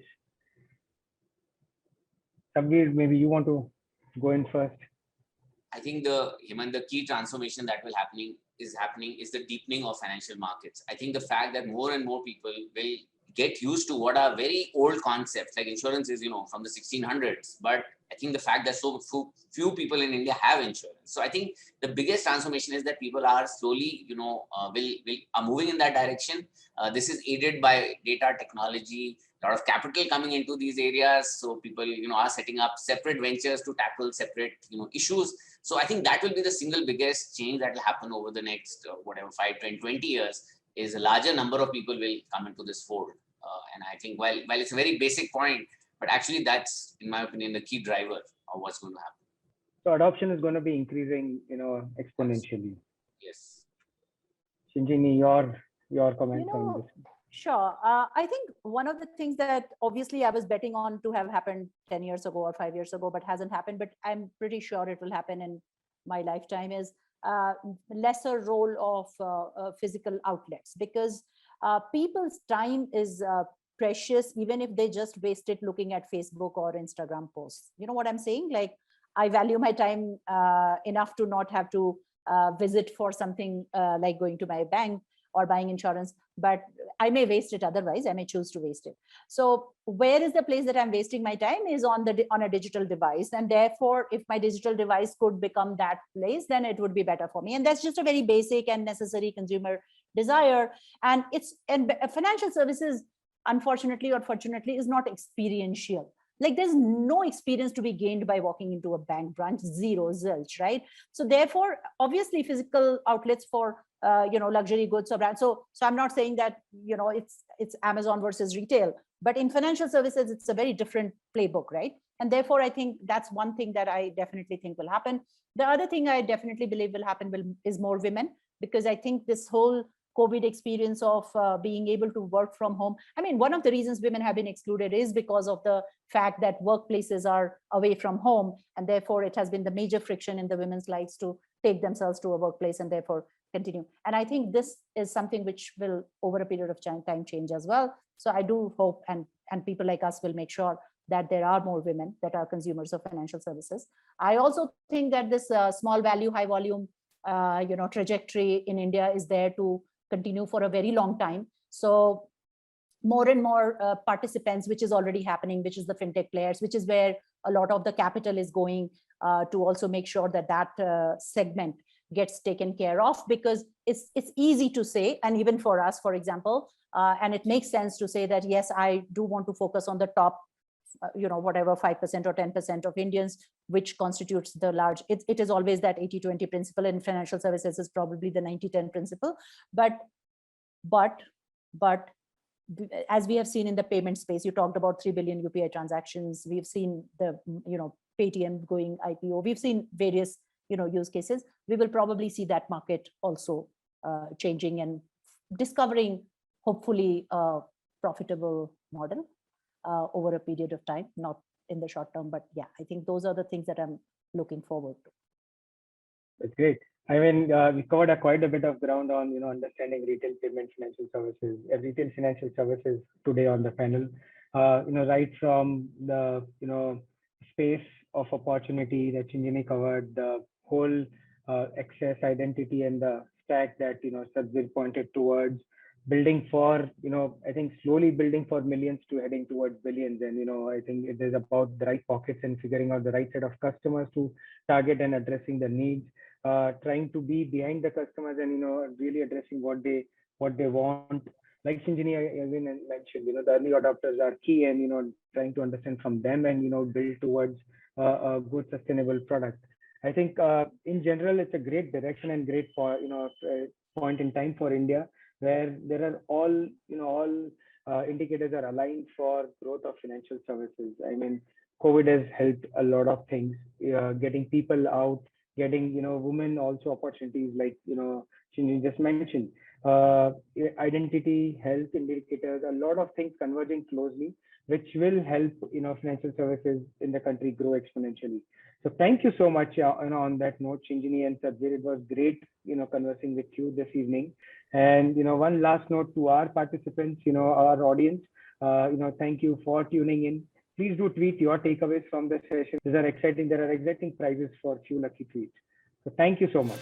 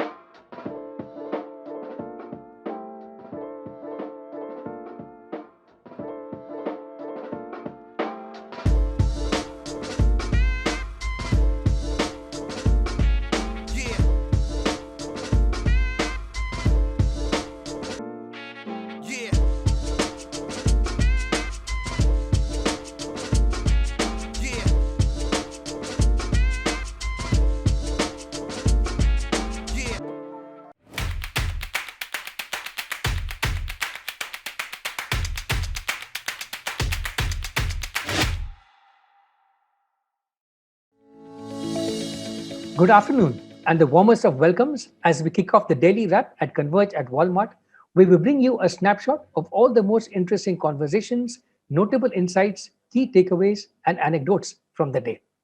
Today, as my co-anchor, I have with me Rohit Kaila, the Vice President of Engineering at Walmart Global Tech India. He is a seasoned tech professional with 27 years of experience across the US and India. Welcome aboard, Rohit. Thank you. Great to be here. Thanks, Rohit. So I think to get the discussion started, I would suggest that a good summary of the key takeaways today would be what I could call the 5 T's: trends, talent, transformation, tenacity, and traction. So maybe we can go through them one by one. I'll begin with trends. Definitely for me, digital transformation is the big trend of the day. What would you say, Rohit? I think it's very important to understand that in the retail space that we operate in, right, the trends are very interconnected with what's happening around us, right? It's the tech advancements that are going on all around us in every single field that we touch, right? It's a changing demographics of all the markets we operate in, because remember, in retail, you have to operate in every single market from the poorest to the richest countries, right? And people's demands and everything is changing. Also, the global businesses are very connected, because retail is about taking goods that are built somewhere and get it to the customer that is somewhere else. So the supply chain and the global business linkages become extremely important. And if you look at everything that's happening around us, all of these things are changing.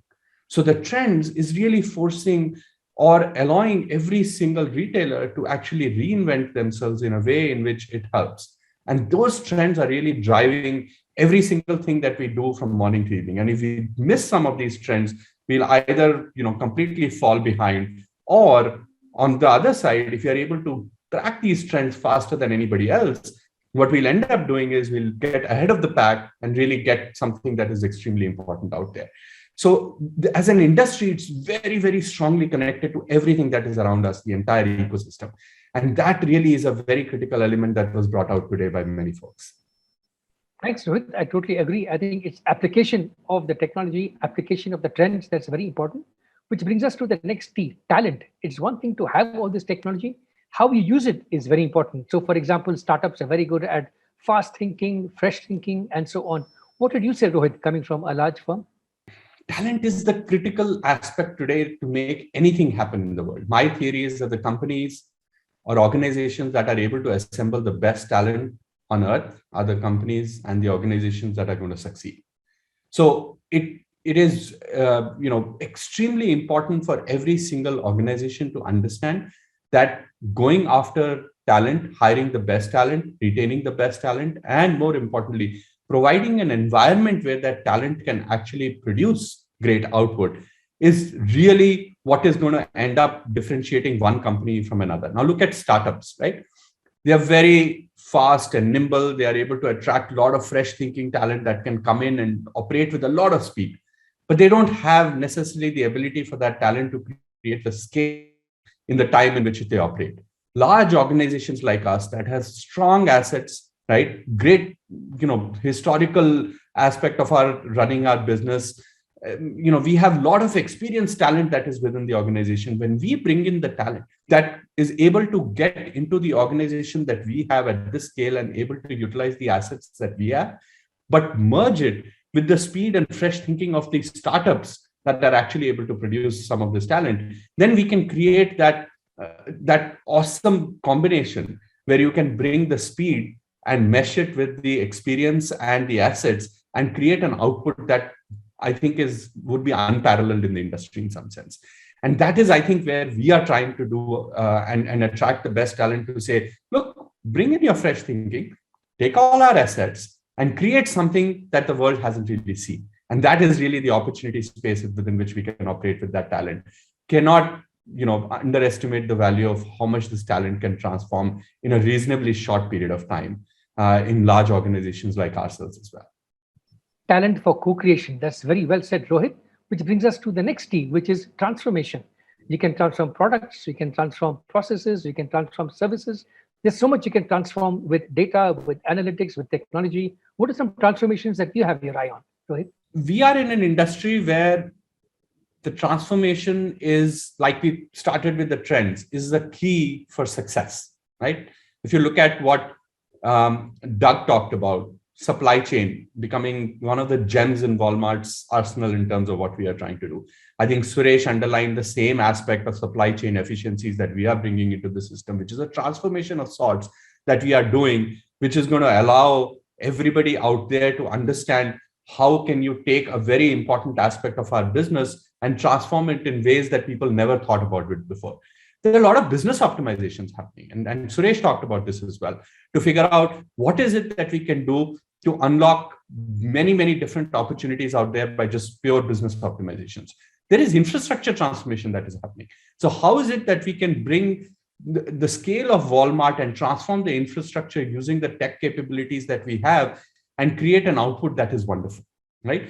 And then at the center of it, if you look at it, for organizations like us and technology aspects of it, the whole oil is really the data. We have data of millions and millions of customers out there. And then the soil is what? How do we actually get the intelligence from AI, from ML, from IoT? If we can combine that oil and soil in some sense in terms of what we are trying to do out here, we'll be able to create a transformation that the world hasn't seen before. And that is going to be really our level of success by bringing that to our customers today. And that transformation, Rohit, has to be for the long haul. I mean, technology keeps changing so fast. So companies need to have that tenacity to change for today, to gear up at what's coming in the near-term horizon, to keep an eye on long-term scenarios, etc. So how does one build that tenacity, Rohit? I think the entire aspect of all of this transformation, talent, trends, everything is all useless if you don't have the tenacity to move at the pace at which the entire world and everything around us is moving. Metrics are changing. There are new business metrics that are coming up and popping up every single day. When we go look back and say, 10 years ago, these are the metrics that I looked at. Well, you are 10 years in the future. You don't look at those metrics anymore. You look at a new set of metrics. Customer delight becomes an extremely important aspect of it. Co-creation becomes an extremely important part of it. What is it that you're trying to do, which is actually helping you have that tenacity is important. And look, what happened around us for the last year and a half, right?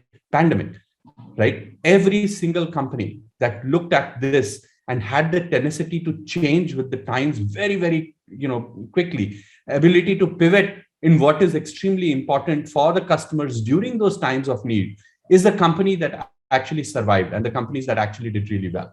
And they did really well because the customers appreciated the help that the companies were bringing at the time when they really needed them the most, right?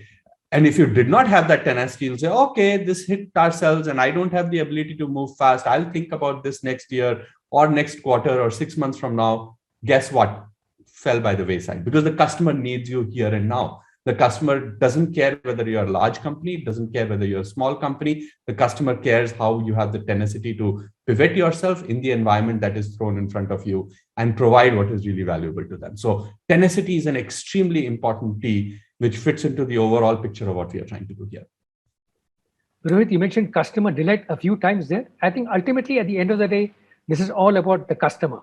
How do you get traction with the customer for the long term? How do you give not just cost and convenience, but also different kinds of experiences for the customer? How would you think this question of traction for the customer fits into all this? Rohit? Look, at the end of all of this, right, the entire global orchestra that we are playing, the center of all of that is the customer, right? Everything that you build in retail is around that customer and what they really want. And what is happening to the customer? The customer is changing, right? The younger generation, we have millennials coming in. We have every single Gen X, Y, Z and millennials. Everybody is in the system today. They are the king and their requirements and what they want is changing.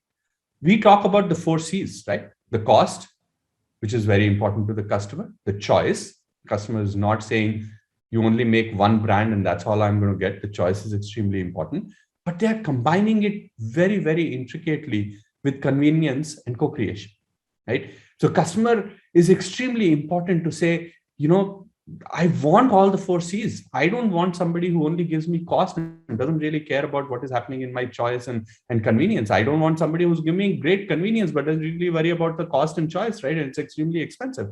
So that entire global customer, the way they are changing, and they're changing differently as we talked about trends, global trends, they change differently in different environments. How do you actually make sure that you combine all the other T's of transformation, of trends, of making sure that you have the right tenacity to address that customer becomes important. Suresh talked about personalization. We really have to, every single time we address a customer, we address the customer as a market of one. That person is the most important. But then we take that market of one and blow it up to scale for hundreds of millions of customers. So every customer believes that the company is really doing, or the organization of retail is doing something for me, right? But we do that for hundreds of millions of customers. And if we can scale at that level, the traction that we'll get with the customer and the bond that they will generate with us will become absolutely important.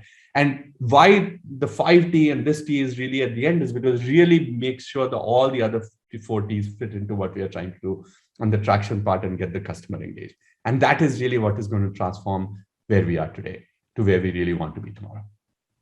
Thanks for that very compelling vision, Rohit. Thanks for sharing your insights with us and your hard-earned lessons. But the excitement doesn't stop with this.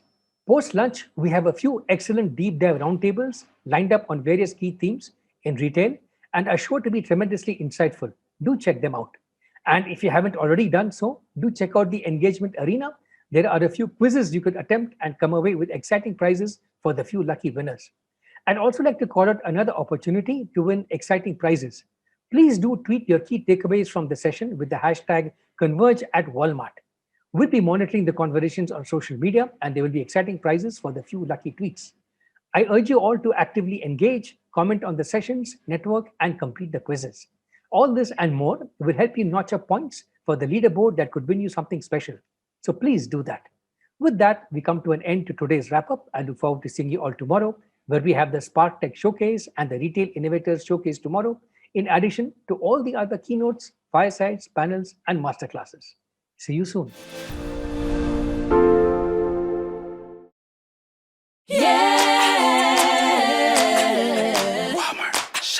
Yeah, come on. Here we go. Down, down, do your dance, do your dance. Down, down, do your dance, do your dance. Down, down, do your dance, do your dance. Down, down, do your dance, do your dance. They say I'm a rapper, but I say no. They say what you doing, trying to do some zydeco. In every Walmart that I go, rollback price is gonna hit the floor. they got a brand new dance, gotta move your muscles. A brand new dance, the Walmart shuffle. It don't matter if you're young or you're old, yeah. We're gonna show you how it goes. To the right, to the right, to the right, to the right, to the left, to the left, to the left, to the left. Roll back, roll back, roll back, roll back. Save money, live better.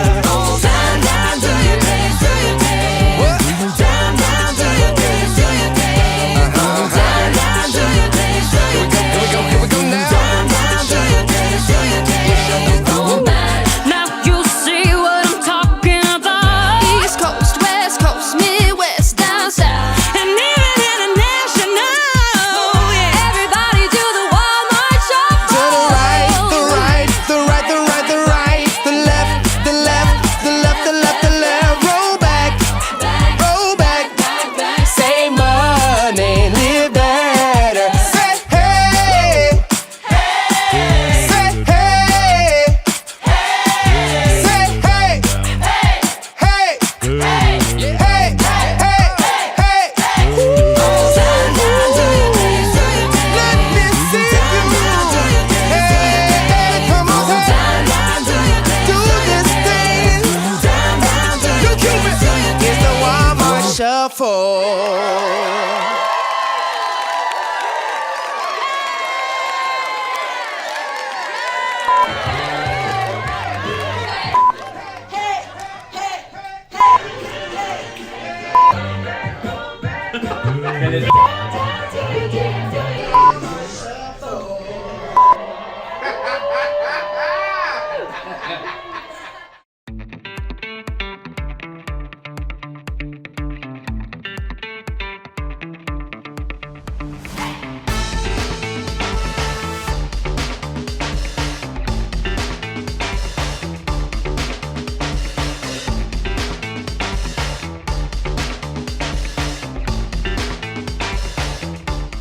At Walmart, everything we do is for people. We're using our strengths to help people live better and preserve the planet. We believe all people should have access to sustainable products they can afford. That's why we're committed to improving the sustainability of key commodities by 2025. We believe businesses should respect human rights and people should have the opportunity to fulfill their potential. That's why we're committed to sourcing responsibly, helping prevent forced labor, promoting the dignity of women, and creating inclusive economic opportunities. We believe climate change is one of the greatest challenges of our time. That's why we're targeting zero emissions in our own operations by 2040 and engaging our suppliers to avoid a gigaton of emissions from our supply chain by 2030. We believe all people should live in a cleaner world. That's why we're committed to eliminating waste in our own operations and working with our suppliers to recycle more and use less plastic. We believe healthy natural resources support healthy communities. That's why we, along with the Walmart Foundation, are committed to helping protect, manage, or restore at least 50 million acres of land and 1 million square miles of ocean by 2030. By doing all this for our people, for our communities, and for future generations, we are committed to becoming a regenerative company dedicated to placing nature and humanity at the core of our business.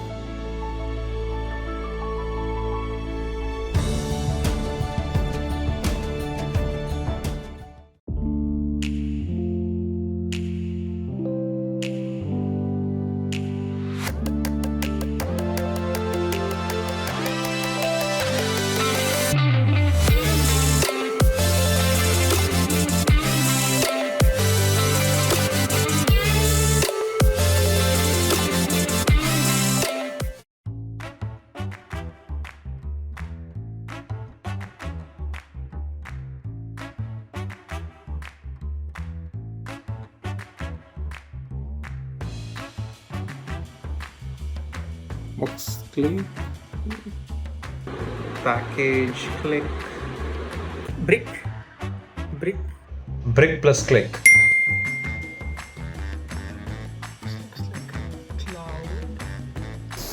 First word is cloud. Cloud computing. Cloud computing. ETA, expected time of arrival. Delivery. Packaging. Okay. 1 day delivery, same day delivery, something like that. Last mile delivery. Robotic booking. Voice assistant. Chatbots. Machine learning. This is like motor, car, vehicle, delivery chain. Delivery linkage. Delivery link. Supply chain management. See, it doesn't strike. Save money, live better. Flash discount. I don't know. Lightning sale. Lightning sale. One, and this is like a no entry kind of stuff. One stop shop. One stop shop. Oh, okay. Foot. Footfalls, foot traffic. Footfall. Oh, shit.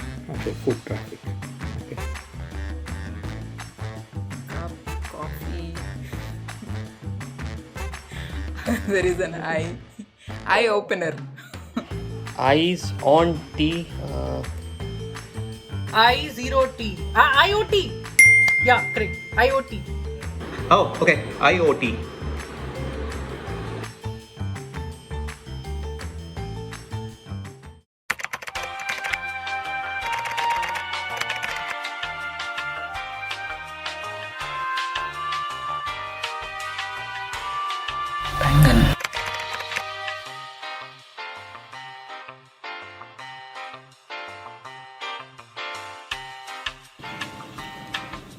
The answer is first Parmesan. Parmesan. Risotto. Risotto. Risotto. That is rice. Yes. This is Champi, no. Some chanchat. Rancho. Panchordas, Samudas, Chanchat. No, Fungsuk Wangdu. Fungsuk Wangdu. Dinchak Puja. Chai Wali Auntie. Kerumunati. Aino Saloni. Bhuvan Bao. Abhishek Verma. I think Karthik is calling Karthik only. Karthik is calling Karthik. Karthik is my friend. He used to call me. Now he doesn't call me anymore. Who is Saliva? Rajnikant.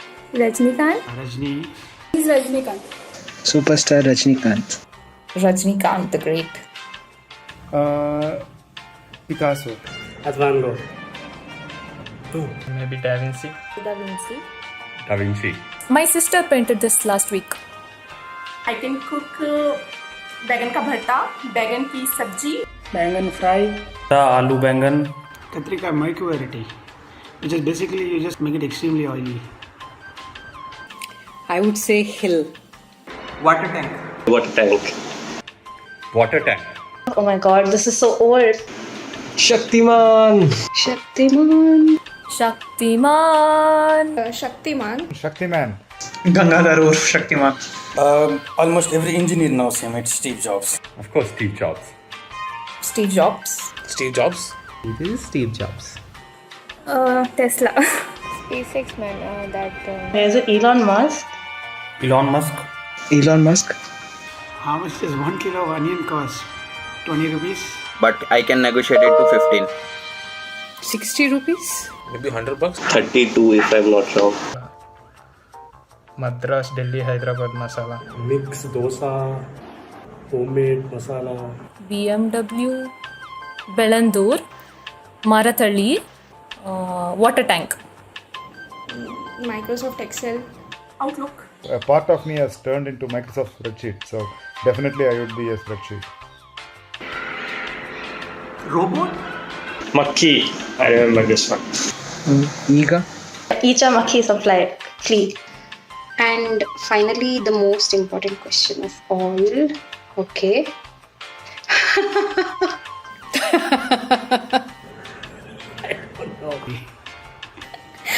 वो राशि थी. राशि when. राशि of course. किसी को नहीं पता है रसोड़े में कौन था, बस इतना पता है खाली कुकर में चने चढ़ा दिए थे.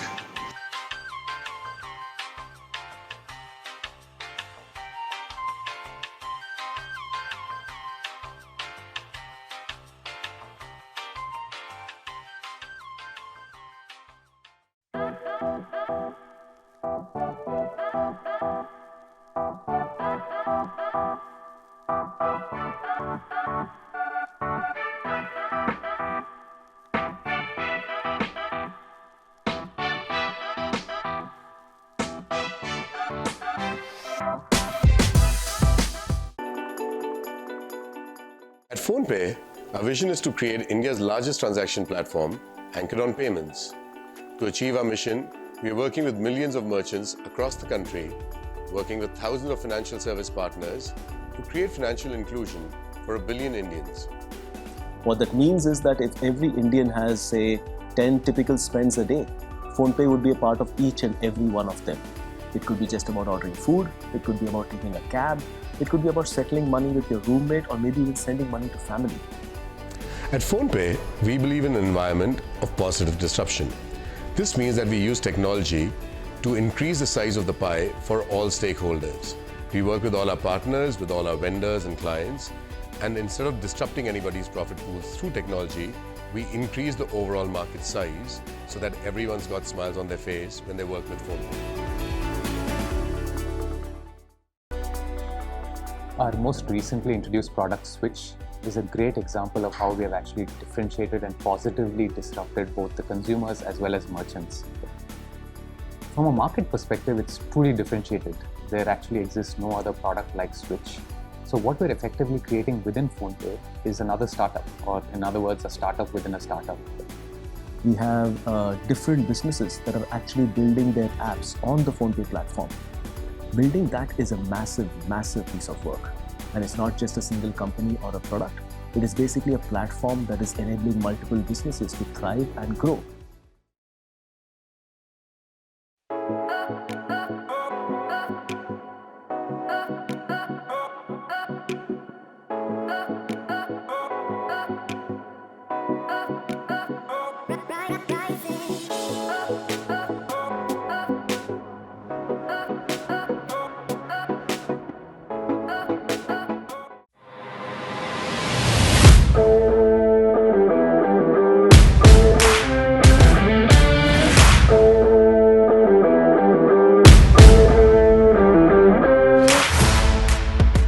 My day starts and ends everything with safety and security of employee works inside the facility.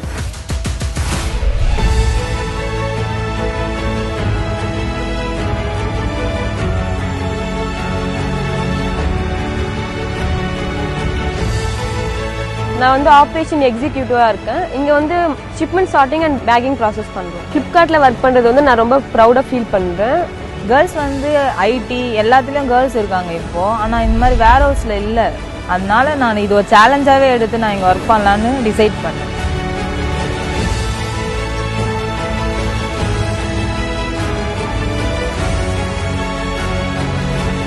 I want to be one of the best and the topmost person as a woman who represents a security field all over the world, and I will prove it.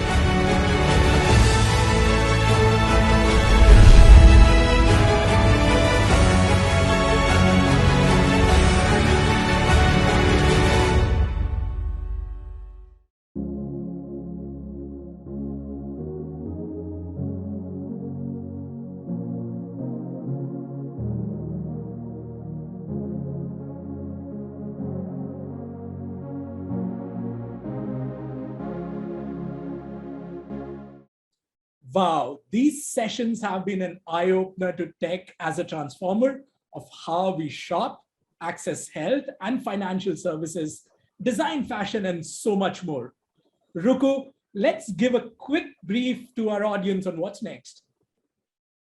Absolutely, Ankur. Next, we've got a series of deep dive roundtables with a power-packed speaker lineup. Join us on Walmart Global Tech India's YouTube channel as we delve deeper into the latest tech trends that influence fintech and healthcare.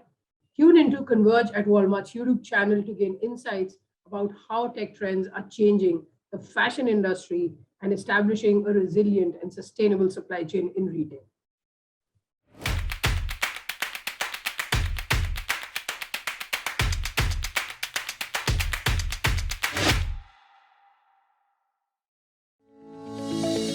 Good afternoon and a warm welcome to our panelists and audience at Converge at Walmart.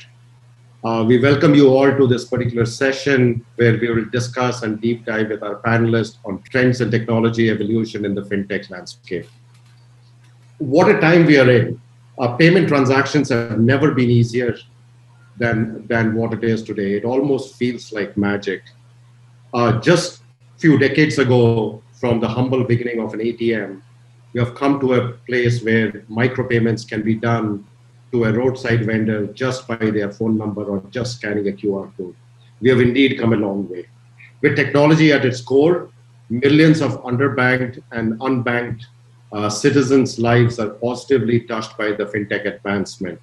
It is estimated that about 80% of Indians have a bank account now compared to 35% just a decade ago. Not only the banking, the technology enables us to compare and choose our insurance provider, invest in stock market, pay for toll plaza, pay our utility bills in a completely cashless, seamless experience. Access to credit is becoming a lot more easier with buy now, pay later, spreading the spend and automatic EMIs. With newer facilities like e-rupee, a cashless purpose-specific digital payment solution, we expect more action on its way in the commerce world.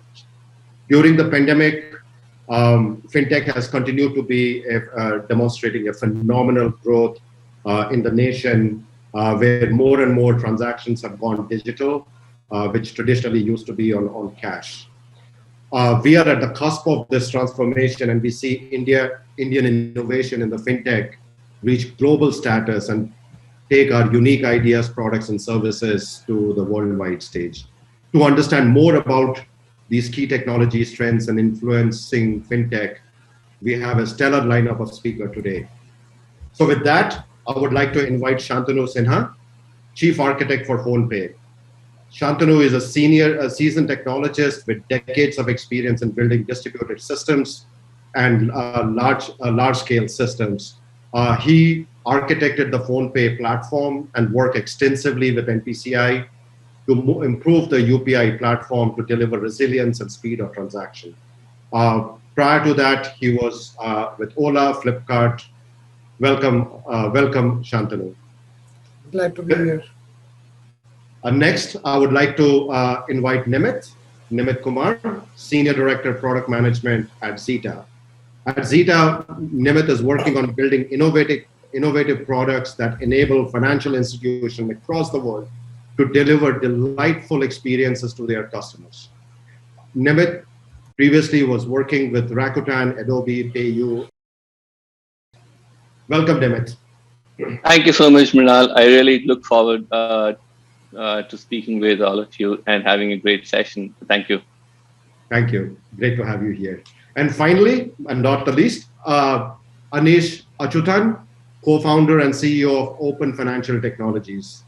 Anish is a serial entrepreneur and in payments and fintech. He founded Open Financial Technologies to solve the banking for entrepreneurs and small and medium businesses.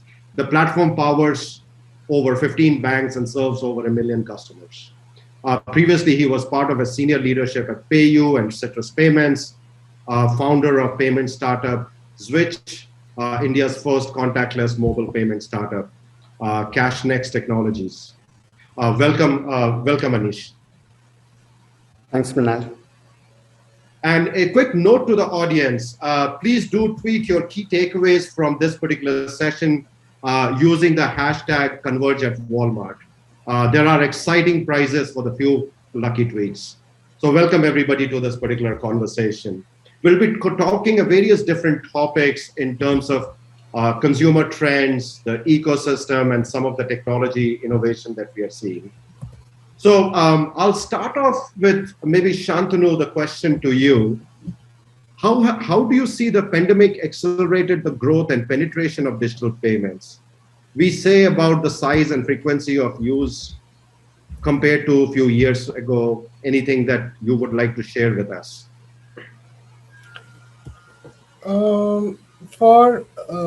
Because of pandemic, so digital payments itself, it is so convenient, right? There was a lot of growth in the usage anyways before the pandemic, but lot of the usage pickup was, I guess, at a slower rate, where people kind of try to test out the waters first and then go deeper into usage, right? But with pandemic, what we've seen is that this has now become more of a necessity, right?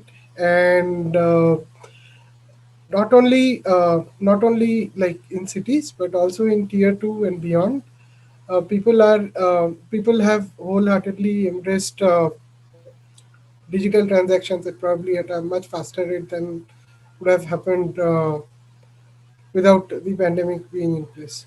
So much so that we've had to kind of double down on acquiring more merchants in tier 2 and tier 3 cities to cater to customers and their needs as much as possible, so that they kind of are able to do what they need without having to go looking for cash, which is, with even the transportation affected and like ATMs being far away, we would see that getting like simple things like cash would become a problem, right? So in this case, getting digital transactions working end to end has helped a lot of people, and the growth has certainly become accelerated because of it. Yeah, nice, Shantanu. Definitely, I definitely saw a big trend shift. You know, during the pandemic, there was also this social distancing, so a lot of people were trying to proactively ATM and things like that. Personally, in my life, my family also, like a lot of vegetable vendors and things like that, they all opted. And I'm a big user of PhonePe, and the number of transactions have just gone through the roof. Anish, would you like to add anything that you are seeing through your banking platforms that you would like to sort of share what you're seeing in the industry? Right. Since we focused mostly on the small business segment, what we have really seen is like post the demonetization is what small businesses start adopting digital payments with the likes of PhonePes and the Paytms. And what we really saw was that they started adopting digital tools to manage their finances. So apps like Vyapar, MyBillBook, etc. And before that, Khata Book and OK Credit for managing their ledgers. And then they started moving to full accounting applications. And now what we're seeing is that they're actually looking for more and more applications or the products to digitalize their business or digitalize payments, whether it is vendor payments or lending or managing their books of accounting. And this got accelerated again due to the pandemic. So firstly, the demonetization, then the pandemic actually accelerated, and that they realized that we need to change the way we do business. Otherwise, we will, we can't be like the run business like what we have been doing it for the last 10 years. So I think these few factors have really transformed or accelerated things which would have otherwise happened after 5 to 6 years. And we've also seen an increase in the number of small businesses coming to our platform for business banking in the last 1 year as well. So this is what generally we had seen from the small business segment. Yeah, very interesting, Anish. I could imagine even the entrepreneurs and small businesses, visit to the bank, during the lockdowns and other things, becomes a challenge. And then how do you sort of maintain social distance? So definitely seeing innovation. Nimit, anything from your experience? I mean, your platform and your focus is global. Anything that you could sort of share in terms of trends that you are seeing? Sure. So one of the significant shifts, right, which has happened is that the fact that the entire retail experience has moved digital also means that all the supporting financial infrastructure has to move appropriately, right? And payments is one such thing.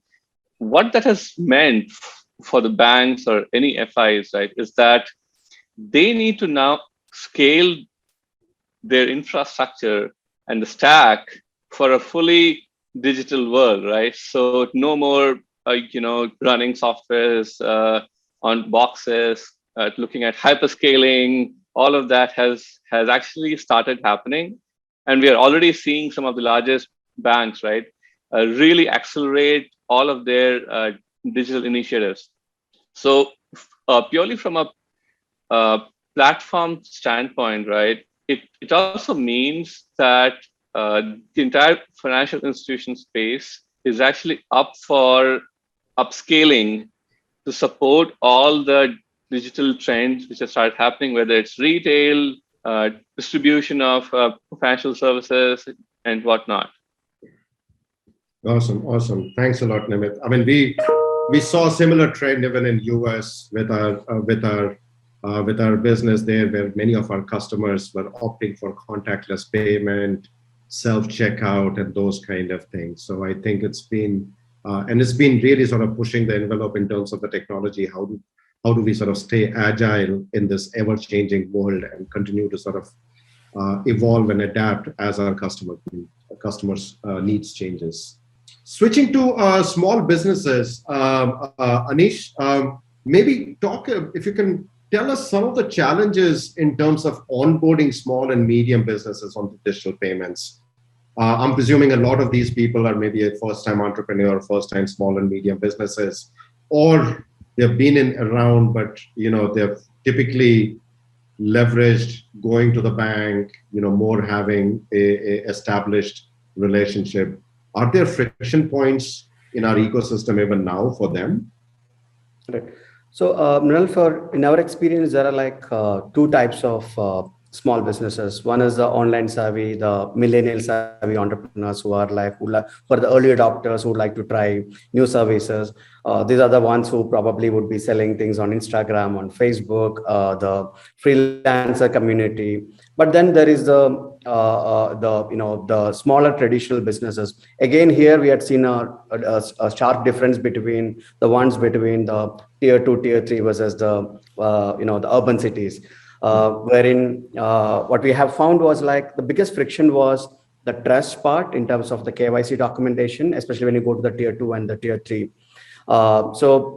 Then secondly, what we also figured out was that while I was in PayU and probably Nimit would relate to that, we used to acquire most of the customers digitally. But most of this current account customers has been like, they are being used to have a physical touch point or a feet on the street or a sales executive approaching them. So we thought like we could actually change that. But in reality, what we realized that if you go to tier 2, tier 3, they would like to see someone as a face. There is a trust factor which is missing on the digital, which is changing though drastically. So these were the few challenges which we faced, and a lot of things are got solved over a period of time. For example, the video KYC has and the digital KYC actually helped in terms of onboarding. And in terms of the trust also, we realized that the tier 2, tier 3 audience are mostly aspirational. So they always look forward for their counterparts in the cities, what they adopt. The biggest example is the likes of the PhonePe and the Google Pay now had really penetrated into tier 2, tier 3. Similarly, on the business side as well, they are always like looking to what their peers are adopting, and slowly, so it takes time, but the adoption rate is like at a very higher rate. I see. And yeah, very, very fascinating. Nimit, anything that you could add in terms of, is India unique in its own way in terms of some of these friction points or the trust factor? And Anish brings up really, really good points. So anything that you can share? Sure. So if we look at the distribution of FIs and banks in the US, right, and we have around 5K banks and various credit unions right out there. which translated in the Indian context will be all the rural and cooperative banks and such, right? So, so the fact that there exists so many of them means that there is a propensity of local and small businesses to want to work with somebody local, somebody they can relate to, go and speak to once in a while, and so on, right?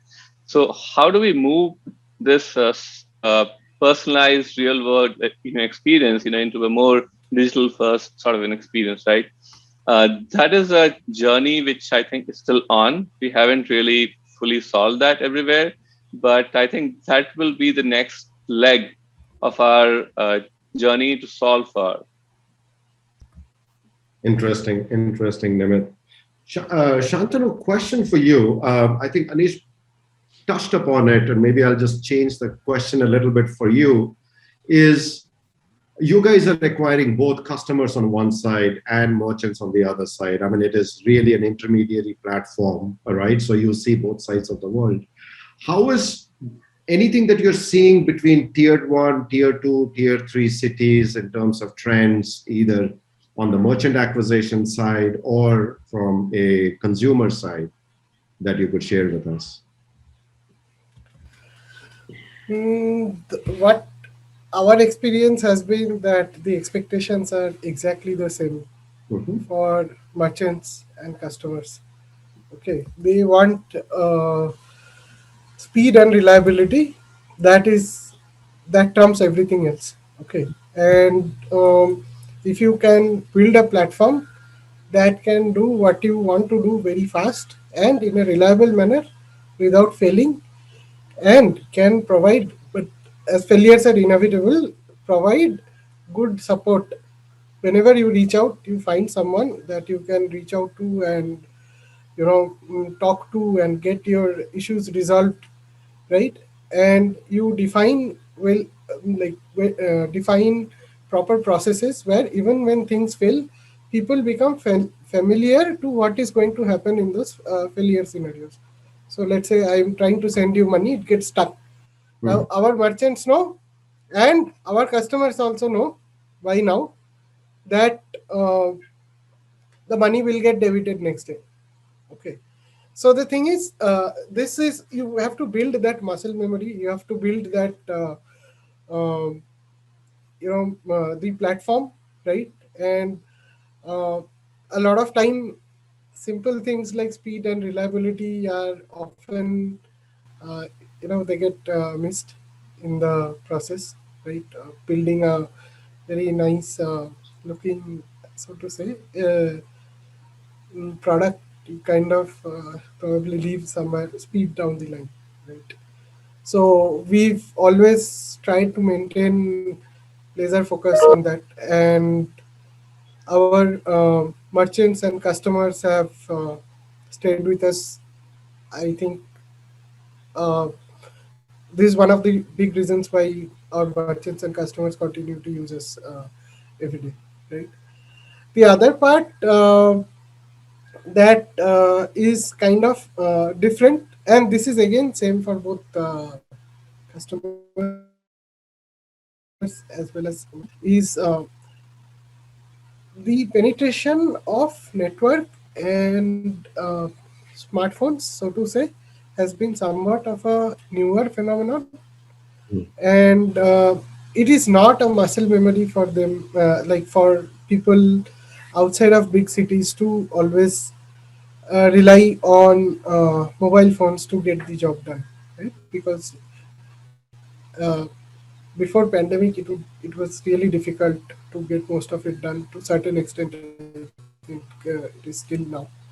So it is not a muscle memory, right? So a lot of education needs to go into kind of making sure that people are used to using apps, and people get more of their use cases satisfied on apps itself, right? And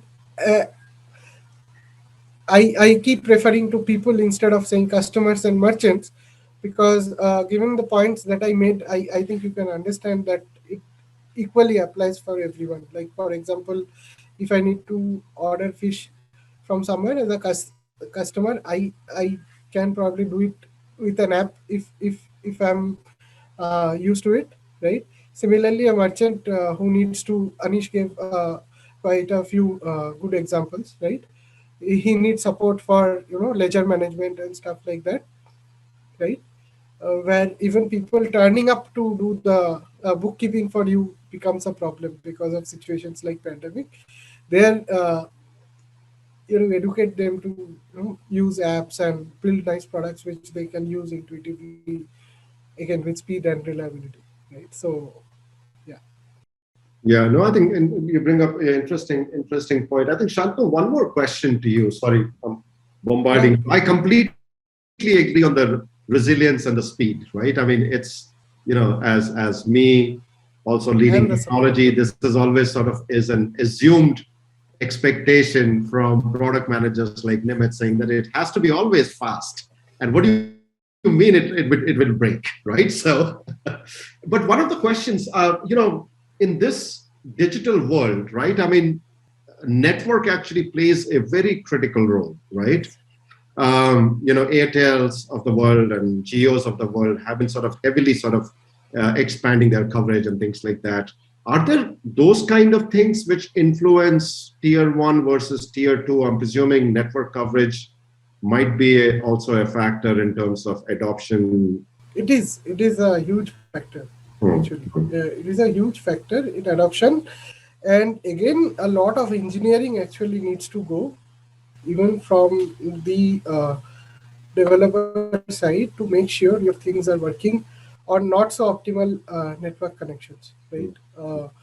Need to identify the most critical parts and basically proactively kill off whatever is all the bells and whistles, just to make sure that basic thing works, right? Like for example, in payments, like in PhonePe, there is a lot of engineering goes to make sure that our app basically works on really bad networks. Right? And the recent growth that has happened even before pandemic and obviously during pandemic has only been possible because of the good work the telecom providers have done in increasing their coverage drastically, right? And increasing the data speed, so to say, right? Yeah, that definitely makes sense. Yeah, no, exactly. Even for home networks, in terms of, I mean, these days, like getting 300 Mbps, 1 GB, I mean, this was something we couldn't dream. Like, I mean, I couldn't dream like a decade ago. My home network was on 8 Mbps connection, like, beginning of 2010, 2011, right? So we have come a long way there also. Anish, maybe I'll switch gears a little bit, right? I mean, if we look at on the ecosystem and landscape, right? I mean, Aadhaar has become the largest identity platform in the world, right? And key and a key enabler for many things that we do in our businesses, right? Where identity of an individual is critical for us to sort of securely and safely sort of do transactions. How do you see like Aadhaar, helping in adoption, whether it's banking? We talked about some of the challenges. Is this really a enabler for us? And anything that you would like to sort of shed light on how it could be leveraged in future, across the industry? So, Mrinal, definitely Aadhaar has really played a major role and instrumental role in the growth of digital payment ecosystem across, like whether it and mostly coming to the banking segment. A year back, for every account that is opened on our platform, we used to send a guy to do a physical verification. It's still there because of certain challenges with regards to the specifications. But what we have done is like because of Aadhaar, now we are able to onboard around 30,000 credit card users every month. We're able to open accounts for 80% of the individuals digitally within 3 minutes. So it made a lot of huge difference in terms of like, the eKYC. Combine that with other tools like video KYC, etc. Aadhaar has played a major role. So at least in players like us, or even for banks, this has really helped. And in going forward, this is going to, really help in a lot of digital adoption and acceleration of like, digital payments and digital financial services. Awesome. Nimit, would you like to add something, either India specific or anything that you are seeing interesting? Yeah. So when I look at Aadhaar, right, and I was working with Anish when all this had started happening earlier. One of the significant achievements has been that we have really solved for the necessity of scale that we have here in India. We cannot create a more universal financial inclusion without solving it digitally, right? There's just no other way, right? You cannot have so many feet on street and really make that happen. And what that has helped is that the lessons that we have learned and the problems that we have solved is actually showing to the world. And I have seen it now being adopted in various markets, including Japan, where remote onboarding is now being accepted as a norm, right? Why have we not been solving for this so far, right? So I think the lessons that everyone around can learn from how we have used Aadhaar, how we have really created a more seamless experience, not just for individuals, also for small and medium business owners. That is super helpful. Wow, that's interesting to see. Yeah, it's true. I mean, in some countries, there've been a citizen registration or an ID and things like that. But Aadhaar really takes it to the next level for being a more biometric driven identity verification and lot more trust, lot more that we can sort of trust on that particular platform. Nimit, maybe a question starting for you. Traditionally, and Anish was alluding to that earlier, that the traditional way of banking, where the consumers used to come to the bank, there was an expectation that you want to do a banking transaction, you come to the bank, whether you have an advisor or you go to a teller. But in this digital world, right, and this millennials and Gen Zs of the world, like who are now getting into the ecosystem, how are things transforming, and how are banks really sort of adapting to this fast moving change? Sure. So I think the lesson from the entire transformation of the payment experience, right, globally, is that nobody goes to a Walmart.com with the intention of spending $100, right, or doing a money transfer into Walmart, right? You go with the intention of buying what you need, and it just so happens that you need to spend some amount of dollars for that. So payment is just a means to an end, and ideally it should just happen without anyone having to do a big deal about it, right? Now, exactly the same mindset has now started moving to other areas of financial services, right? Whether it's lending, whether it is access to credit, opening an account for your savings, and whatnot, right? Now, all of these are basically means to an end for an end user. So as a user, my goal is not to have a debit card from a bank with a certain available balance. It's just a means to an end.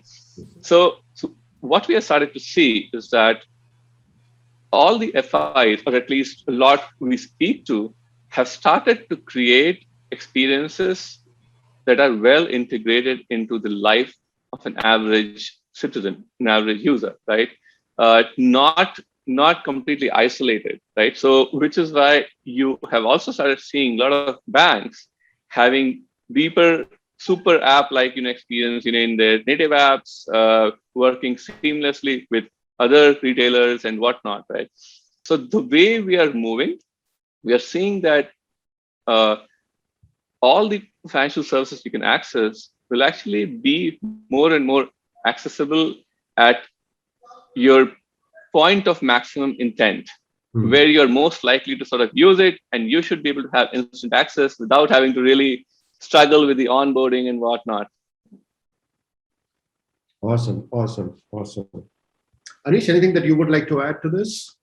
Right. So the biggest shift which we have seen over the last few years is that now consumers started trusting more non-bank related applications. For the biggest example is that how many of us would now take a bank-led native UPI app versus a PhonePe or Google Pay when you have to pay for a coffee, right? That shift has happened, and banks have started realizing that we need to now start competing with, or changing the way in which we used to build products or launch products. Now there would be both winners and losers in this game. There are banks which has adopted a multi-strategy of, on one side, collaborating with fintechs, at the same time also launching probably more digital led products, maybe often creating subsidiaries. And then there are the banks which doesn't change. They may create, for example, one of the examples one of the leading banks, they set up a separate digital challenger bank by putting up all of their employees into a co-working space, give them t-shirts. But when it comes to the compliance and the legal, it's the same old legacy team which is actually doing that, and they failed, right? So this would be, but what we are seeing is that increasingly more and more banks are realizing this thing. They are actually now getting ready to compete with these fintechs, at the same time taking an approach of collaborating with the fintechs as well, and those are the ones which will actually succeed. So this is what personally I believe, or what we are seeing. Yeah, it's definitely true. I mean, we are also seeing the same thing in terms of the type of talent that many of these banks are trying to sort of attract, right? I mean, gone are the days from traditional back office IT kind of a way of sort of thinking to more sort of what would be the customer experience, what needs to be on customers' fingertips and things like that, right? So it's fascinating. Question, Nimish, maybe I'll start with you this time.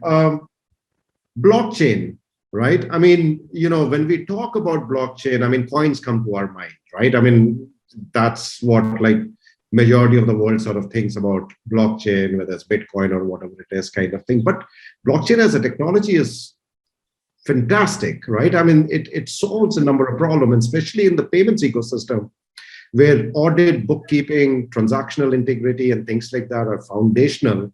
And you talked about trust, earlier in the conversation. What do you see as the adoption of blockchain either today, or a potential that the industry is yet to sort of realize from this technology? When it comes to decentralized finance, right, one of the key values, like you just mentioned, is the distribution of trust, right? And the moment trust is distributed and still verifiable, it lets you solve a lot of problems at scale, right? So one of the big problems, which is still not solved very well, is international money transfer. It has been solved. The organizations like TransferWise, which is now known as Wise, has been doing exceptionally well.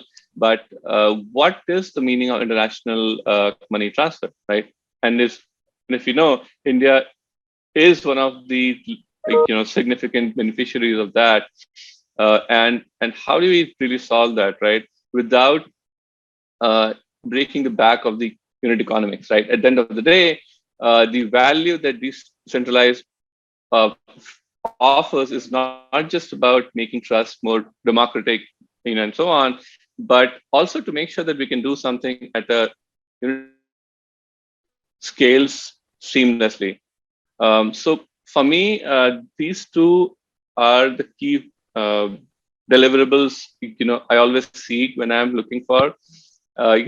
So it scales and it brings down the unit economics, right? In fact, if we see UPI, right, what UPI solved for was, it not just made it easy, it also brought down the unit economics, right? It made it affordable for everyone to sort of do that. And my expectation from blockchain is that, one, we can create a universal model of trust, as well as solve it in a manner which is affordable and scalable across nations, not just within a certain geography. Interesting. Anish, anything that you see that, applicability either today in terms of, because, in the banking industry, audit is a very critical, being able to sort of trace a transaction and things like that. So, I think Nimit talked about, international remittance and those kind of things. Any other applications that you're seeing is good and exciting?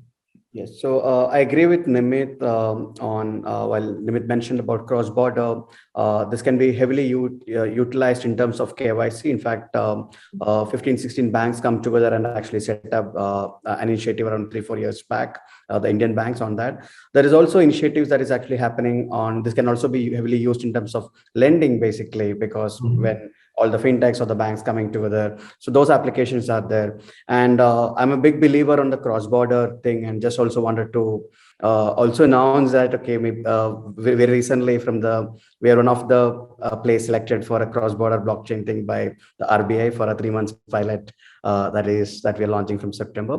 But specifically, there is also a lot more consortium that is actually coming up. If you had looked up Temasek and JP Morgan setting up a cross-border blockchain-based consortiums as well. So lending, cross-border, KYC verification, I think the applications are endless. I mean, if you look at each and every part of banking, you would actually find an applicability of blockchain. So it will be like very difficult to pick and choose, saying that okay, these are three areas where blockchain can add value. Yeah, no, you're absolutely right. I've also sort of read up in terms of contract execution and, conditional based payment release and those kind of things could be sort of built back on the blockchain. Shantanu, you're a technologist. Technologists many times come up with unique and innovative ways of sort of, leveraging a concept and things like that. Anything that you guys are experimenting, anything that, you see in the industry, or a potential that not been leveraged yet? I'm guessing this is with respect to blockchain. And one of the main things that I think we need to work on when talking about blockchain is scalability and sustainability of the technology, right? And the primary use case that I think will trigger the mass usage of blockchain is actually cross-border transfers, right? And to a certain extent, claims processing and large value transaction processing and other compliance-related activities, where the scale, this kind of use cases will basically allow people to experiment with using blockchain at scale. And once the problems are of scalability and sustainability are figured out in a manner which is better than it is right now, I think it will be ready for mass adoption in a country like India, right? In India, once it picks up, it is always exponential. Like every Indian growth story is exponential, right? So yeah, so we have to get the technology to that place so that it can be exponential. Yeah, no, absolutely. I was reading up somewhere probably like a year ago or something in terms of land transactions record and leverage of blockchain to medical records and things like that. So yeah, I mean, you're absolutely right, Shantanu. I mean, we saw that with the adoption of UPI. Early start was slow, but then once there was a trust, there was enough critical mass of sender and receiver, I think that just took off from there, kind of. Nimit, I'm going to switch gears a little bit and talk a little bit on the innovation side of the world now. And maybe specifically the leveraging machine learning, data science, and more sort of focused on how important is personalization in this ever-changing world, and payments and or the fintech is no it's not immune to that. I mean, our customers have choices. There are multiple banks, we have multiple insurance providers, and all of that kind of stuff. How do you see the providers sort of really sort of leaning in and leveraging technology to give a lot more sort of personalized, or how important is personalization to the consumer as well? So I like to say that financial services is basically a personalization of one, right? And that's sort of by design, right? Now, if I as a user have certain financial services needs, whether I'm trying to make a transaction, where I'm doing it, what mechanism I'm using, or whether I need a new loan, whether it's a micro loan or a massive mortgage, it's very, very personalized, right? Now, so far, a lot of what has happened has been on personalized based on request, right? So when I go and seek a service, it gets personalized, I get something in return. The massive availability of data, and a lot of that has been created through the digitization of retail experiences, right? So now my issuer, right, my bank basically has so much knowledge about what I do, right? It is actually going to help them really understand me so much more, and to be able to create personalized products, right? And the fact that they're working so hard to basically create a digital native experience also makes it easy for them to offer me all of that service, right? So far, even if they had all of this data, if the delivery of a certain product was not one click, it wasn't really useful, right? So purely from a market need standpoint, we have reached a stage where personalization can really start scaling up within most of the FIs. And, we have a lot of these AI platforms which are being adopted by banks and FIs, specifically focused to make use of all of this data, right, which has been lying around, right, and not really utilized. Yeah. No, it's definitely an evolution. I mean, I still see many of our banks, and some of them I bank with, where I think the different, I don't know if they're departments or things, they tend to sort of operate in silo. The insurance department does not know my banking behavior. The loan department doesn't know, what other transactions I'm doing and things like that. So there is a lot of room for improvement, but there are banks sort of doing that, right? Anish, what are you seeing on the small and medium businesses? I mean, their need for, like what Nimit was saying, personalization of one, this becomes even more critical because almost like no two entrepreneurs are alike. Right. So, Mrinal, even if you look at just leave aside personalization for a second, let's bring in this lending aspect. While a lot of algorithms were made earlier, if you look at 4 years back, the social scoring where you connect your Facebook account and your social account to offer lending, underwriting was much more easier when it comes to consumers. But when it comes to underwriting for businesses, every business are unique. So it was been very difficult. So same way, to relate to that, personalization plays a major role in terms of offering the different products and services to this set of businesses. For example, like if based on the data which I have about a particular business of their account payable, their receivables, their balance sheet, I can provide a cash flow prediction and say that, hey, Mrinal, you have 6 months of runway, and here is a a personalized, credit line that is actually available, make available to you, right? So these are just an example of how using data and personalization can do that. So or simply helping merchants to, typically in current accounts, you don't earn interest in a market like India, right? And bigger companies and startups, they do treasury management. management? Can you actually help a business saying that, hey, you have this 3 lakh lying idle in your bank account, can actually put into a growth fund or can actually move money, or those things can actually happen by virtue of this data as well as personalization. So personalization can add a lot of value in terms of for the customers and as well as the service providers.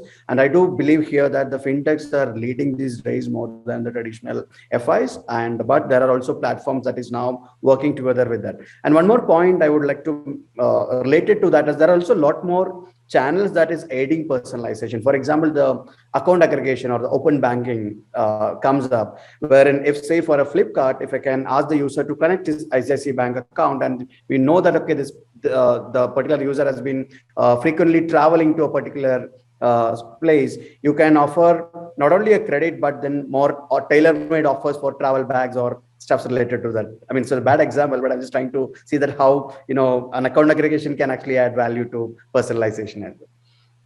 No, absolutely. I mean, I think we have been talking about data is king, and I think we are sort of getting to that place where that realization is coming true. Shantanu, I'll switch gears, both in terms of your Flipkart experience and at PhonePe. Payments were typically looked up as a transaction, be silent, be invisible, and things like that. But, in being able to sort of recommend, even EMIs to a consumer and when to offer, what to offer, and those kind of things. So anything from a consumer internet startup kind of world, that your perspective of leveraging technology, more data science, machine learning, personalization, etc. I'll keep hammering on the same point, okay, unfortunately. And we do use a lot of intelligence in our and algorithms, but a lot of the usage is actually behind the scenes to increase reliability of the systems, okay, and providing the user better experience. Like for example, identify folks who you can run through and who you can help experience different aspects of the app which you think will be useful for that person.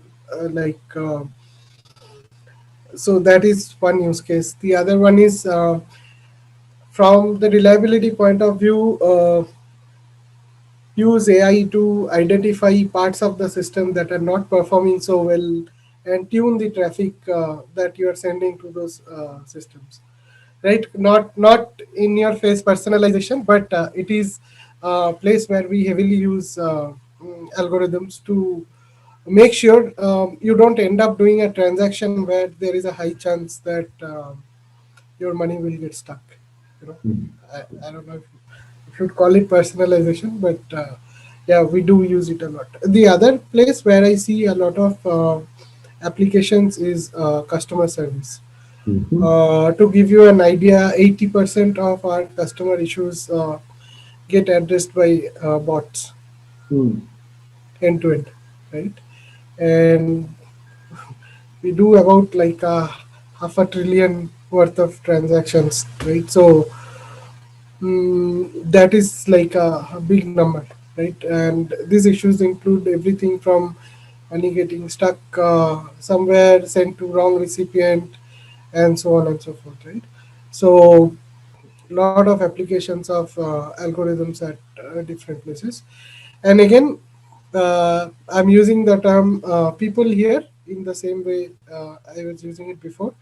And there's a lot of scope for helping merchants, right? The same way as we use our customers in their journey as well. When we are talking about offers, like connect them to people who they can, sell their products to, right? In a much easier manner. Use algorithms to identify people who they can, sell to, and so on and so forth, right? So yeah, so a lot of different type of applications across the customer experience, both in the front end as well as purely back end. Yeah. Right. Prinal, if I may add something. Yes, please. So one of the big value adds, right, which used to be marketed for an offline world, right, for the banks, was that, hey, you can walk into a branch and speak to somebody who will be able to, basically the marketing was of a personalization with a human being, right? Now, what is happening is that the fact that AI has gotten so much better, especially conversational AI, and add speech into it, integrate it with Alexas of the world, right? You basically are then talking about exactly the same experience, but for a much wider range of things. You may walk into a branch, but the branch guy may not know about the insurance you may have bought from the same or a group organization, right, and so on. The fact that you can do that digitally, here is where I think everyone has an opportunity to actually create superior experiences than what used to exist earlier, and not feel limited in any way. No, you're absolutely right. I mean, conversational AI is definitely sort of, making life so much more easier, and then backed by strong data science and machine learning, which many times, and maybe Shantanu, that those were some of the points that you were bringing up, that many times we know or actually can predict why customer is reaching out to us, right? If they just did a transaction, I mean, by the time they open up a chat conversation or something, you most likely know the 2 or 3 reasons they may be reaching out. So you could even make the conversation faster for the customer, right? Even in the traditional banking world or traditional old customer service world, you call them, you provide all the details, and then the agent goes and sort of investigates and then hones in on, oh, this is the problem that we need to sort of solve, right? You were forgetting the 20-minute wait on the phone call. So yes. So, and with compute becoming cheaper, GPUs becoming a lot more accessible and cheaper, I think specialized processors for AI will also specialized processors and things like that. I mean, there's so much interesting work that is going on even in the hardware space, I think, which makes it super exciting for us to be able to crunch terabytes and petabytes of data. So fascinating world. I think we can go on forever. Maybe I'll start before stopping. I'll probably ask one last question, and Nimit, this time probably start with you again. Specialized app versus super apps, right? I mean, we saw this trend where there's one app, you go everything and go do there, versus specialized app, like where say it's PhonePe or something like that, right? Which is very, very specialized for transaction. Your point of view, or whatever you're seeing, where the world may actually end up, is it continue to be a hybrid world, or do you say consumers are going to be more focused on having multiple apps on their phone and things like that? Sure. So I think for a lot of the folks, right, there will be a logical dichotomy which will exist, right? Even for me, and Anish was mentioning that nobody uses a bank for a UPI app. Well, I'm an exception, right? I actually don't have any of these apps. I use my bank's app, and it just works fine for me. So my view is that a lot of retail experiences will get bundled into a super app eventually. Now, what is also happening is that banks have started opening up. Now, as part of the banks opening up and having open APIs, across various services, your access to the right financial product will be available in a lot of these super apps. Maybe not from all the banks, but eventually, it will be there. And the simplest example is look at EMI, right? It has been so many years. EMIs are so deeply integrated with all of the famous retail apps, right? That you'd never really go to a bank to get an EMI for a certain product, right? And so my view is that some of the retail facing experiences, whether it's in financial services or any other vertical, will be deeply integrated into the retail experiences of these super apps. However, there will be certain risk and trust-related aspects, right, which will be existing in separate apps because logically there also has to be some level of separation of responsibilities of what a user may expect, right? So that's my limited view of the world right now, at least. Yeah, no, thanks, Nimit. No, it's a dichotomy. You're completely right. I mean, and it may be how the ecosystem sort of evolves, and consumers may choose different. Shantanu, anything from your perspective? I mean, Flipkart, PhonePe, it's an enterprise. Anything that you are seeing as trends from a consumer expectation point of view? I think what people think of as argument or kind of that they have to pick one between separate apps versus super apps is probably I want to bring in a different perspective to this, right? And we started the discussion with tier 2 cities, right? And it is super apps are not only about bringing an Ola cab into PhonePe or a Swiggy into PhonePe. It is also about bringing the small corner shop which sells nice, handloom products out of that out of their like physical space of existence. Yeah. So that is where I think there is we would like to enable more people to transact and offer services and sell their products and reach out to more people, right? And so yes, so there is a small part of the standard experience which standard experience of other apps which you can bring in. And that is also, you can also look at it from an enabler point of view, that not all devices can come with so much storage, right? So much processing power. So you are building a standardized tested framework which will work on a wide variety of devices and helping others to basically bring their experiences through your tested framework to devices that they may not have been able to reach out to very, very easily, right? So this is one part of the equation. The other part is you are enabling a lot more people who would probably not even have thought of creating an app to sell their product, and giving them exposure to a large base of customers that you already have. So if you look at the traditional apps that have gone the super app route, the one thing common between almost all of them is that they have a massive customer base. Yeah.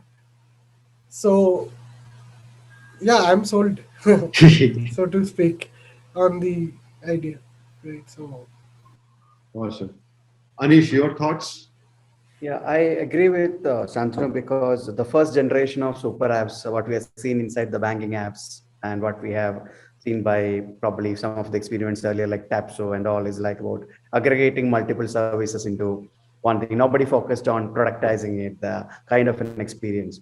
So unless the experience is I mean, it needs to be served in a different experience, the personalization. For example, how do you actually combine a food delivery and a cab, and this thing based on, there was a service provider similar to Zeta called a Super Wallet, basically, which used to offer, super apps to banks 3-4 years back. I mean, I used to remember their website where they talk about morning when you step into the office, like, the breakfast you can actually order, then you want to actually take a cab kind of things as well.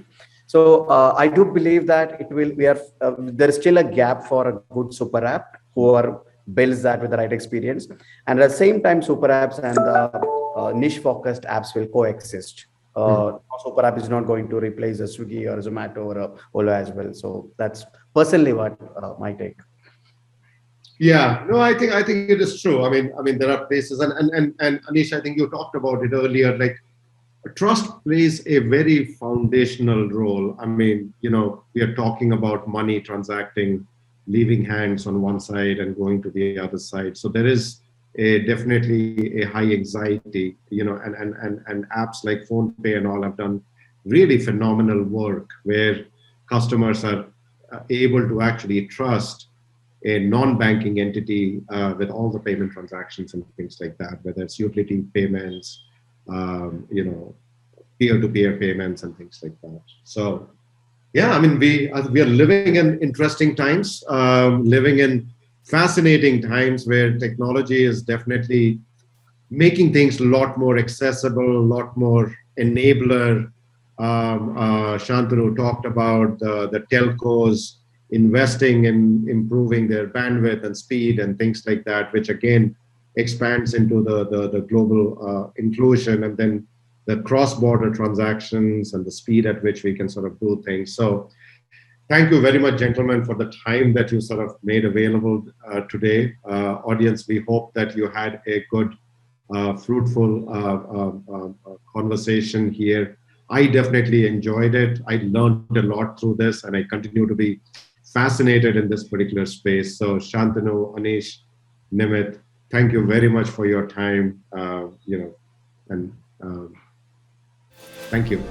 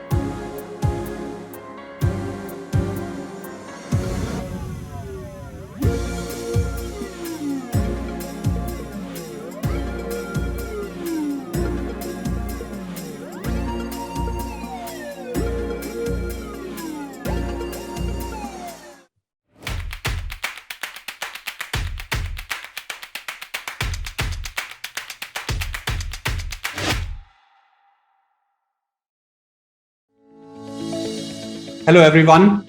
Welcome to this session that we are actually going to conduct with some of the very eminent folks in the industry on healthcare. Technology has been a critical disruptor in every facet of life and literally turning the world upside down with each pivot. This is not new. Every significant change in our civilization has been driven by technology, right from early humans. After all, the first tools that were developed were technology transformations as well, in terms of what the early humans did. Today, the same transformation is seen with increasing sophistication at every single level in the system, especially things like AI, which are completely transforming everything. And we're going to talk a lot about it as we go along. As per Wikipedia, Sushrut, from 800 BCE in the Indian subcontinent, is known as the father of Indian surgery, and the father of plastic surgery, for inventing and developing surgical procedures captured in what was known as the Sushrut Samhita or compilation. How far have we come from there with telemedicine, powerful surgery assistants, wearable technology, and AI-driven diagnostics? However, we will probably just scratch the surface. And as the future unfolds itself, we have immense opportunities and possibilities in front of us. We are at the precipice of another pivot. Today, to discuss the future of healthcare in the country, where it probably all started, we have with us Rajiv Sikka, CIO, Medanta Hospital, an Indian chain of multi-speciality medical institutes based in Gurugram. Rajiv has key achievements in enhancements of core ERPs of the hospital and adopting digital synergies to roll out hospital's 5-year digital roadmap.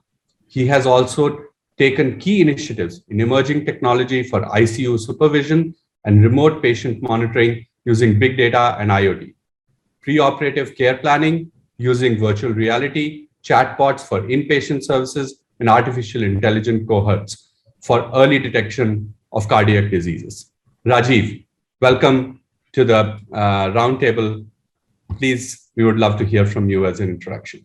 Great to be part of this panel discussions, and great to hear that Walmart, despite being known for a different industry vertical altogether, is now thinking about bringing tech into the healthcare, which is a very desired need of the nation as a whole.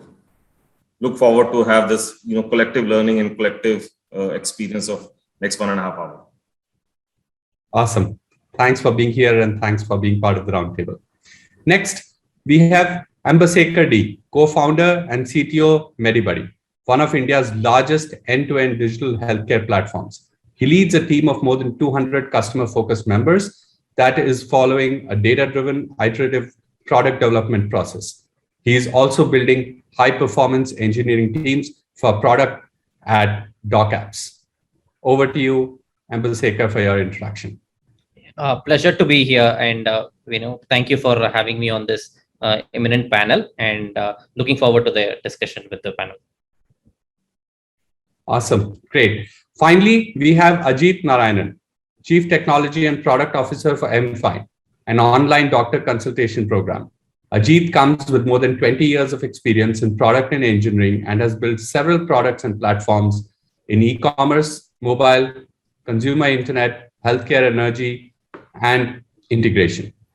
Welcome to the roundtable, and Ajit, few words from you. Thanks for having me here, and I'm looking forward to the next 1.5 hours of learning. I think more than anything else. So thank you once again. Awesome. So here is what we're going to do, folks. We have a bunch of 5 or 6 different core topics, and I have some set of questions that I will pose to each one of you, and post your answers. It'll be great if anybody has any points, please raise your hands and we can have a little bit of discussion on it, or we just keep going through the set of questions. Let's try to make it as interactive as possible in terms of what we can get as information for all the viewers. So let's start with the first section, which is healthcare reform and future of healthcare. Let me start with you, Rajiv. In an intense, critical, and dynamic sector like healthcare, electronic medical records, or EMR, is an extremely important and basic need. Despite its acceptance and importance, EMR has a lot of adoption challenges. There is Ministry Report of 2018-2 on EMR adoption challenges. Amidst EMR struggle to scale, how do we go to the next level towards the future of healthcare by much better adoption for EMR? Sure. So, Rohit, you very rightly said that EMR has a strong importance, and what it does is that it ensures continuity of care and further optimizes. In a healthcare sector, life without EMR is nothing. But at the same time, challenges are also there, despite knowing its importance. And there are challenges because of multiple reasons, which are all genuine reasons. ROI is one, change management is one, lack of technical resources another one, technical and functional resources, I'll say, non-standardization, interoperability, which a lot of people are talking about, connected hospitals. Some of these are very genuine challenges, and country as a whole and industry sector as a in particular is struggling on this. Now, having said so, there are, according to me, this challenge will continue, but at the same time, market is also going in a different direction altogether. And what I call it as a beyond EMR. And what, according to me, is the future is both EMR and beyond EMR. Let me explain what I meant by beyond EMR. First, understand EMR. EMR, according to me, is nothing but a basic standard system of records. And it has some workflows for caregivers to interact between them. And on top of that, it do some process optimizations and do some MIS around that. Is it important? Yes, it is important, because had it not there, the kind of volume which hospital sector operates, we do more than 2 million tests per annum. We do more than roughly million radiology tests per annum. We do million OPD and IP encounters per annum. So 4 million patient records in a year is too much to handle without system of records. But at the same time, what's happening is that these are, according to me, foundational technologies. While what sector and nation needs is a transformational technologies. And that's what I call it, the beyond EMR. Now, what is the meaning of transformation technologies? According to me, is to do more with less. What is this more? More productive, more proactive, more value.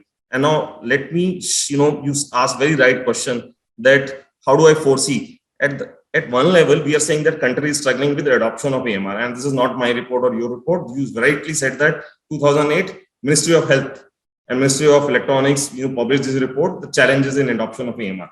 So just imagine that you don't have a basic system of records. But at the same time, there is a parallel track going on. We had a couple of years back challenge with the landline in the telephony, and suddenly country moved to the mobile. So same thing will continue. Both will coexist for some more time. And according to me, a drift will happen when some of these transformational technologies will become more mature. And what are these technologies? You rightly said AI. You said VR. You said, according to me, big data and IoT, because that's where IoT is very strong in healthcare industry. And once they become strong enough, the whole concept of healthcare industrialization, or in a simple term, healthcare for all, will evolve. These are, looks like very, very theoretical terms, but let me give you a very simple example. We run country largest CSR, which is TB-free Haryana. TB is one of the most communicable disease. It's very prevalent, and number of people who died per year in the TB is more than the number of people who are dying in COVID. But probably it's a poor people disease, so nobody looked into that. Now, what we have started doing is that, so here we don't have any EMR. We go to rural areas or typical districts, and what we do is that we do a chest X-ray. Now, what is the importance of chest X-ray? Chest X-ray is low cost, very easy, non-invasive diagnostic tool. It's one of the cheapest. Now, what happens is that yet taking an X-ray takes probably 2 minutes or 3 minutes, but reading takes hours and hours because we don't have radiologists. Now, we don't have the radiologists because the ratio of radiologist versus patient is very, very poor, not just in India, but worldwide.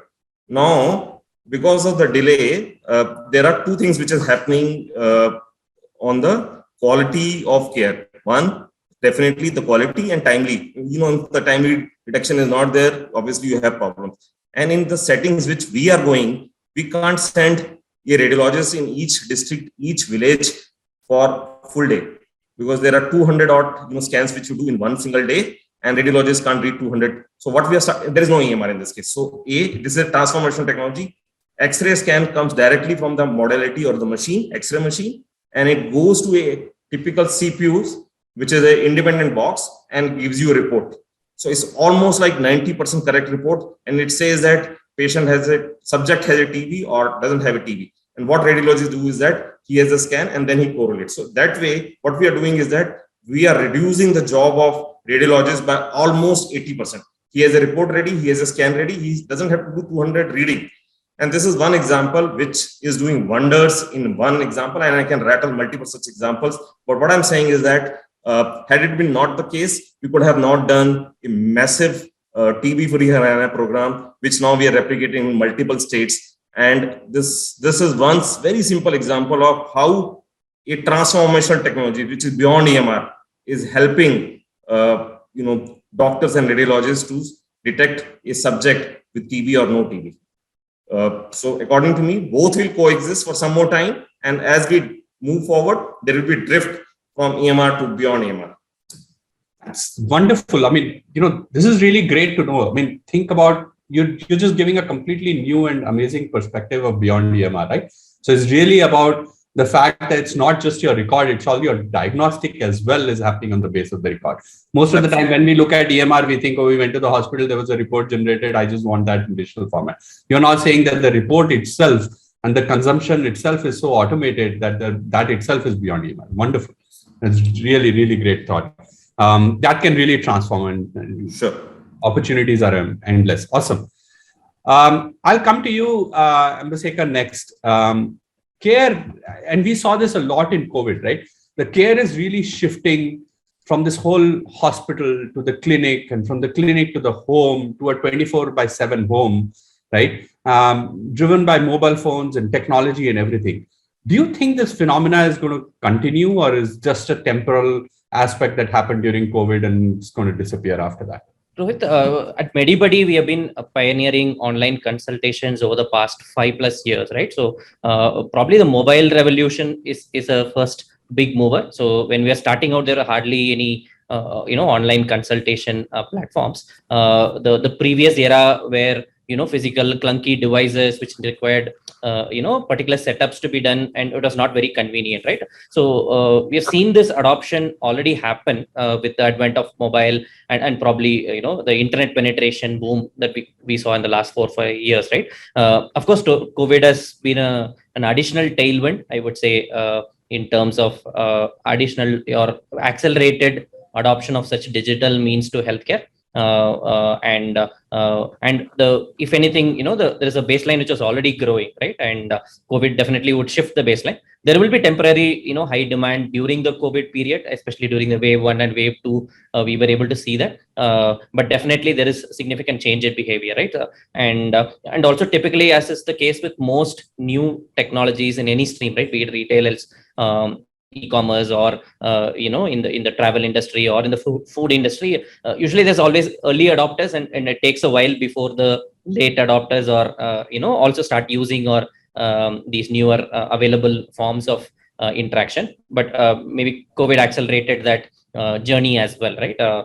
With the entire world shaken up, and it became a necessity rather than an option or a convenience, and many of us were forced to adopt such things. This is right, not just from individual point of view, right from the caregivers, the providers, be it the doctors, the hospitals, the associated ecosystem of pharmacies and laboratories and diagnostic centers. So all of them had to evolve and adopt not just the digital means, but sometimes also at home care, right? Like even that has seen significant movement, right? Be it care at home became important, more so than COVID related cases. Even other specialties, right? The non-communicable illnesses that needed to be taken care of, we're also seeing an adoption. So that's giving me a strong belief that it is here to stay.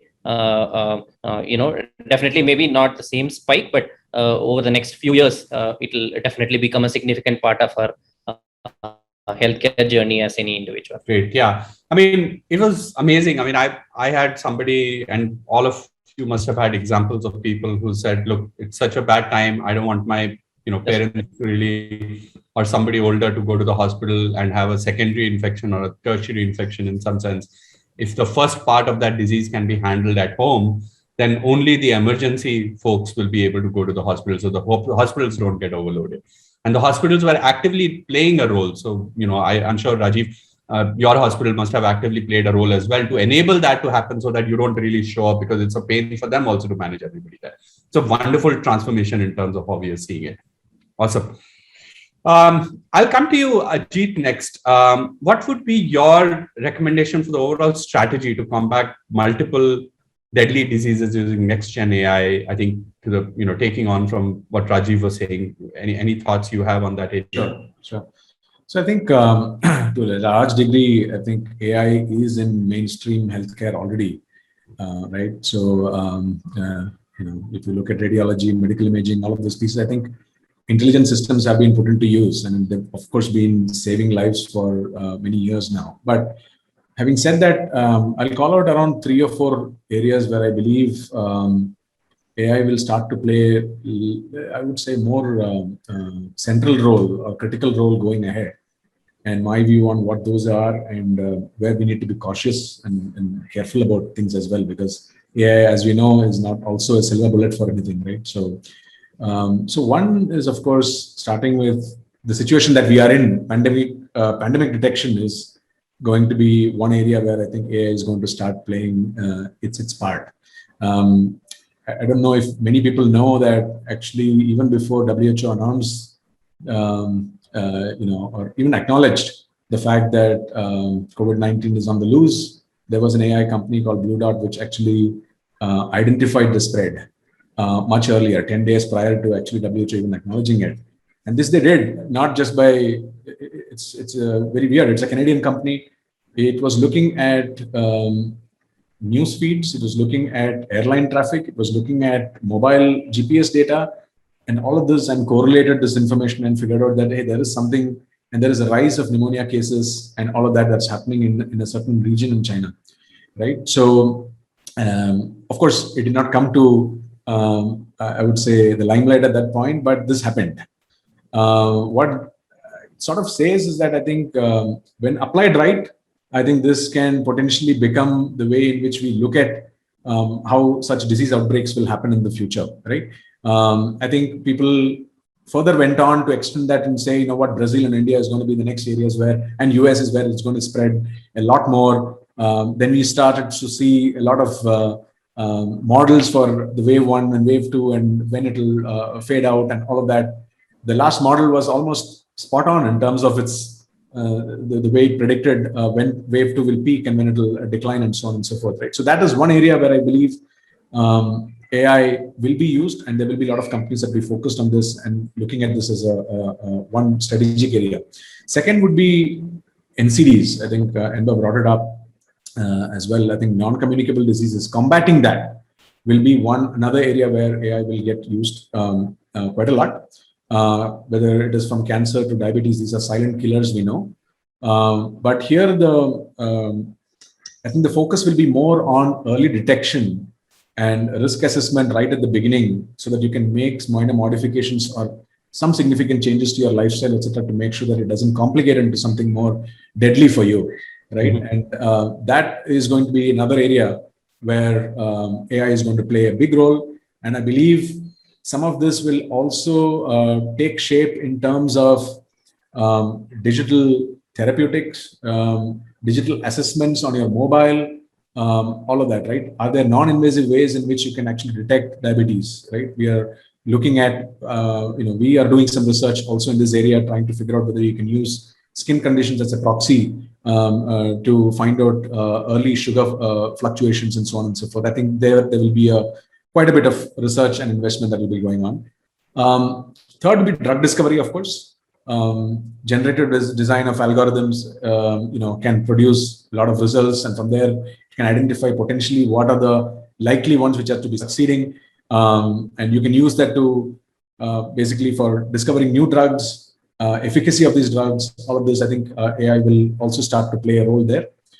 And the last, and I believe this is where it's going to be the most impactful, is going to be assistive tech for doctors and providers. I think, rightly pointed out by Rajiv as well. He gave the example of radiologists. That's where I think with the EMR and the data and the longitudinal data, very important to know that. I think if you have historical data of patients and if you're able to collect that, there is a lot that you can say.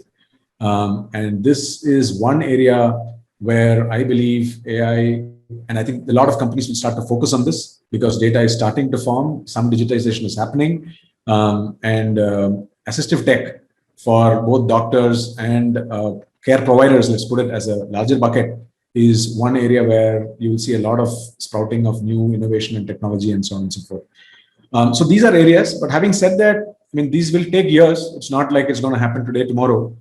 I think strategically it is also important for all of us who are in this game together to also understand, and also consumers to understand that sometimes hype, outstrips reality, and especially when it comes to AI and new age technology, etc. So we should be cautious that we should not be taking ill-informed decisions or deploying something too fast into production, leading to, let's say, non-desirable outcomes and things like that. So we have to play it cautiously, but strategically, I would say these are the four broad areas that I think people will start to invest in, and you'll see a lot more play in the AI game. Yeah, I agree. I mean, I think we've sort of scratched the surface. It's very interesting. When I did AI in, I used to work in advertising systems, and we used to have this AI and R value and everything else. Now I have my kids who come and say, Dad, the R value in Bangalore is increasing. So, it's a problem. So everybody is looking at, graphs and, how COVID, I mean, in many ways, it has gone to the masses now because they're all doing predictions of what's going to happen next. So sometimes events like this just speed up many years worth of this thing. So in retail, for example, we say that, retail has just fast forwarded, COVID has just fast forwarded the future of retail by many, many years in a very short period of time. So on that aspect, let's talk a little bit more about retail healthcare model that will transform the traditional healthcare model. So let me come to you, Nbasekar, first. Retail healthcare is expected to provide convenient and quality treatment and care to millions of people in a country like India.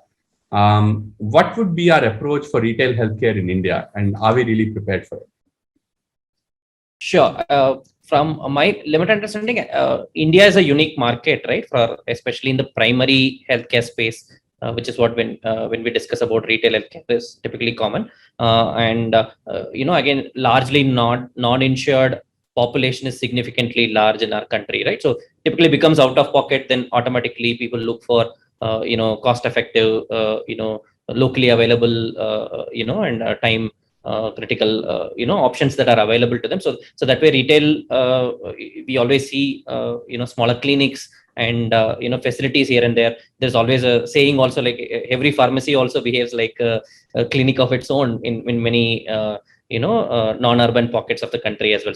So at least in the minds of the people and the ecosystem, it largely exists, but to make it into a large scalable business models, it has definitely hasn't happened so far yet. So but that's a great opportunity in front of us, and primary healthcare improvements is what can fundamentally lead to great eventual outcomes. So definitely that's an opportunity to go after, but challenges is typically around investments, the scaling, or finding the right business models would what will decide whether how big or how large this can become. Really interesting. Every single pharmacy, as you said, is like a small healthcare provider by itself. And this is true in cities. Imagine how true it is in rural areas, right? So thanks for that context. Let me come to you, Ajit, and I think you touched on this a little bit. Virtual reality, augmented reality, 3D printing, robotics, and nanotechnology. There has been an increase in technology adoption in healthcare.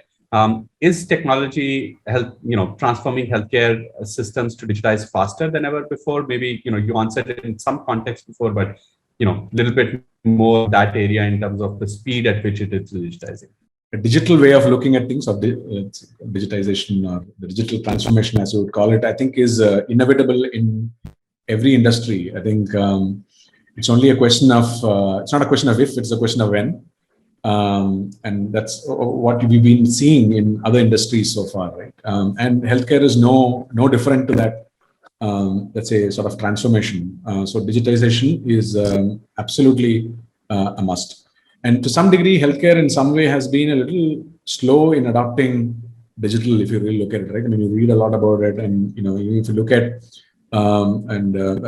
Rajiv touched upon that, the adoption of EMR and why we should not be thinking EMR now, but it is beyond EMR and so on, right? So I think it's sort of tried in the past, but I don't think it really took off in the way one would have expected. That's at least the situation in India. West, if you look at the West, I think a little bit more due to regulatory reasons, etc. A lot more digitization has happened.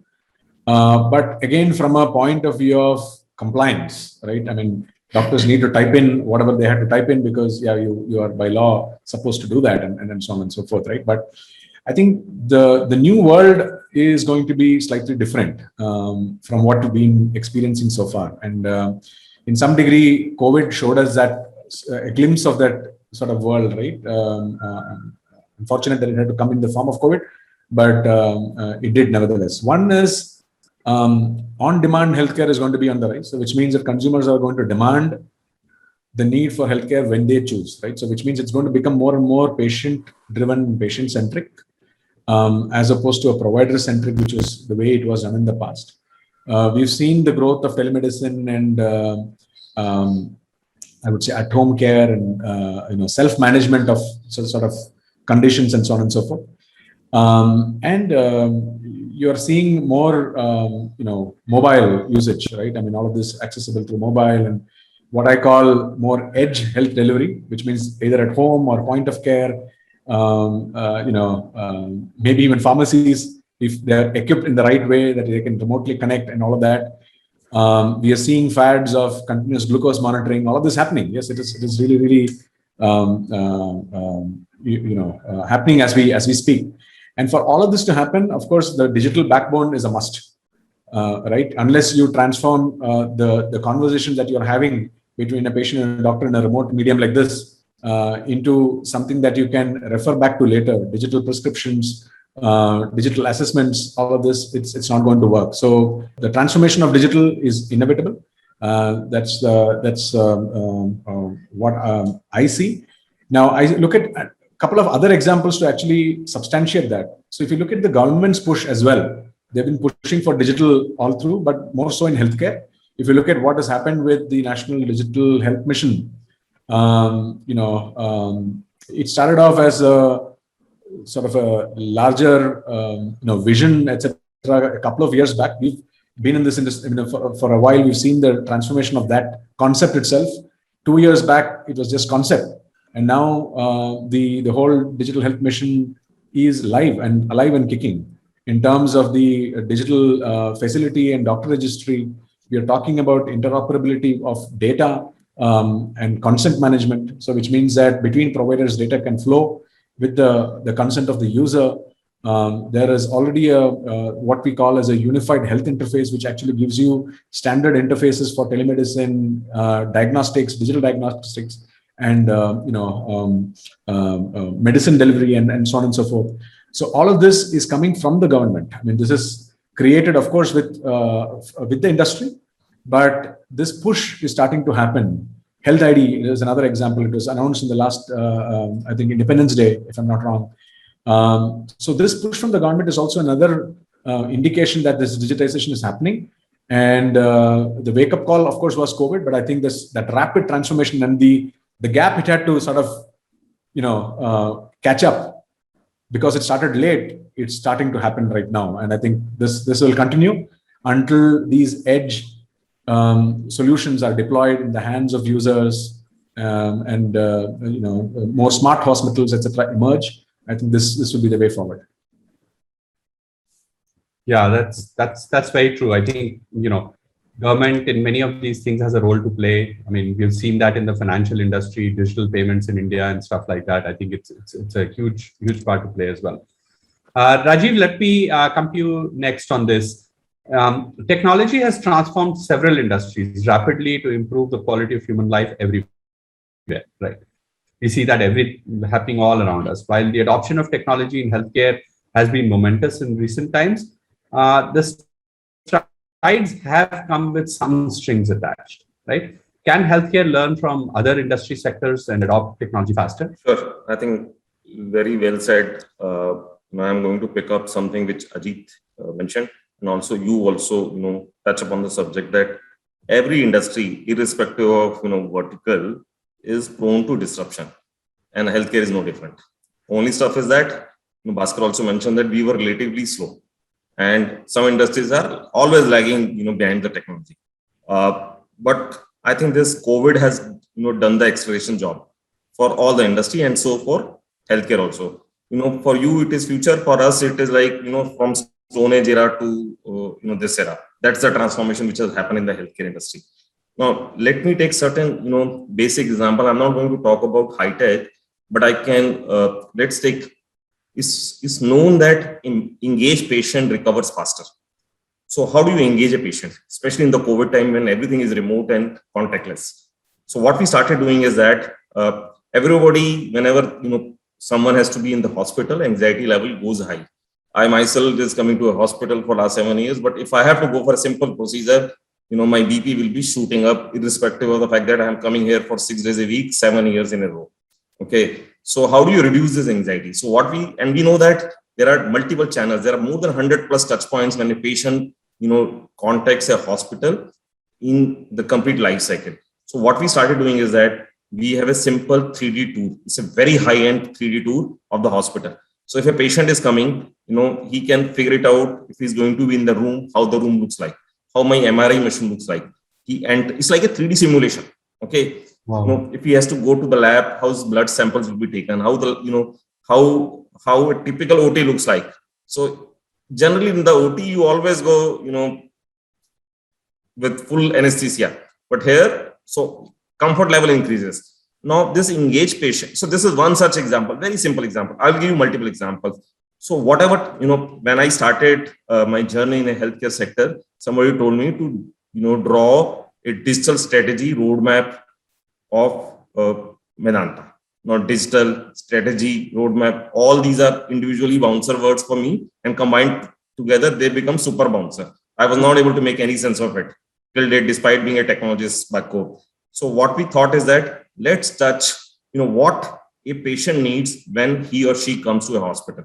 He or she comes to a hospital in a typical OPD environment, or for a lab test or radiology test, or in an emergency, God forbids, or for an admission, for any procedure.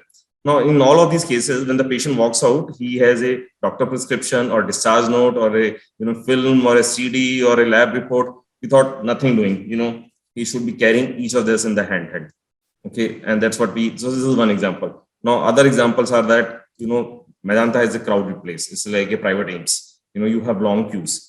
We don't want patient to stand in a queue and just half an hour for billing, half an hour for nursing assessment, filling the forms and other stuff. So each and everything patient can, it's like book my show. You choose your doctor, you choose your date, you choose time, and then you will get a slot 10:06, 3:05. So precise slot he will get. He has an option to pay in advance. So it's like a boarding card. You swap like so this is one example from the airline industry.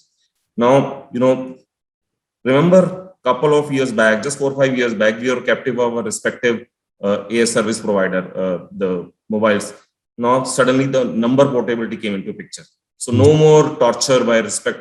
So your EMR and your handheld device is a doctor portability or is a hospital portability. Tomorrow, if you are shit scared of this doctor or shit scared of this hospital, you don't like it, you carry this anywhere. And that's what Ajit also mentioned about NDHM. That's what NDHM is doing. They say that you have this, you go anywhere. And that's another example of a technology. You don't have to, I'll give you more example. We recently last year, we realized that hospital is not like a Swiggy or Zomato where youngsters are, chatting on the mobile phone. We realized that patients are more comfortable with chat. Okay, so we did WhatsApp chat. A simple, very simple tech implementation. As soon as you say hi, that on this phone number, who are the 5 patients who are registered in case, more than one patient registered, then it will ask you that, okay, tell me which patient wants a service. Patient number 2 wants a service. What service? Doctor consult, lab, care at home, radiology, whatever. And then immediately, as soon as you select a doctor, date and time comes, it suggests you, if the doctor is not there, it suggests you alternative doctors of the same specialty. So these are very simple technologies that within 1 minute, you can book an appointment for a doctor or a lab within 1 minute. And this is in production. Favorite of the stuff. I'll give you another example. Alexa. Okay. Alexa, we all know, we play with Alexa. So we have video Alexa in a bedside, in a IP room. And its other point is connected to the nursing unit. Now, you have traditional bell. A patient brings the bell. Nurse has to run all the way. In the COVID period, we were having serious problems with the staff. Now, in this particular case, this is a very simple but very beautiful example. As soon as, patients say, Alexa, please call the nurse. So nurse will come on the video. Nurse will ask, sir, please tell me, ma'am, please tell me what do you want. He says, I need a blanket. Now for blanket, otherwise nurse has to rush all 50 meters to just ask, what do you need? Blanket. Blanket is not a nurse's clinical responsibility of a nurse. So as soon as, Alexa heard blanket, it will pass that message to housekeeping. Housekeeping guy will go. So this is another example of a simple technology, which is already prevalent in a lot of other industry verticals. Now I'll tell you more important and more critical, examples. Country has no shortage of probably good cardiac surgeons or neurosurgeons. We feel that cardiac surgeon is great. Country has severe shortage of ICU doctors. Now in this particular case, ICU setup is easy, but finding an ICU doctor is very, very difficult. So what we have started doing is that we took a couple of hospitals during COVID period in the vicinity where ICU doctors were in short, because we were aware that ICU is going to be in dire need. So what we did is that we set up the remote ICUs, which means that I set up the connectivity of those ICUs into my control room into Medanta ICU. So which means my doctor who's looking into the 200 bedded ICU unit within the hospital, he has the bandwidth, or the team has the bandwidth to accommodate another 200 odd beds in the remote hospitals where the ICU doctors were not there. And that's how we kind of augmented our 200 ICU bed to 400 ICU without even adding one single doctor in the kitty, which was a kind of a, experimental stuff picked up from the other industry verticals, that how do you do remote connectivity of devices, and just, call the guy on the other side that please do this, increase the ventilator or have the infusion pumps or, have the supporting drugs like this. So these are some of the examples which, according to me, we have picked up from other industries which were very, mature in the other industry verticals. WhatsApp chat is a simple example. Banking have been doing it, insurance have been doing it, retail have been doing it for ages and ages. So according to me, I think your question was that how fast we can adopt. I think had it been no COVID, we could have taken decades and decades. By the time those technology could have vanished, but we were able to, jumpstart and learned and make sure that patient get benefited and caregivers get their life becomes easier. That was the only two goals for us in this last 18 months. That's a wonderfully apt examples, Rajiv. I think I love the whole idea of know your hospital, know your environment before you get admitted. I mean, we use it in retail to say, before you buy a product, you can experience the product and then buy it. And just the whole customer centricity of it is just, that is the part that really is wonderful, because retail is really about the customer, right? So really making customer as the center of what you're trying to do is a fantastic example in terms of what we can see happen in this space. Let's move quickly to another section, which is on smart and connected hospitals. I think we've covered some of this in some of the other questions, but maybe quickly touch upon some additional aspects here. And since it's a question about hospitals, so maybe apt to start with you, Rajiv. With rapid digital adoption across all industry sectors in recent times, the hospital industry is poised to benefit, right? From many of these technologies, and you talked about it, right? A lot in terms of what you already gave an example of. Can digital transformation across the hospital industry sustain the pandemic levels? I think that is an important question that is really on everybody's mind. Can we really sustain this? Sure. So I think I'll start with a famous line that once tiger tastes the blood, tiger will not eat the grass. So tiger have tasted the bloods. So doctors have tasted the bloods, patient have tasted the blood, they will not eat the grass. So let me support this with certain examples. Quite early in the pandemic, we realized that, and Ajit and both mentioned about this, that care away from the hospital is the new norm and the future of care. Because as a nation, we don't have enough infrastructure and resources to accommodate each and every patient in the hospital. If a patient can be managed at home, let him manage it, care. So I do remember Delhi government and central government said that, am I audible? Yes. Yeah. So, government said that we could have home isolation. It's absolutely okay, provided you have certain parameters. It was announced on a Saturday, and within 48 hours on Monday, we were ready with a whole concept of how care away from the home can be given. And this was, nobody else could have thought about how care can be given, away from the hospital, and our hospital is going to lose their revenue. But we realized that this is additional revenue without using your infrastructure. So, we are a hospital for profit. So what we did nothing. In 48 hours, you can't build a robust, high-end tech solution. So we came out with a very pragmatic solution. A link goes to the patient who wants to get registered. He will do self-declaration as per the Government of India norms, and OTP will go to him. He will register himself. So simple, OTP driven. Everybody knows how to, after net banking, everybody knows how to do OTP. So what we started doing is that we started capturing, we started telling him to capture his vitals on a daily basis. If he has difficulty, nurse will call him at 9 o'clock, because by 9 o'clock, every nurse will know that out of this 100 patients, how many have not registered their vitals. And a call goes. And then any threshold which is above and below basic, value prescribed by the doctors and Government of India, we used to, call the patient by a doctor, and the care was taken care. Anything which goes beyond, we thought that let's bring him to the patient. But we did more than 10,000 not patients in that, roughly 2.5 months of the wave one. And we only brought probably less than, 200, 300 patients to the hospital. So which means that 9,800 patients were taken care. This is one example. And I want to take this more on the non-technical side. See, one, care away from the hospital. Second, we realize that done is better than perfect. Okay. So if you think about, ERP mentality, project will take 6 months for us to come out. So we decided that let's do it and then fix it slowly as we move forward. Okay. Because it's not a surgical stuff, which will make life 1 or 0. Third thing which we realize is that patient behavior have started changing with respect to COVID. People were shit scared to come to the hospital. And we, Medanta, on 4th of March 2020, we were the first hospital to accommodate 14 odd Italian patients on a 4-hour notice from the ministry. That there are these 14, COVID patients, Italian, you have to accommodate that. We were able to set up the hospital within 6 hours, total different infrastructure was in place, entry, exits, protocol for donning and doffing, which means that how do you wear a PP kit? That the PP kit was not there, but we realized that how to wear it. Okay.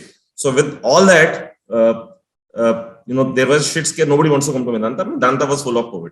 So we realized that there are 3 important specialties which needs immediate care: neuro, cardiac, and cancer chemo side. Now, on the cardiac side, I'll give you a simple example. We got FDA approved simple pen drive equivalent ECG device, and we started shipping to the patient home.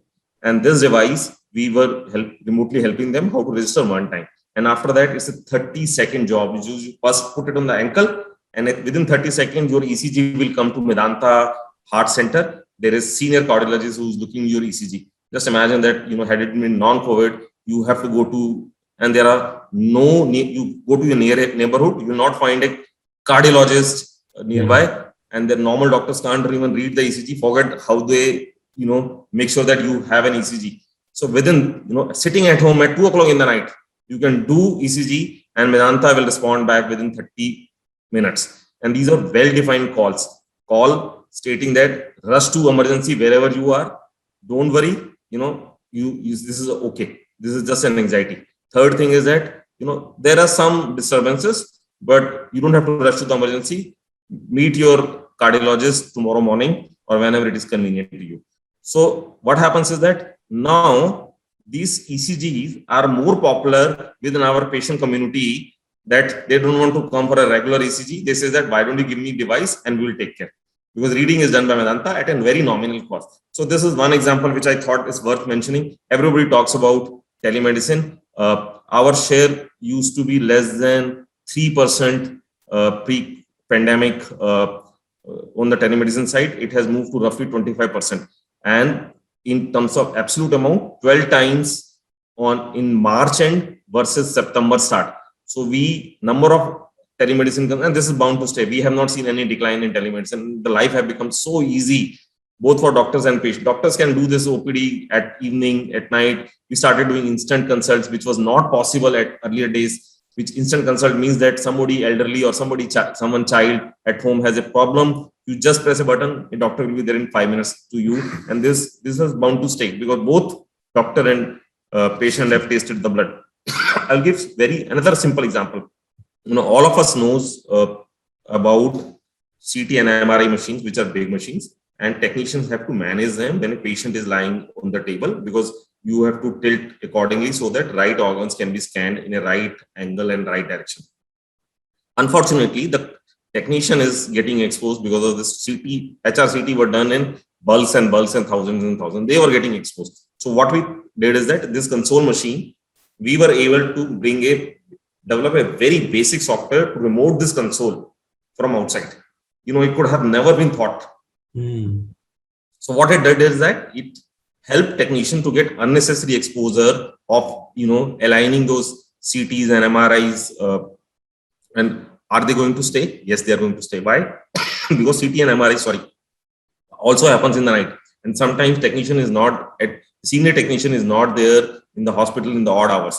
80 million CTs are done per annum in US, and out of this, significant portion is done in the odd hours. So just imagine that now a CT technician or an MRI technician sitting at home take the control of that console, help the patient, and this is bound to stay now. This is definitely bound to stay. It is not a high-tech technology. These are simple technology. Only adoption challenges are there. Now it will not be there. So, coming back to your basic fundamental questions, can we sustain the pandemic levels? Yes, we will, because there is no other option. Care away from the hospital is bound to be there. Otherwise, we'll not be able to bridge the gap which the country has, both for doctors, nurses, paramedic staff, technician included.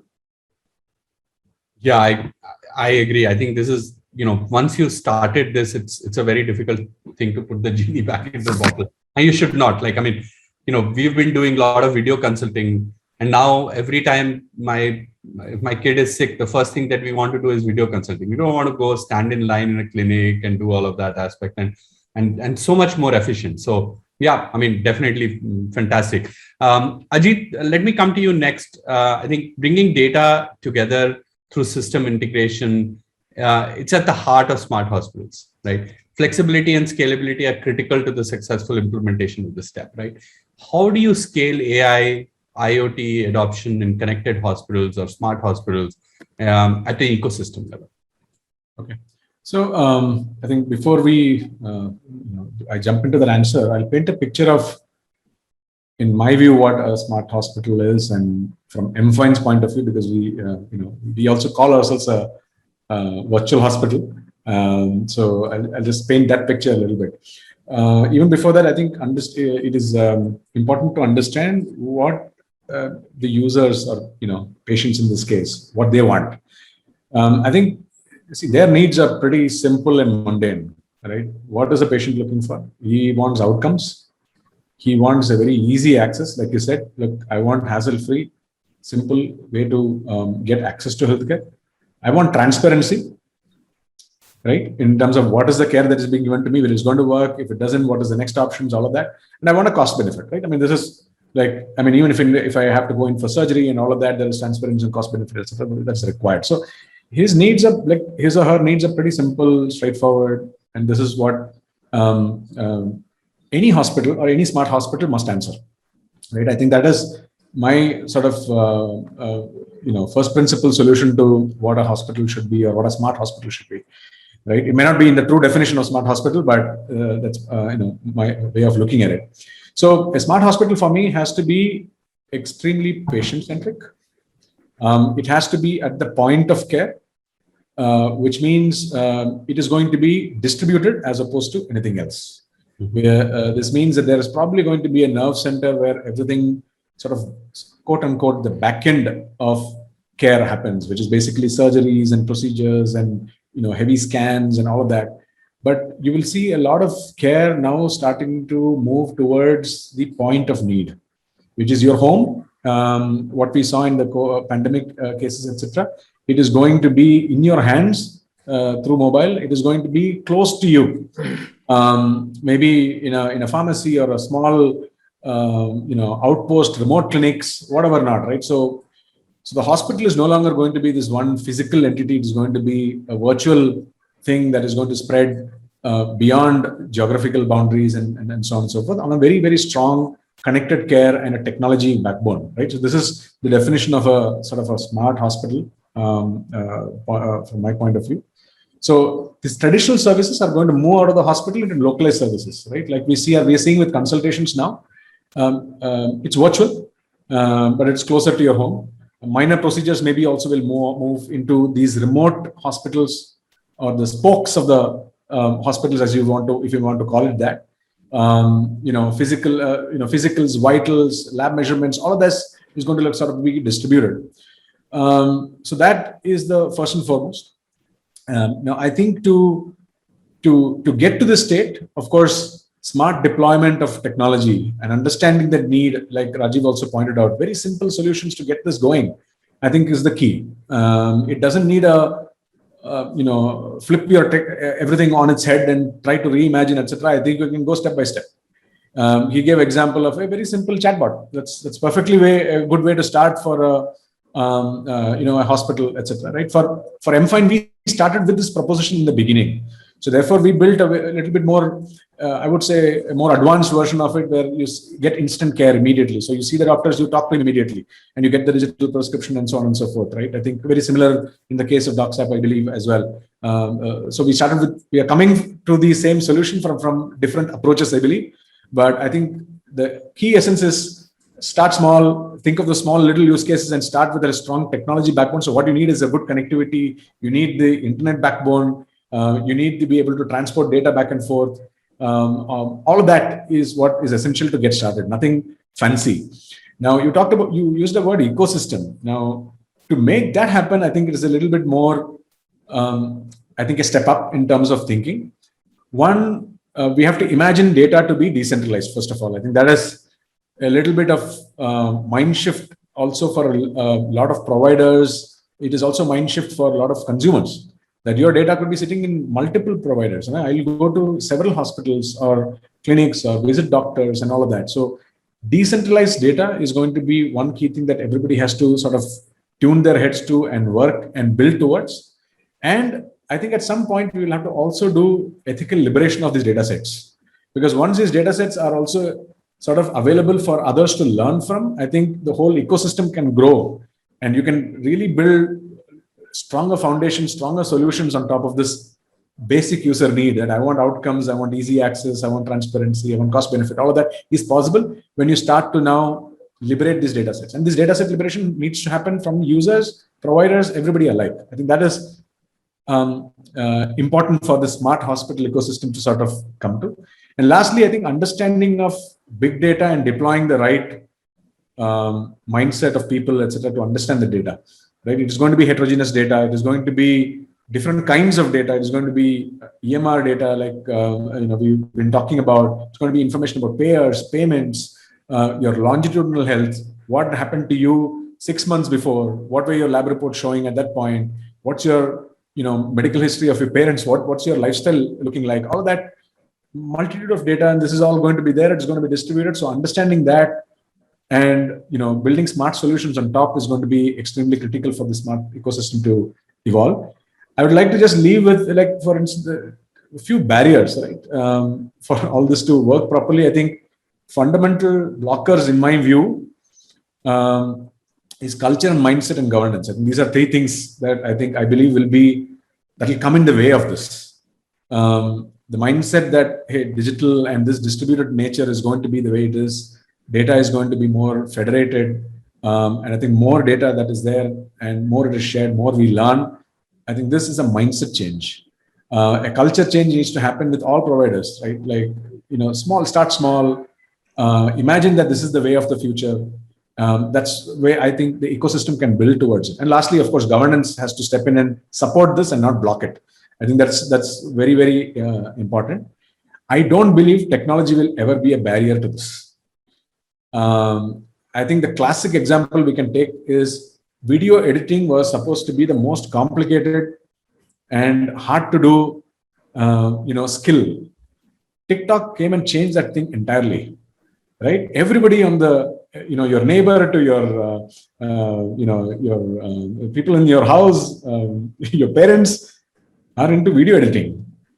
So I think smart solutions deployed on top of all of this, I think will just breach that barrier that technology is ever going to be a barrier to all this. So it's not going to be consumers. It's not going to be technology. It is going to be all of this that needs to work together more from the provider and our thinking that will make the smart hospital ecosystem work in the future. Yeah, my view. Yeah, I like that, the whole thing. You said the culture, the governance, and what's the third one? Mindset. The culture, mindset, and governance are very important. And I see right here, right? I mean, you come from a virtual hospital background in terms of how you are figuring out how you can come virtual and then have the physical and sort of distributed model of doing it. And then I see how an established hospital like Medanta coming in from a very established model to a more virtual model. And that's sort of where I think the beauty of eventual healthcare will reside in terms of building these smart connected environments. Fantastic, great discussion on that. And Sekhar, let me get to a different, sort of slightly different aspect in terms of what we are doing. there has been a lot of consolidation in the healthcare industry, right? Small physician groups combining to make hospitals, telemedicine providers, pharmacy groups. Consolidation is presenting, many cyber liability issues, right? Can data security be maintained while this entire dynamic environment, right, that of information exchange is happening? Because patient data is at the core of everything. So, what's your thought on that area? Sure. No, with, of course, with growth in adoption of digital, technology and the flood of information that is being available digitally, has its pros and cons, and probably this is one of the cons that we have to mitigate strongly, right? Right from ownership of data, best practices on, how to deal with it. Of course, we are not yet a mature digital,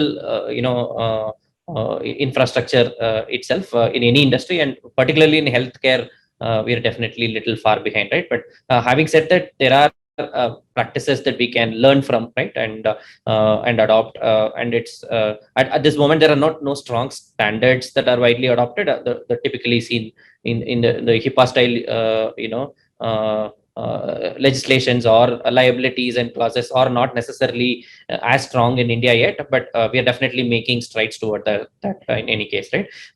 Specifically about consolidation, more than consolidation with NDHM and NHA and so on, there is already efforts towards having this information in or the controls in the hand of a individual, right? So even outside of the consolidation, it's still, even if two companies are not coming together or acquisitions and mergers aside, it's still anyways a large challenge to solve, right? Today, it's a very, today for a care, typically a person ends up, interacting with 3 to 4 different entities, which are distinct today, right? A prescription generated in a clinic ends up at the desk of a pharmacist who's a independent, unit, and again to a laboratory, and the reports. It's still already interconnected. There is just that digital is making this, very, very convenient for the customer, but it leads to also more responsibility, right? Because there is an accumulation of information. So it is going to be a challenge. It is an area that we have to learn,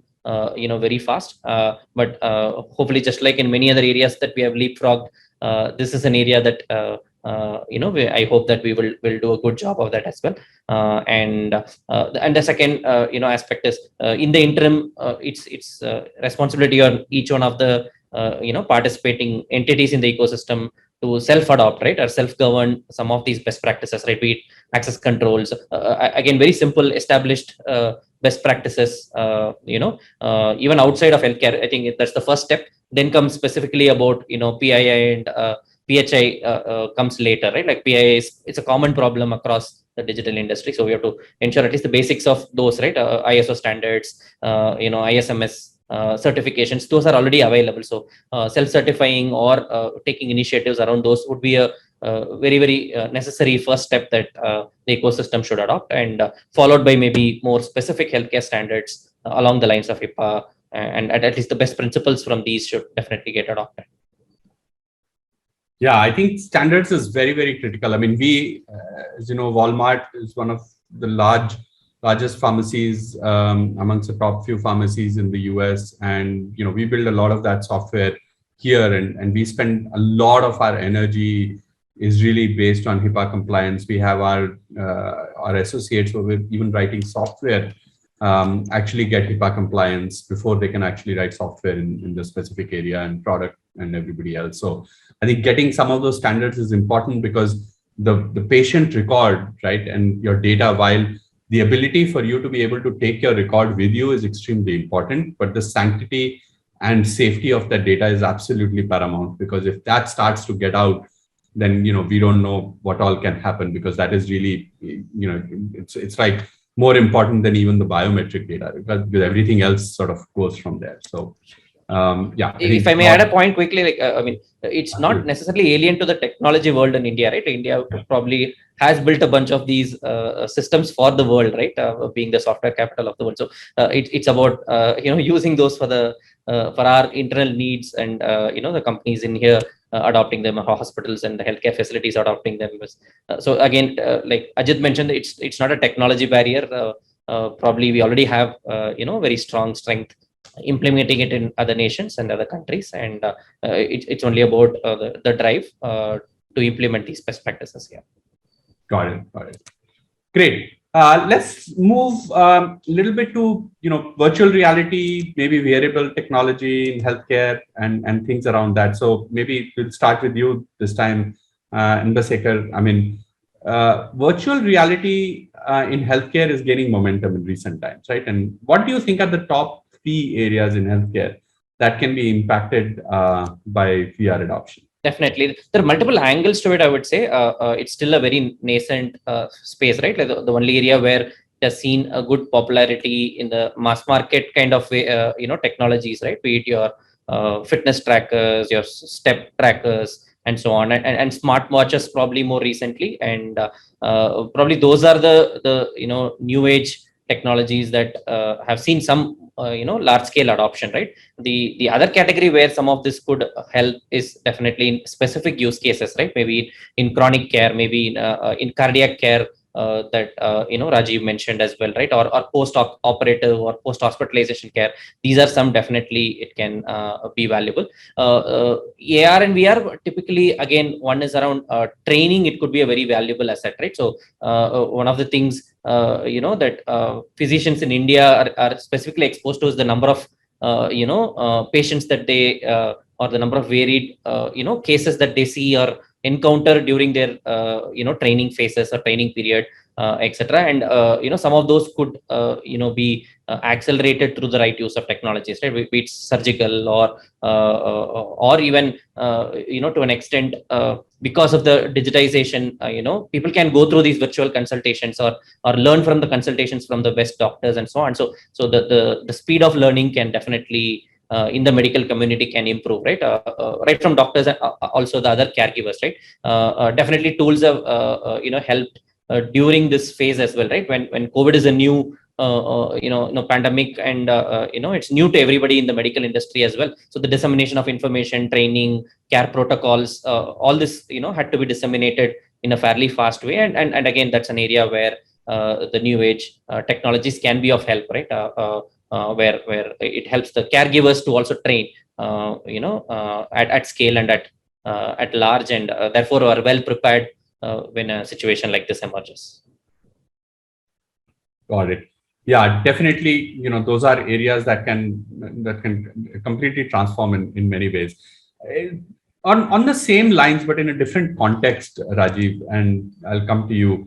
We all understand that there is a huge gap between desired caregivers to patient ratio. Caregivers here are not just doctors, but includes nurses, technicians, paramedic staff, everybody else, right? Skilling them through traditional methods may take a very, very long period of time, right? How can technology help in that space? Sure. I'll start with with mythology that Dronacharya was only for Pandavas and Kaurav, while we need many Eklavayas to get trained. And you guys may have to put some subtitles in case people are not aware of Ramayana, if you outside India stuff. So we need many Eklavayas across spectrum of the society. So you can build 22 district hospitals in UP and 11 names in the country, but where are those caregivers who can run those hospitals? And I think VR is one such solid arsenal in our kitty which can help. I'll take examples right from surgeon to a doctor to a paramedic staff, because that's what constitute a typical caregiver. Very important and very critical success factor in any surgery is a pre-operative planning. So what it means is that doctor one day before or just before the surgery decide how he's going to plan the surgery. Now doctor relies on typical 2D media, which is a CT or MRI. It's a 2D video, okay, while doctor is operating in a 3D world. Now the transition from 2D to 3D is a skill of a doctor, how experienced, how smart, how how many surgeries he had done of the similar kind. Now in this particular case, let's assume and shift to VR or immersive reality. I'm going to use these words, immersive, virtual, augmented, collectively. So this VR, what it does is that it takes the real MRI, CT infusion of this and build a true anatomy of this patient in a 3D environment. So what doctor is seeing is that what he's going to open on the day of surgery, that how his brain is going to look like. Okay, so in this particular case, doctor know what exactly he's supposed to do. Instead of wasting time in the OT table and doing, what if analysis, you don't have the luxury of the time in the OT table of what if analysis. That's why doctors are got, because they take the decision then and there itself. So this is one example. And now let's translate this into next step.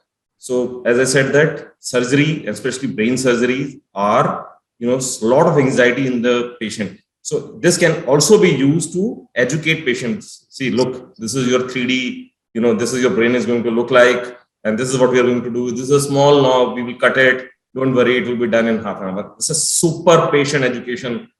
This is one example of VR. And plus you are training surgeons. Neurosurgery can't be trained on cadavers. You can't train a brain surgery on a dead body. Okay, so this is one example. Let me go and take example of phobia treatment.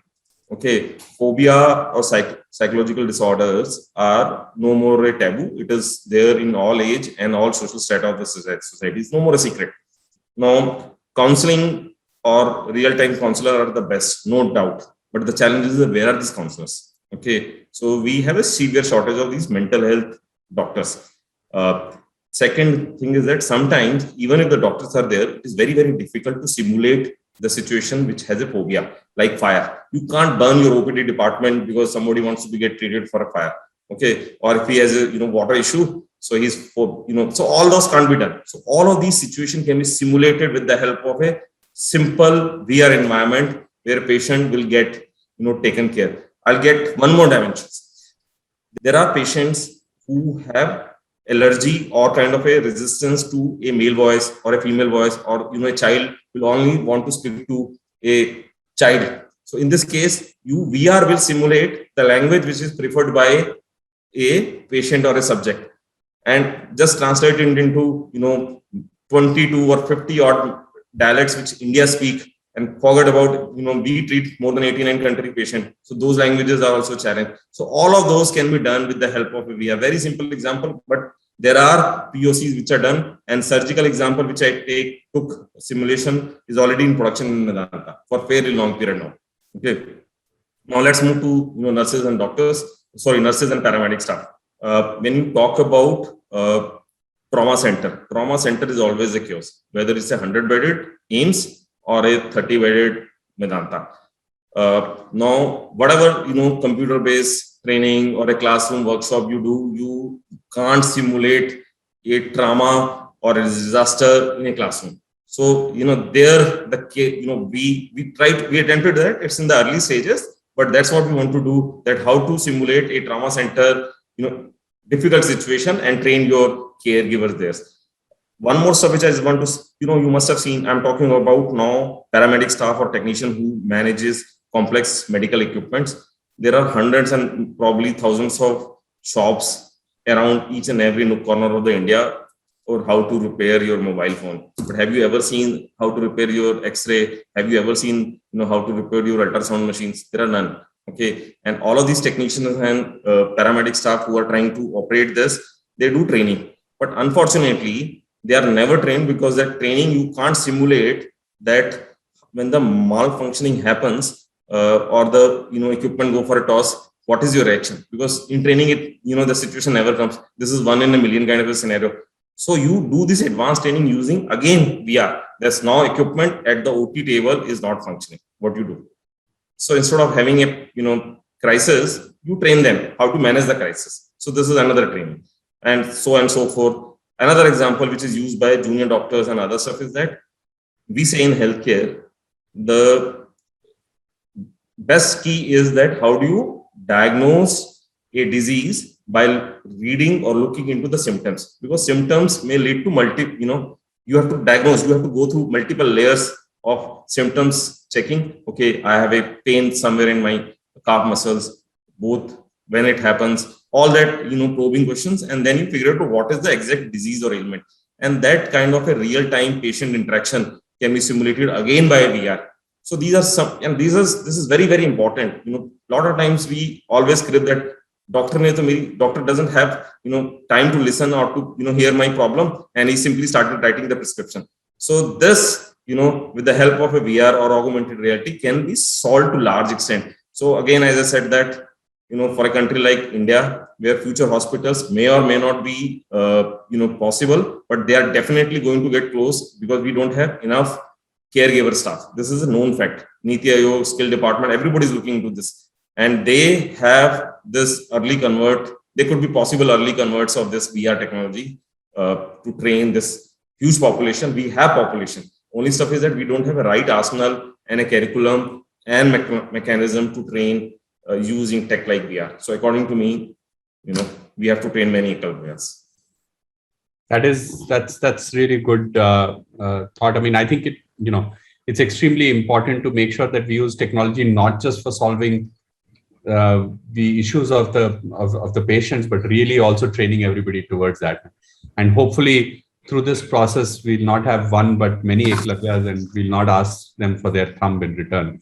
Hopefully this will spur many people who hear this to go read the story of Eklavya. It's a wonderful story from India's epics. Question to move a little bit on data and AI. So Ajit, I'll come to you. AI aims to move medical treatment away from general one-size-fits-all to more personalized solutions. With data analytics capabilities, healthcare companies really can collect, store, and analyze data. What is your thoughts on personalized medicine to be, advanced way of leveraging data and AI? Yeah, I think again, maybe a step back, thinking about why that is the case today, or this one size fits all.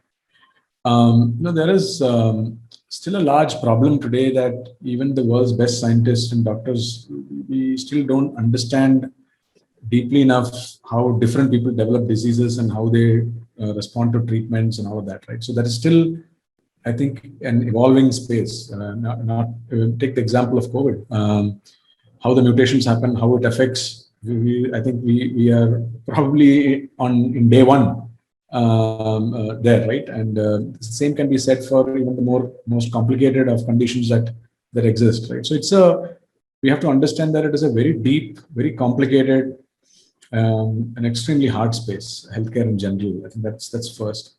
But having said that, I think there are two broad areas of what I would call as personalized medicine that, again, my view, which can actually benefit from data and AI and all of that. So one is what I call as sort of personalized care in quotes, which is a little bit more, being a little bit more human in the whole care process. I think that is a must. A lot of times today, patients do get the feeling that, like Rajiv also pointed out, saying that, hey, he doesn't have time to even listen to me. He's quickly writing down something, right? People view this as inhuman in terms of non-human transaction, right? So there is a care element of that is which is personalized. It needs to be close to me. That is one element of it. The other one is a lot more deeper science of precision medicine, and I'll talk about both. So we'll talk about the personalized care bit. And this is where, at MFine, we've been focused largely on this. We are not a precision medicine, and we don't plan to go in there anytime soon. But on the personalized care bit, I think there are a few things that we can do with data and AI. One is, of course, population-based analytics will help to a large degree to understand somewhat of trends in terms of how certain diseases sort of evolve or efficacy of certain drugs evolve in a certain profile of patients. 40 plus male patients with a certain precondition may react in a certain way to a certain kind of treatment plans given, right? Or their disease progresses in a certain way. This you can figure out as you see more and more cases and more digitization you have, you should be able to figure this out, and that you can do to some degree. Is it precise? It is not, but it helps to some degree. Very simple solutions to things like keeping the patients informed on what they must do during the care process. Care process doesn't end with when the doctor writes a prescription and gives you, it doesn't end there. There is a whole process of adherence and making sure that you follow what is being told, then check back and see if actually outcomes have come to you or not, right? And that needs a little bit of adherence. Simple things like reminders. For us, when we built this whole platform, the one feature that we thought was like a small little thing that we'll provide, but turned out to be the most loved features was just simple medicine reminders. Once a doctor prescribes, telling you that, hey, it's 9 o'clock, please have your medicine, was the most appreciated feature, very counterintuitively. We thought it was, yeah, sure, why not? But it turned out to be the case, right? So simple things like that makes it a little bit more human. Some more deeper solutions here would be, let's say, for instance, when doctors prescribing a medicine, drug-to-drug interaction. If you know what the patient has been having, or if he's on medication, especially in chronic care cases, etc., this is something that you could very easily do.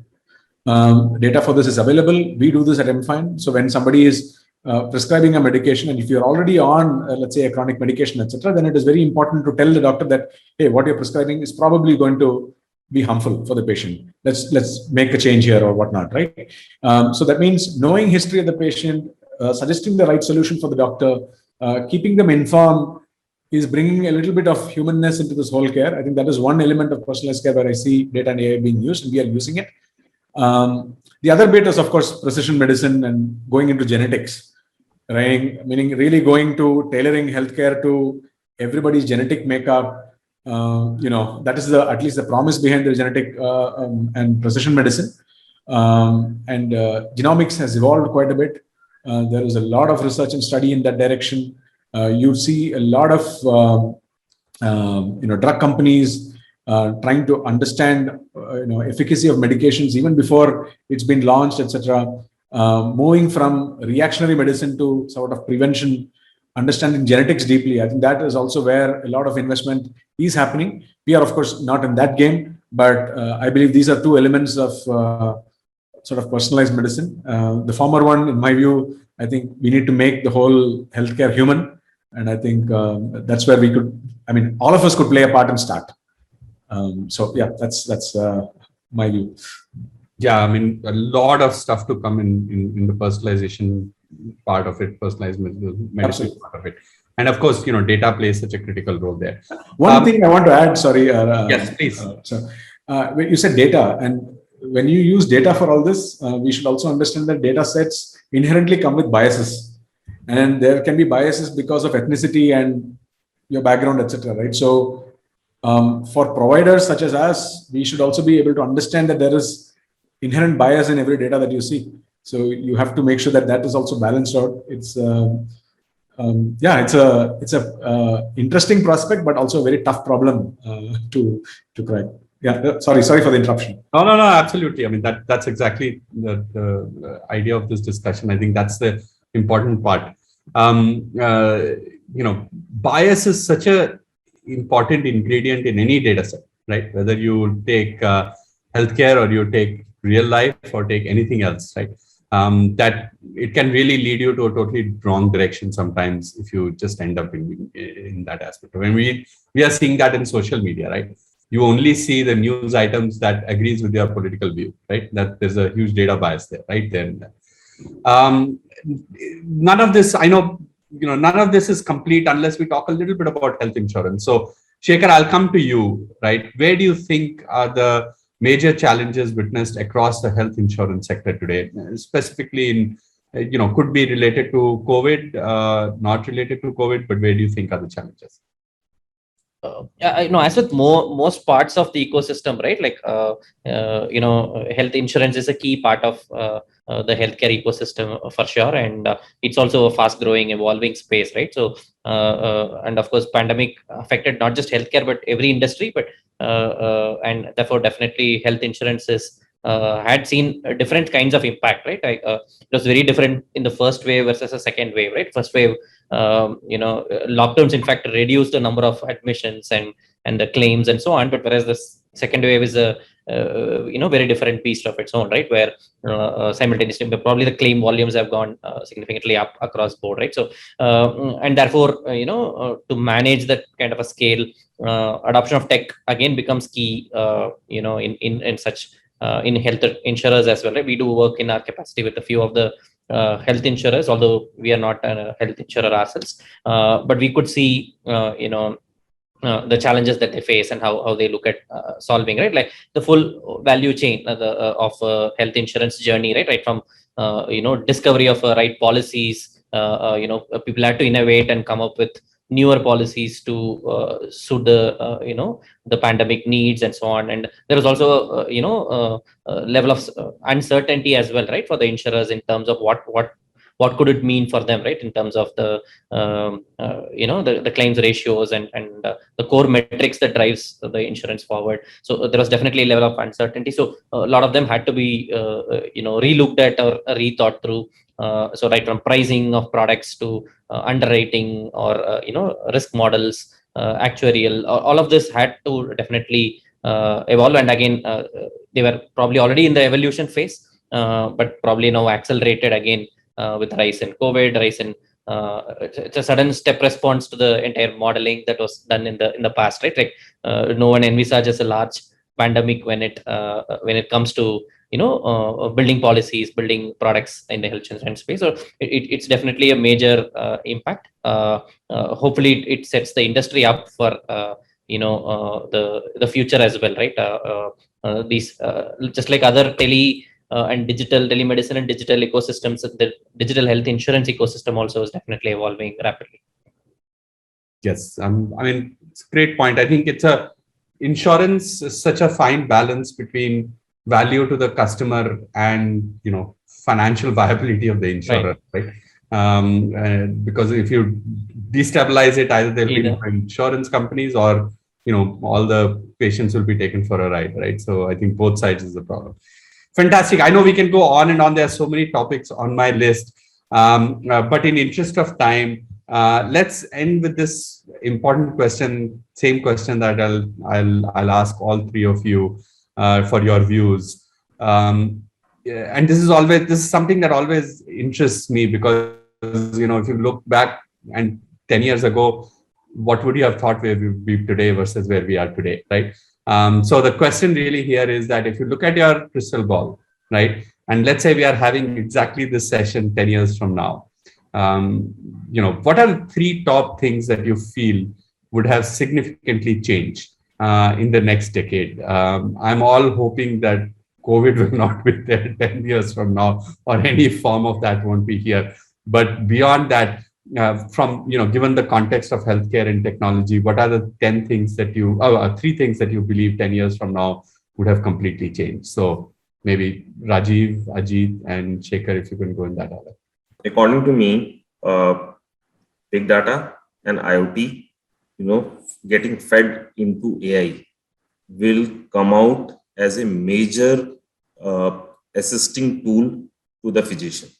Because what's happening is that right now there is a myth that doctors and clinicians and surgeons and physicians are challenging this, because they think that this is a kind of kind of substitute to them. A couple of years back, I was talking to one of the very senior doctors who's in 70s, that he says that we used to touch the stomach of a patient and figure it out what's the problem. Ultrasound machines were not there in the country. Just imagine the ultrasound machines were not. He says when he started practicing, ultrasound machine was not there. So we used to figure it out by touching the bowel of the patient. Okay. And he says that when the ultrasound was coming, we all started thinking that, now, probably practice is going to be, challenging. So same philosophy is going to happen with some of these AI for radiology, some of these AI for, mental health, some of these AI around, lot of information. We captured more than 20,000 odd data points from a per bed per day. Okay, for a patient in the ICU, 20K data points per day per bed, and lot of AI can be gathered out of that. So this is going on.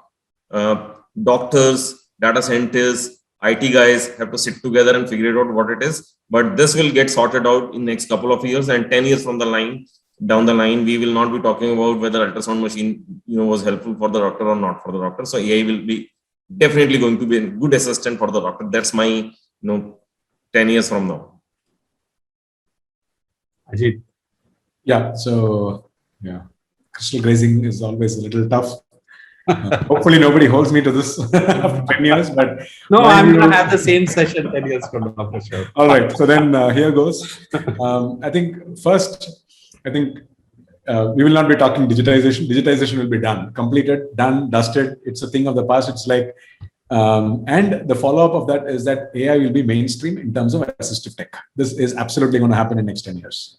So we will not be talking about, next AI, next digitization. It's a mainstream thing, I believe. It will happen in every element of healthcare, doctors to radiologists. It will be AI, and it will be assistive tech. I'm not saying it takes over or anything of that sort. Second, I think will be surgical care. I think we'll see a lot of changes. Robotics will do most mainstream and will be mainstream and will do most surgeries. The run-of-the-mill, not the complicated ones, but even remote surgeries will be mainstream next 10 years. I believe. I think that's going to be the next big thing. We did not talk so much about it today, but I think that is going to be one area where I believe truly something big is going to happen. And the third, it's not a technology view, but what I think awareness in people about healthcare and what needs to be done will be at an all-time high. I think it will be fundamentally different from what it is today. People's understanding of chronic illnesses and why it happens and all of that, I think there is a lot of things that, because we're moving to the patient-centric world, this is very likely to happen. And eventual result of that is going to be, you'll see a lot more of self-care happening, which means assisted by this AI and doctors and the providers, etc., the whole ecosystem. Mm-hmm. But a lot of things will be managed by yourself. If I'll be able to look at my, where my diabetes is, how to manage it, what should I be doing. I'm fully aware of my, conditions with my family and what I should be doing very early on to make sure that I don't get into that state. I think that's going to be a whole new world in 10 years. So those are the three things that I see will be done, dusted there in next 10 years. Awesome. It's wonderful. Shekhar, how about you? Yeah, excellent. I mean, I have very similar views as well, right? Like it's going to be part of life. Like today, we don't talk too much about booking a bus ticket is so complicated, or getting food delivered at home is, I'm hungry, food is going to be there, right? Like so that's going to be a similar norm. The only point I would like to add is also a lot more of focus on the preventive and the primary care will definitely improve, is my sense, right? Largely driven by consumerization and adoption of technology, adoption of just the internet ecosystem, right? Like people that would go far and wide, both urban and the rural areas, and it's not necessarily going to be thing for only like, as we could see most digital ecosystems, right? Like it democratizes the access to information, access to knowledge, access to quality, and that's going to be definitely the norm in healthcare as well. So irrespective of which part of the country, how well to do I am as an individual, I'm going to be experiencing very high quality of care. Like I get to watch the same Rajinikanth movie from my mobile phone, irrespective of where I am in the country. Similarly, you can still get access to great healthcare from anywhere in the country. That's definitely what I'm looking forward to, and playing a small part in driving towards that as well. Absolutely wonderful. I think this is definitely, as always in every environment, exciting times in terms of taking people from where we are today to a much better health environment. I'm sure, as records say of 800 BC was Sushruta coming up with the first form of any form of surgery that was there. India continues to be a country, an environment where I think a lot of this innovation will happen. I feel that there is a great opportunity for us to be in this environment amongst the 1.3 billion people and find solutions which will not just help us, but really help mankind. And that's kind of, I think, where we all are. It's a very exotic goal, but I think I definitely believe if we all put our minds and energy to it, we definitely can. If you look at the last 10 or 20 years, how much we've been able to transform as a society together and help the world, I think, future is limitless for us. So thank you so much, folks. It has just been absolutely wonderful talking to all of you and learning from you.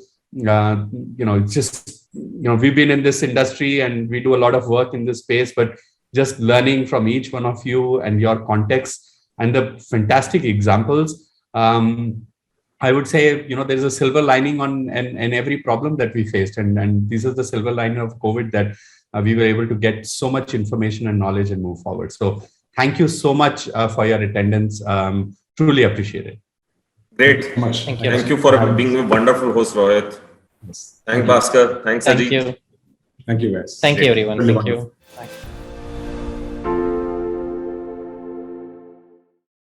It's true. Time flies when you're listening to these industry stalwarts and how they're using tech in such cool and innovative ways. I must say, Ankur, I'm totally impressed. I couldn't agree more, Ruku. But the good news is we have got another power-packed day ahead of us tomorrow. Well, I can't wait. Tomorrow we'll be exploring how startups, innovation, and collaboration have contributed to the India growth story and gain a deeper understanding on how organizations can be future ready in terms of talent. We'll also hear from renowned technologists share stories of inspiring entrepreneurship, industry, academia, partnerships, and discover more about artificial intelligence. Yes, Ankur, and don't forget about the Spark Tech Showcase tomorrow on our Walmart Global Tech India's LinkedIn platform and Below, where some of the brightest startups and students will show their most innovative solutions. Tomorrow sounds like it's going to be another unforgettable day. You bet, Ruku. Thank you all for tuning in, and we shall see you tomorrow at 9:30 a.m. for day 2 of India's biggest retail tech event, Converge at Walmart. See you tomorrow.